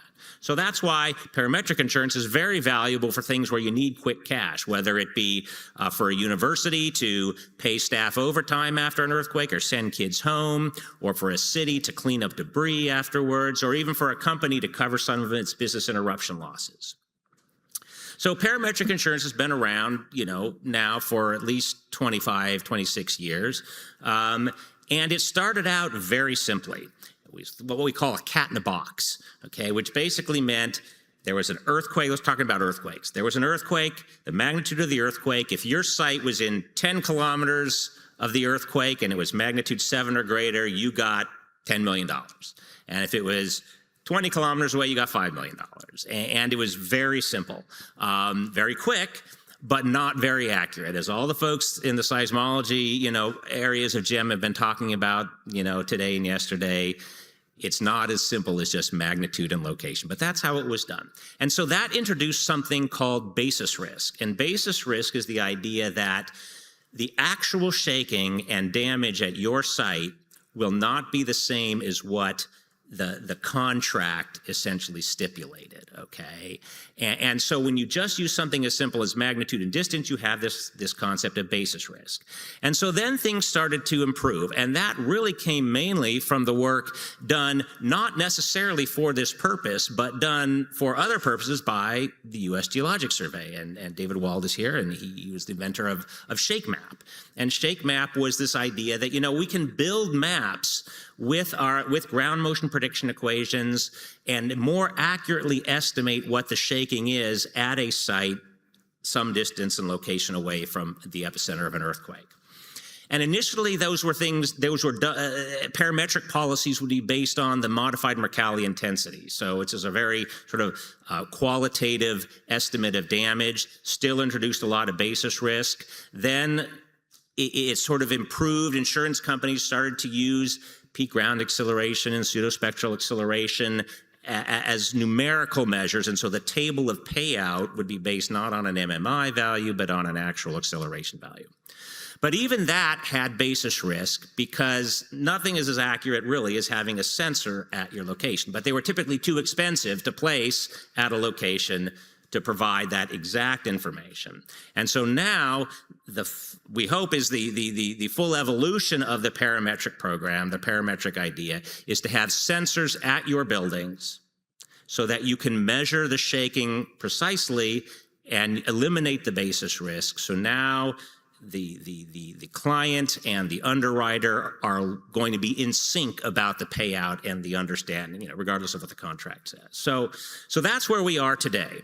And we've taken that now, this idea of having sensors, inexpensive sensors spread throughout the world or spread throughout a region, and with Liberty Mutual, turn that into what we call ShakeNet parametric, okay, what Liberty calls ShakeNet parametric. And this is a policy type that has sensors in a location spread throughout a city or a state or even an entire country.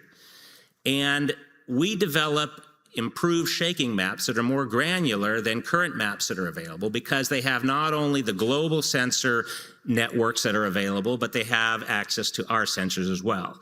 And we can then improve upon those shake maps or those shaking maps to get a more detailed and granular measure of shaking, even in areas where there isn't an actual sensor installed. Okay, so maybe it's 20 kilometers or 50 kilometers away. If the whole network is informed by the sensors, it improves the overall map. Here's an example.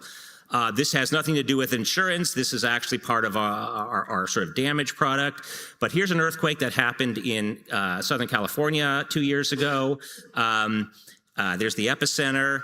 The map on the left here you'll see is it's a shaking intensity map for spectral acceleration. All the circles are established national sensor values. Okay, so these are stations that we have access to, that USGS has access to build these shaking maps. Now, it just so happened, and this was really just by luck, we had 3 cities that were very interested in getting, you know, bespoke information for their vulnerable buildings. And so the map on the right, you can see some triangles in these areas. Those are our sensors. And so recreating this map now with the addition of sensors shows obviously more granularity. So this is the whole concept behind improving the granularity and the accuracy of these shaking maps by using sensors in locations where you have particularly high hazard or particularly high exposure. And the way that our shake network process works is, by time at least, is the earthquake happens, the sensor records the data, and usually within about 2 or 3 minutes uploads that data to our main platform. Then we create an initial shake network map that doesn't have any information about the sensors, doesn't have fault rupture information. It just has the magnitude, the hypocenter, based on USGS. And that data then is created an initial map, and then over the next 48 hours, as we collect the sensor data and we collect data from other networks, we build the more accurate shake network map, and that's what is used then to provide information for the insurance policy. So I want to give you a couple of examples of where this is being used. We're all familiar with the 2023 Morocco earthquake. That was before SafeHub, had any relationship with the country. But they had a $275 million policy that paid out. But there were only 2 earthquake sensors in the country that really contributed to the shake map that was used for this payout. Instead, hundreds of did you feel it reports, these subjective questionnaires about the shaking intensity, were used as proxies for sensors. And Ross Stein did a study showing that the use of Did You Feel It substantially increased the shaking intensity over what would have been produced without the shaking, without the sensors, or without the Did You Feel It's at all. And that potentially led to a pretty significant amount of increase in the policy payout. So what we're doing with Liberty Mutual and the country of Morocco is working on a pilot to, if you will, replace Did You Feel It's with a network of sensors, starting first in the northern part of the country to sensor schools and government buildings to provide solid coverage of these 3 provinces so that Did You Feel It doesn't need to be relied upon. And then extend that to the entire country, at least this is the seismic area of Morocco, extend that to the entire country in areas of high to moderate seismicity or high exposure.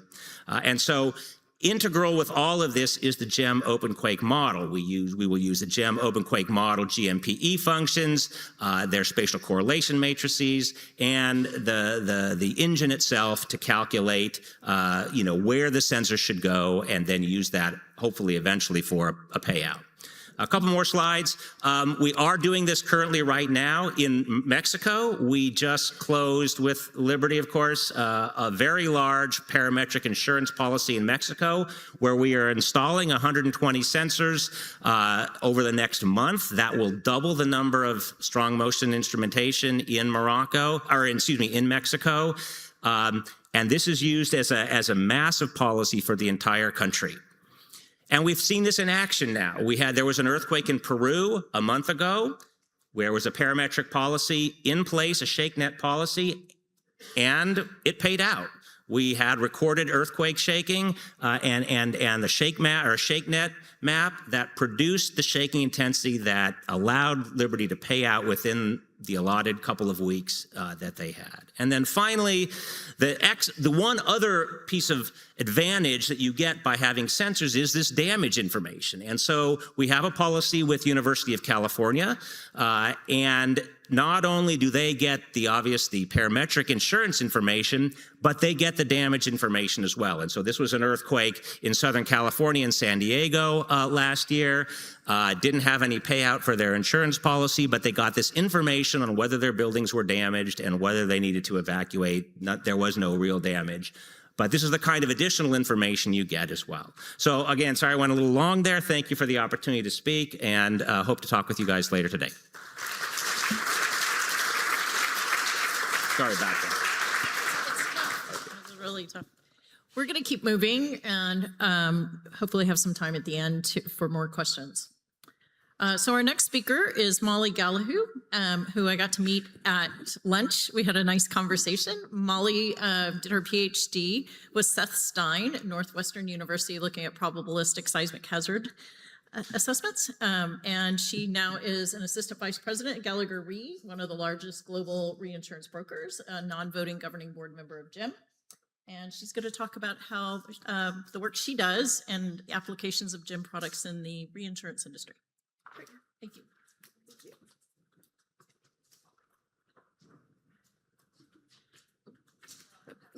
Oh, sorry. That's okay. I'll do it.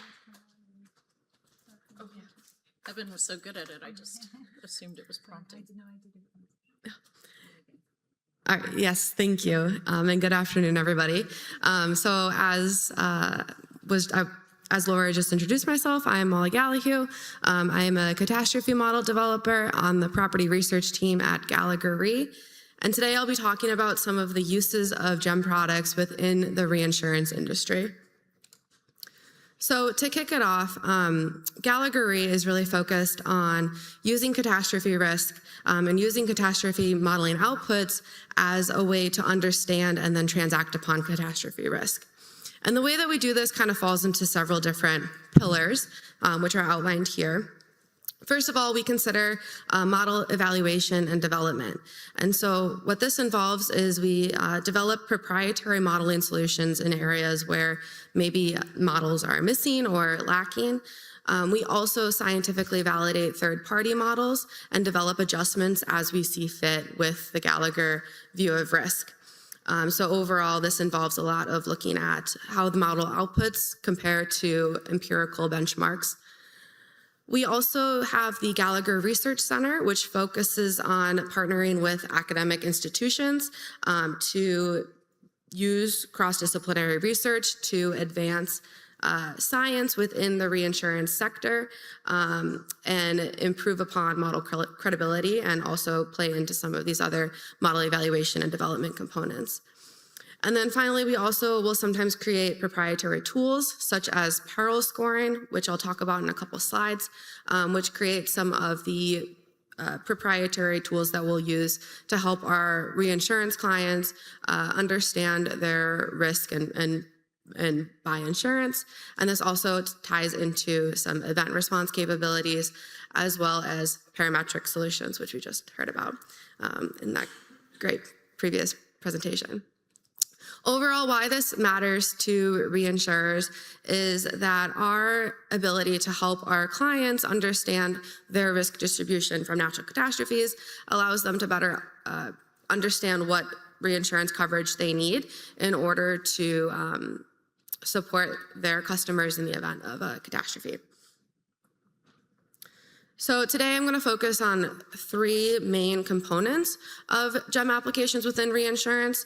The first being proprietary risk scores that we will develop for our clients. The second being parametric products, and third being model evaluation and validation studies. Now, of course, there's multiple other uses as well, but these are the three that I'll focus on in today's talk. And we'll start with looking at how we use GEM products to either validate or produce underwriting solutions through our proprietary risk scores that we create. So I'm going to start by showing a case example of earthquake underwriting solution risk scores for South Africa. In South Africa, we have an existing Gallagher Re South Africa earthquake model. It's a stochastic catalog of 10,000 years, and we've used this catalog to create hazard curves, which we then can extract from postcodes across South Africa, excuse me.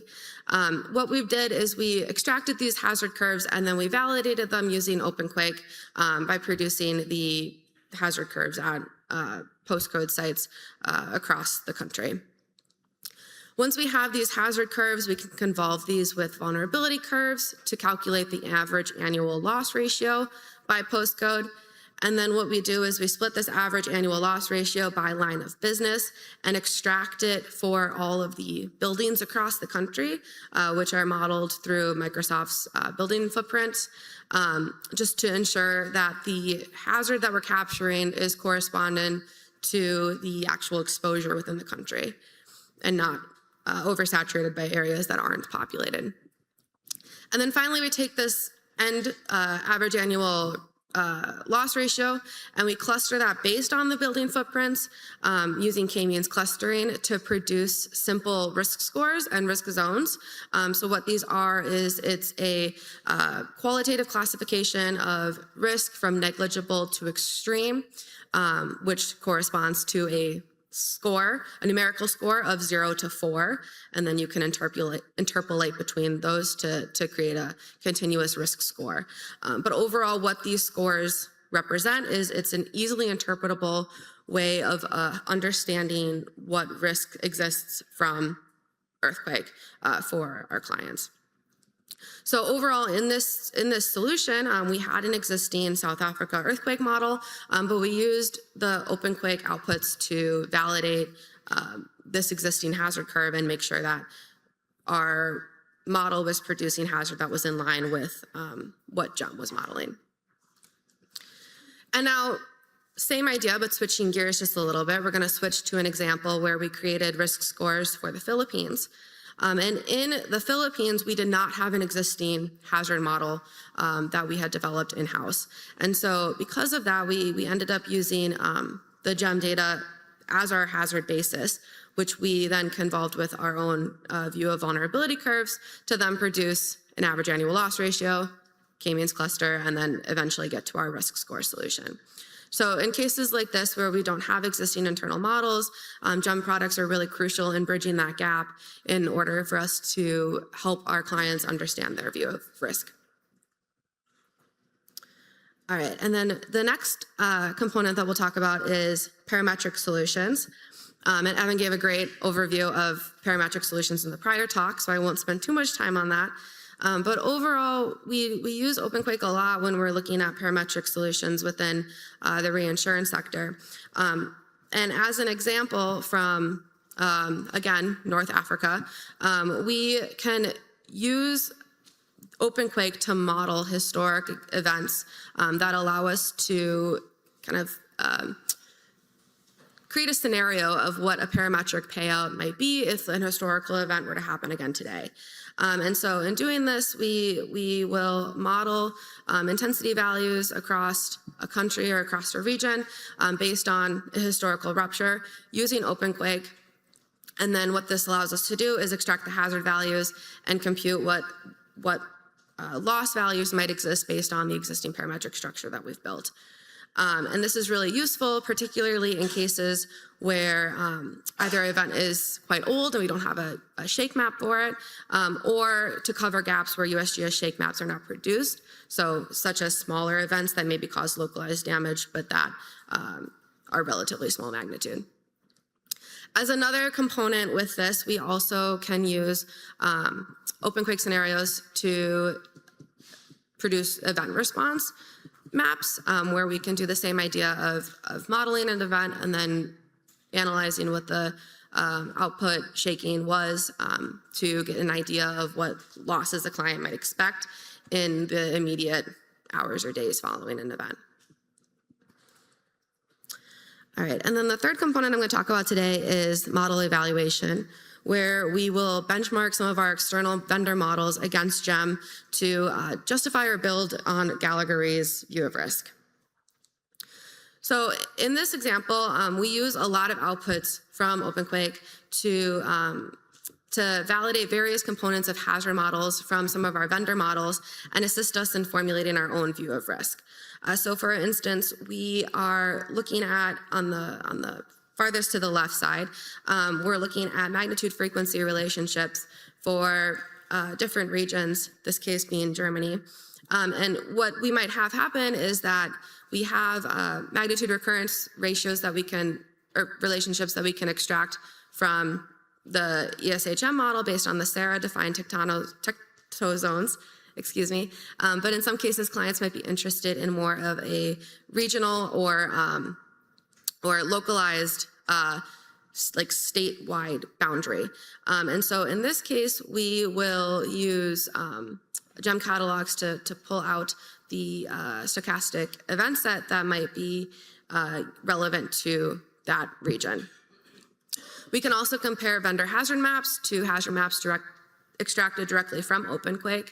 And we also can do this to align our view of risk with what is most relevant based on the GEM output. So all the way to the right, what we might do is we might again look at that magnitude frequency relationship, and if our losses are looking high, we can adjust magnitude frequencies in the vendor models to align with what frequencies exist based on the OpenQuake outputs.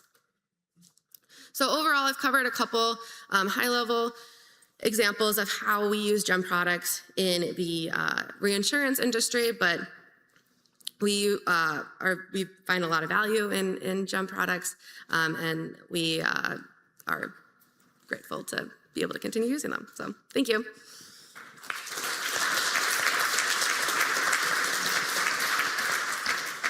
I think we're going to reserve questions for the end.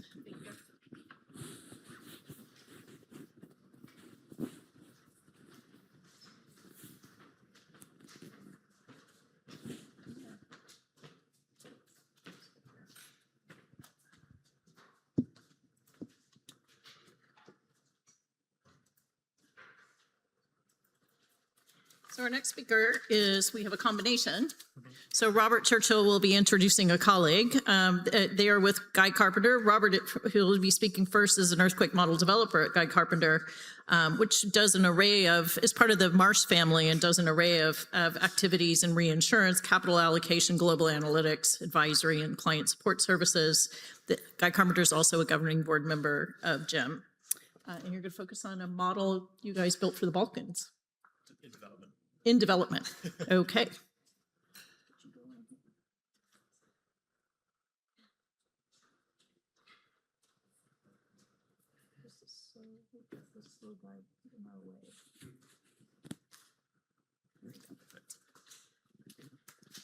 Hi, everybody. So yes, along with Matt Schmidt, my colleague, today we're going to be talking about earthquake catastrophe risk in the Balkans. And in actual fact, our presentation is going to first cover sort of how we leverage GEM data alongside our own expertise to build GCAT quake models more generally. And then we're going to talk a bit about the Balkan earthquake model and principally touch on how we use historical event scenarios to calibrate and validate our models and to provide clients with a sort of useful benchmarking tool. So what is a GCAT quake model? Well, it's really just a fully probabilistic GC or Guy Carpenter CAT model. It's comprised of a hazard, vulnerability, and built environment and financial module. We leverage our expertise, learnings, and relationships in the reinsurance community to adapt and add value to all the resources that we have available to us. And we conduct a lot of validation and testing, model suitability analysis, documentation, all that, additional necessary stuff. The models themselves contain anywhere from a 10,000 to 100,000 year stochastic event catalog, as well as a historical event catalog. They sort of cover the principal lines of business and coverages. They contain many detailed risk types tailored to the region, and they're all built with a consistent methodology. And often they span several countries in a single model. And so far we've built models in the Middle East and North Africa. We have a Papua New Guinea model, some countries in Central Asia, and yes, we're developing a Balkans model currently. So just in terms of how we leverage GEM data, as well as our own expertise, I guess, on the hazard side, every time we start a new project, it always starts with extensive research. And this is a huge literature review usually, and also analysis of all the historical seismicity we can get our hands on. And it sounds quite similar to some of the stuff that Kirsty did on a much bigger scale, obviously there. But we basically get everything we can, we combine it, and we decluster it. And on the declustering, we spent a bit of time looking at, different space-time window methods versus nearest neighbor declustering, because the resultant rates you end up with really can be quite different. But anyway, the next step is that we launch a lot of OpenQuake runs, essentially, as per the relevant mosaics. And we've got a workflow that helps us do that because it can be quite computationally expensive. And we merge everything, and then that's essentially our hazard inputs. However, before we build the model, we then adjust those inputs. Quite often, based on our research, we just tweak rates. But sometimes we'll actually supplement the event set with additional events, such as offshore Morocco, for example, which we did in our Middle East model. On the built environment and vulnerability side, I'm quickly going to pass over to Matt. Thanks. So yeah, on the built environment, we heavily utilize the GEM exposure models. It's very essential to the work that we're doing. It's one component because, well, historically we built our model-built environments for specific perils and for specific models, given the latest exposure data that's available. But actually what we are, well, the built environments, they're usually used to disaggregate exposures both spatially. So if you have an aggregate portfolio and there's exposure in a specific postcode, you need to kind of tell it which modeling cells have most likely exposure contained within. But then also in terms of risk types, so what's the most likely taxonomies that you're going to see in a given area or in a given modeling grid cell. But what we are essentially doing now is we're moving towards a more buildings-based built environment with higher spatial and risk type granularity. And we essentially have set up automated build pipelines and testing pipeline in Databricks. I think the important part is also that we are not just using these built environment for a single model, but the idea is that we are then we can then utilize it across multiple perils, given the secondary modifiers that are important for those perils. And I'm just showing here an example of one of the built environment exposure models that we've built for Portugal in comparison with the GEM Portugal grid-based exposure model from 2026. I think the important part also to mention for the built environments is that we are not specifically dealing with economic exposure, but sometimes we have to adapt them to an insured portfolio context. So, for example, taking out informal housing that's not likely to be insured. And yeah, as we are running these kind of pipelines to update the built environment from time to time, whenever there's new data coming in, for example, from Auditorium or any other building footprint source that we may use, we then have to reevaluate the overall statistics of the buildings-based workflow, and we re-aggregate it. And then also, obviously, whenever GEM releases a new exposure model, we have to understand the changes that have been made. Here's just a brief example for, I think this is a city in Spain, Sevilla, where we leverage quite heavily Catastro. And for each building, we're trying to analyze, what's the building height, what's the exposed facade, for example. That's quite relevant for windstorm. And then whether it's an urban or rural fabric, for example.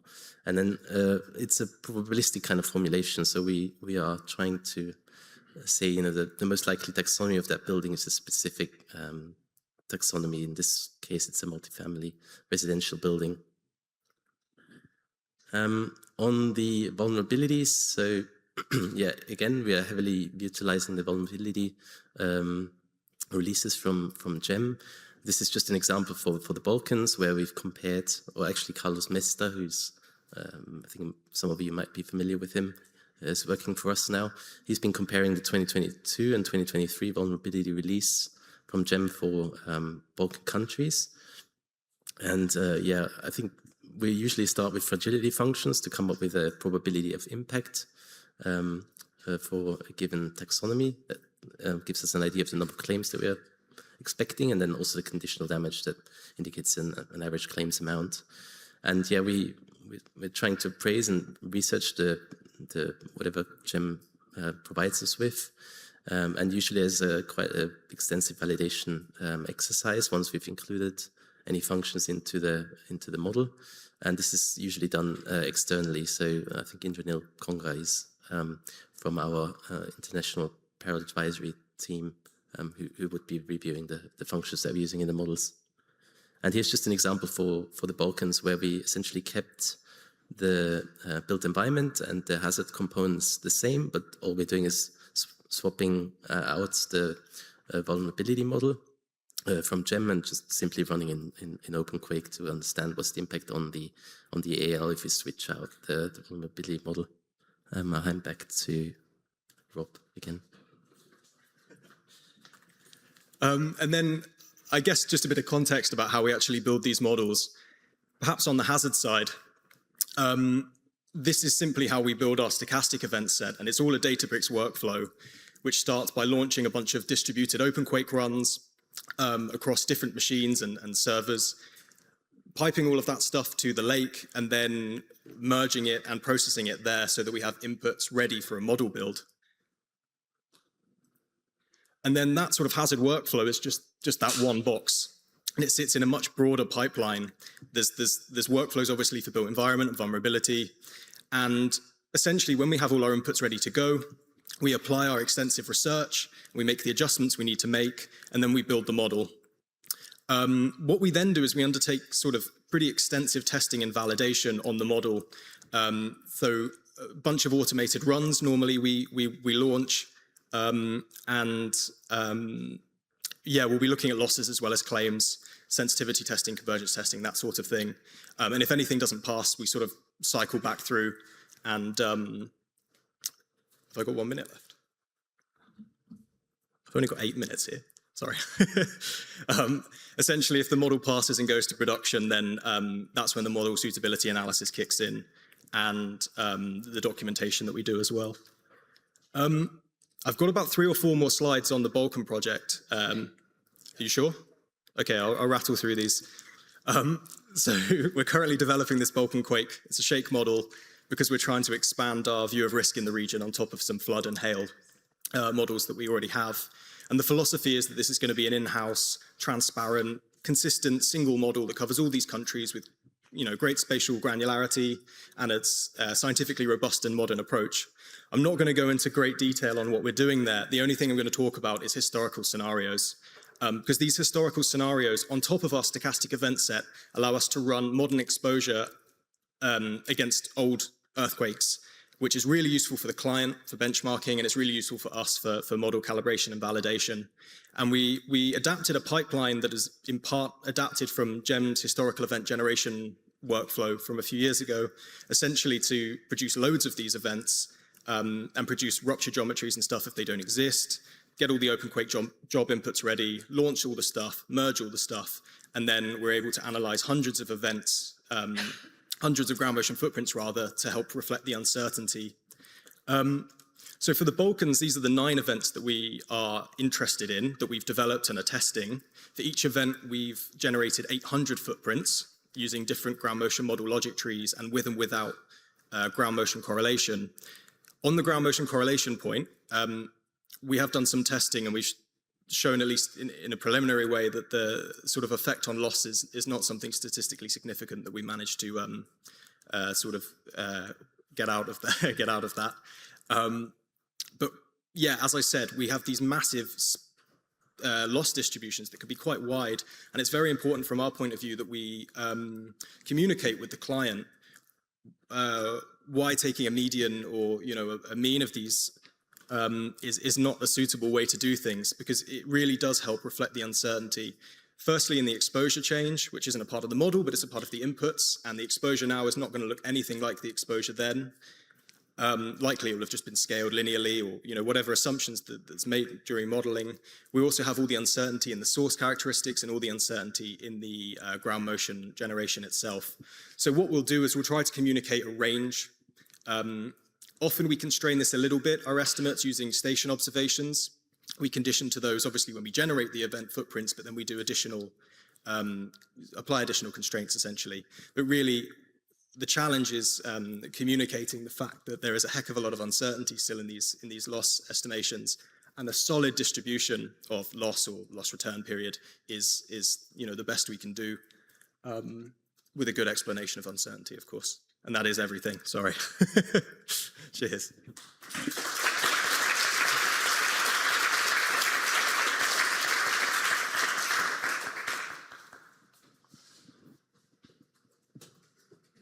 And our last speaker is a team from Aon Impact Forecasting, also a voting member of GEM, its governing board. And I think we have Savi leading off, and Abril talking about earthquake-triggered hazards. Let's see here.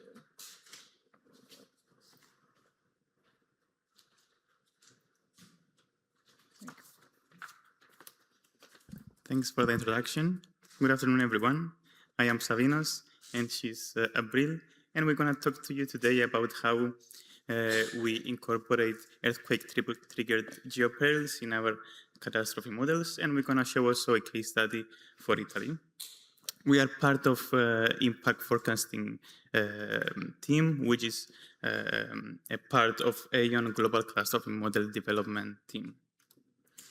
First, we'll talk about the introduction, who we are and what we do. Then we're going to give you some methodology for our landslides and liquefaction. And then we're going to focus on a case study for Italy with the results and then the summary. Some marketing numbers. We have more than 135 models covering 120 countries for 12 different perils.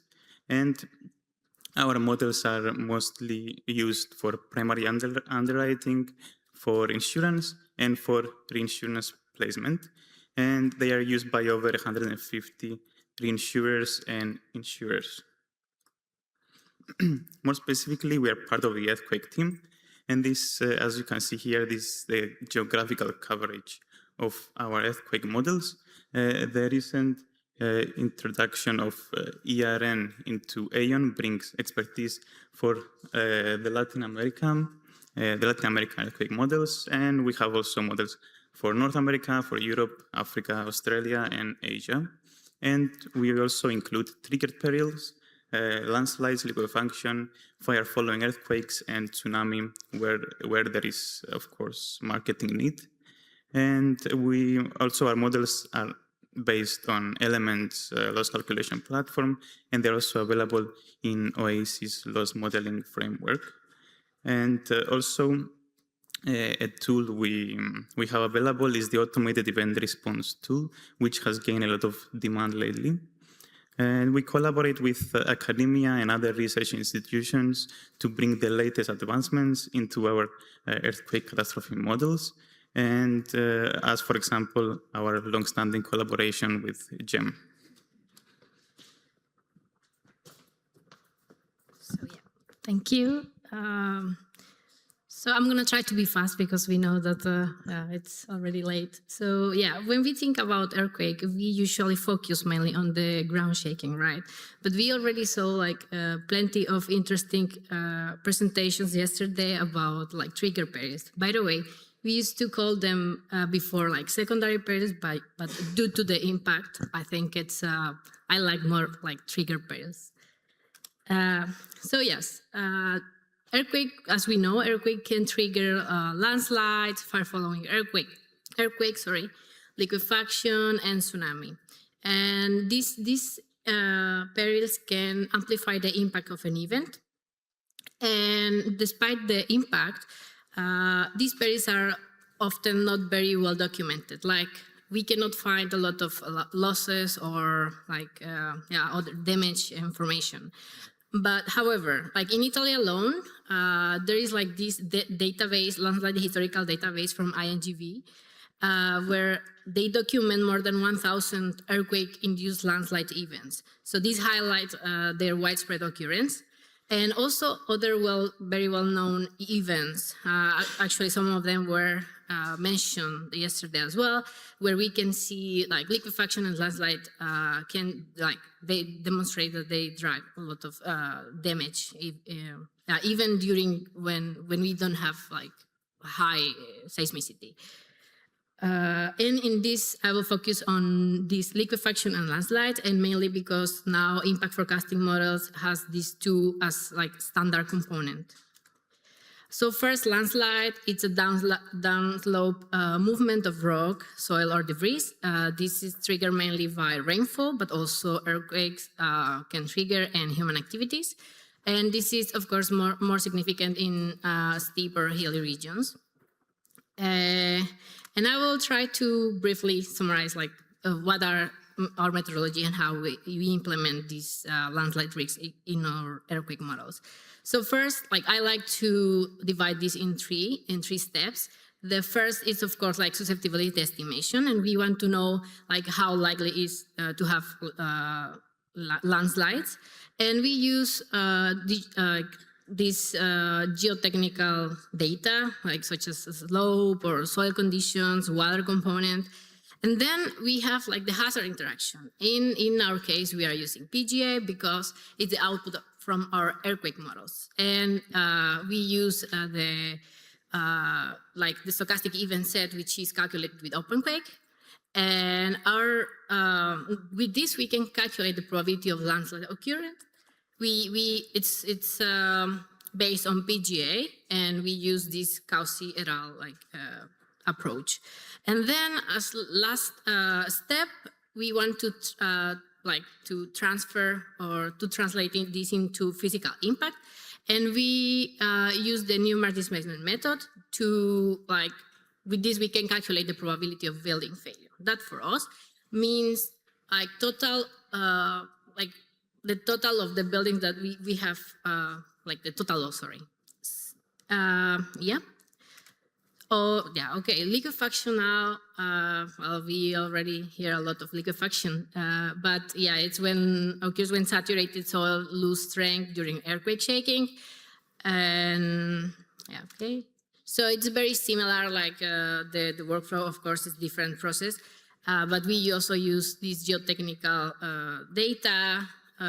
We estimate the susceptibility, Then we use our output from the model within PGA. And for liquefaction, we are using these prediction models. For instance, we have used Shu, Bosoni, where we can have the probability of liquefaction occurrence. And then to translate this, similar than what we do on the landslide part, we try to calculate the permanent ground deformation, and this is using like lateral spreading and vertical settlement, which are these two phenomena that liquefaction can cause. And yeah, at the end, we also, with this, we can know the probability of building failure, which means similar than for landslide, that is probability of the number of buildings that will have total loss. For instance, if we have 3 buildings, if we have 3%, 3 buildings out of 100 will have total loss. And now I would just focus on we applied this methodology for our Italian earthquake model. And I will show you first landslide risk. In the first image, you can see susceptibility map. And on top, there is this database from INGV. And also some events from NASA. And you can see how susceptibility and historical data, it's very aligned. And in the other image, you can see our results in AIL per postal code. So of course we have a higher contribution where we have higher susceptibility and also some events, historical events.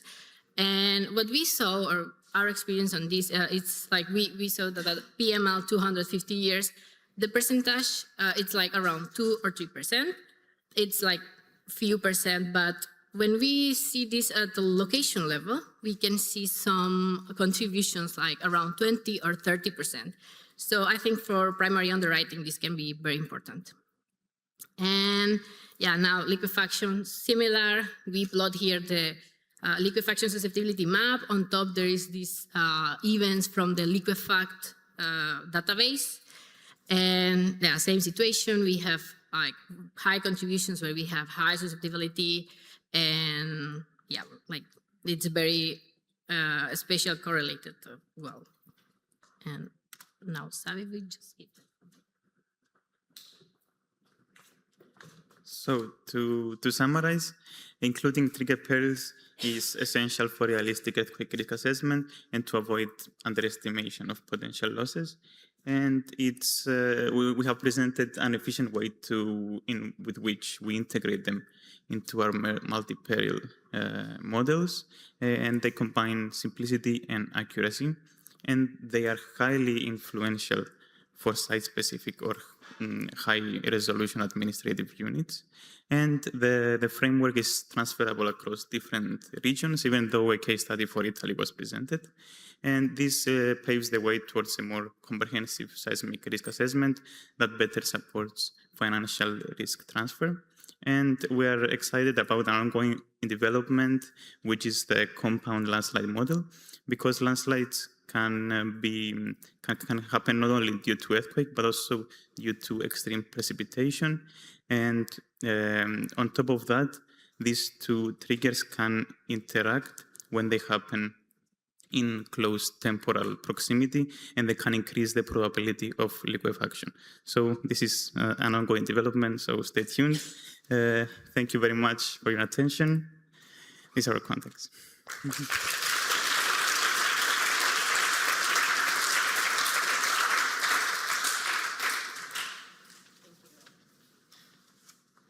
So we have some time for questions for all the panelists.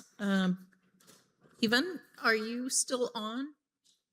Do we know if he's still there? He had to leave. Okay. So we don't have Ivan anymore. Yes. A question for Abril, I guess, about your landslide model.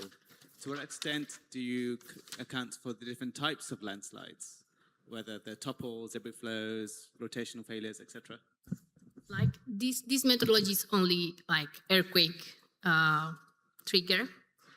But as Savi mentioned, we are working also to include this compound landslide model will be the interaction between precipitation. But because, as I said, actually, like what we saw is the main trigger for landslide is the precipitation, right? So to have the like a better view of risk would be like to have these two like triggers interacting. Questions for any of our panelists? Carolina? Thank you. April is also for you, sorry. I was curious about the values that you showed for probability of building failure. Yes, yes. I see that you are using the same for landslide and liquefaction. Was this something that you calibrated using past events or just No, it's not the same. Like for liquefaction, we are using like it's based on the ground displacement, and for liquefaction, I think it's lateral and vertical, lateral spreading and vertical settlement. And for landslide, it's Newmar displacement. It's based on that. No, but the probability of building failure is 3%, right? Yeah, but this is just like this was just like an example. Okay. Yes, yes, okay. yes. Thank you. Yeah, yeah.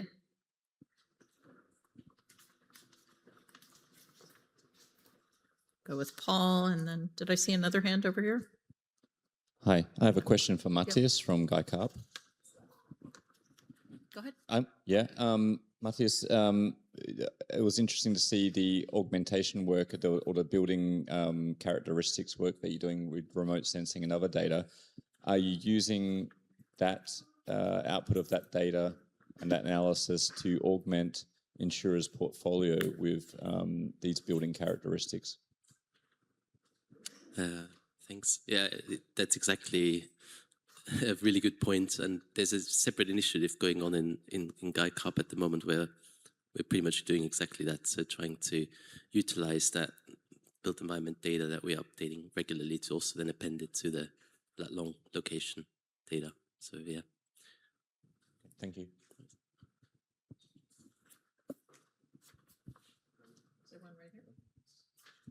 Hi, I have a question for the Safe Hub presentation. Hi. I wanted to ask about the sensors. So you said that they're installed in the building. So I was wondering if and how you remove the building response, because then when you create the shake maps, you're combining them with GMPs, which are based on free flow measurements. Yeah. So you're talking about soil structure interaction, basically. Yeah. So we take that into consideration. So we use FEMA P2091, which is sort of the U.S. standard for how to incorporate soil structure interaction to buildings and when you need to incorporate it.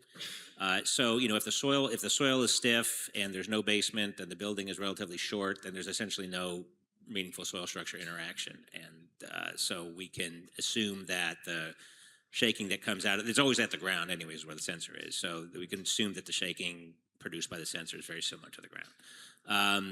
If we have a taller building or a building, well, not a taller building, but a building with a basement or on softer soil, we can use the FEMA P2091 factors to adjust the shaking intensity at the period of interest. But typically, if it's more than a few percent, we'll probably just try and exclude it from the overall shake network map.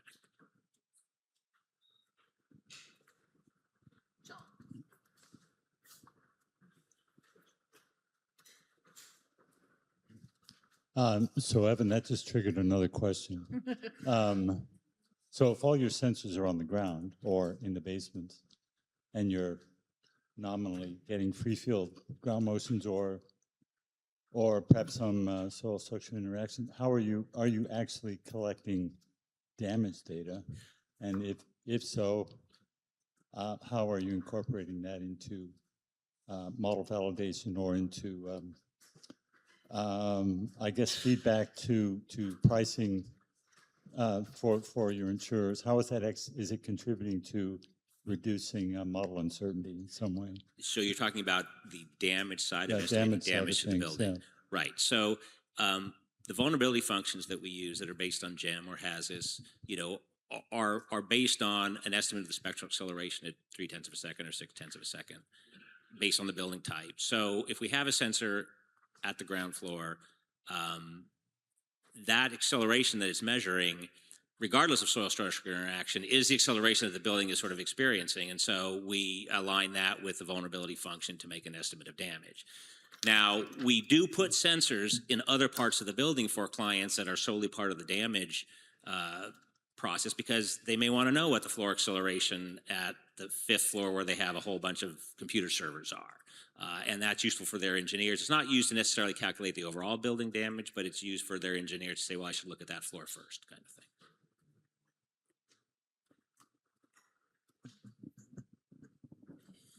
Any other questions?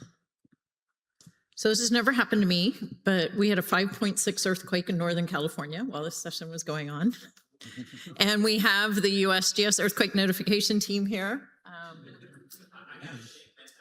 Did you get it? Did you get an alert? I didn't get an alert. My partner got an alert at our house. So it's actually north of the Bay Area, up in, kind of inland from Humboldt. Looks like Redwood Valley is what it's saying.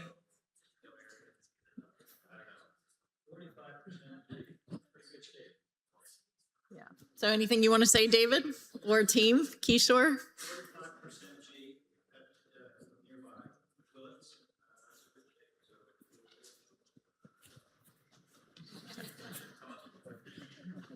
Well, I will wrap it up, turn it back to Helen, or are we done for the day?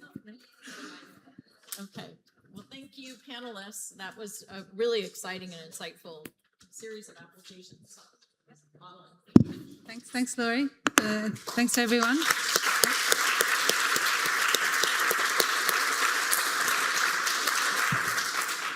No plans this evening. You're free to do whatever you want to do. I fear I shouldn't have told you about the fact that there's nothing at 9 a.m. tomorrow, because I fear you're all going to come at 9:10, but maybe I'll change my mind tomorrow. Maybe there will be something at 9. So make sure you're here 9 a.m. tomorrow, and have a nice evening. Thanks, everyone.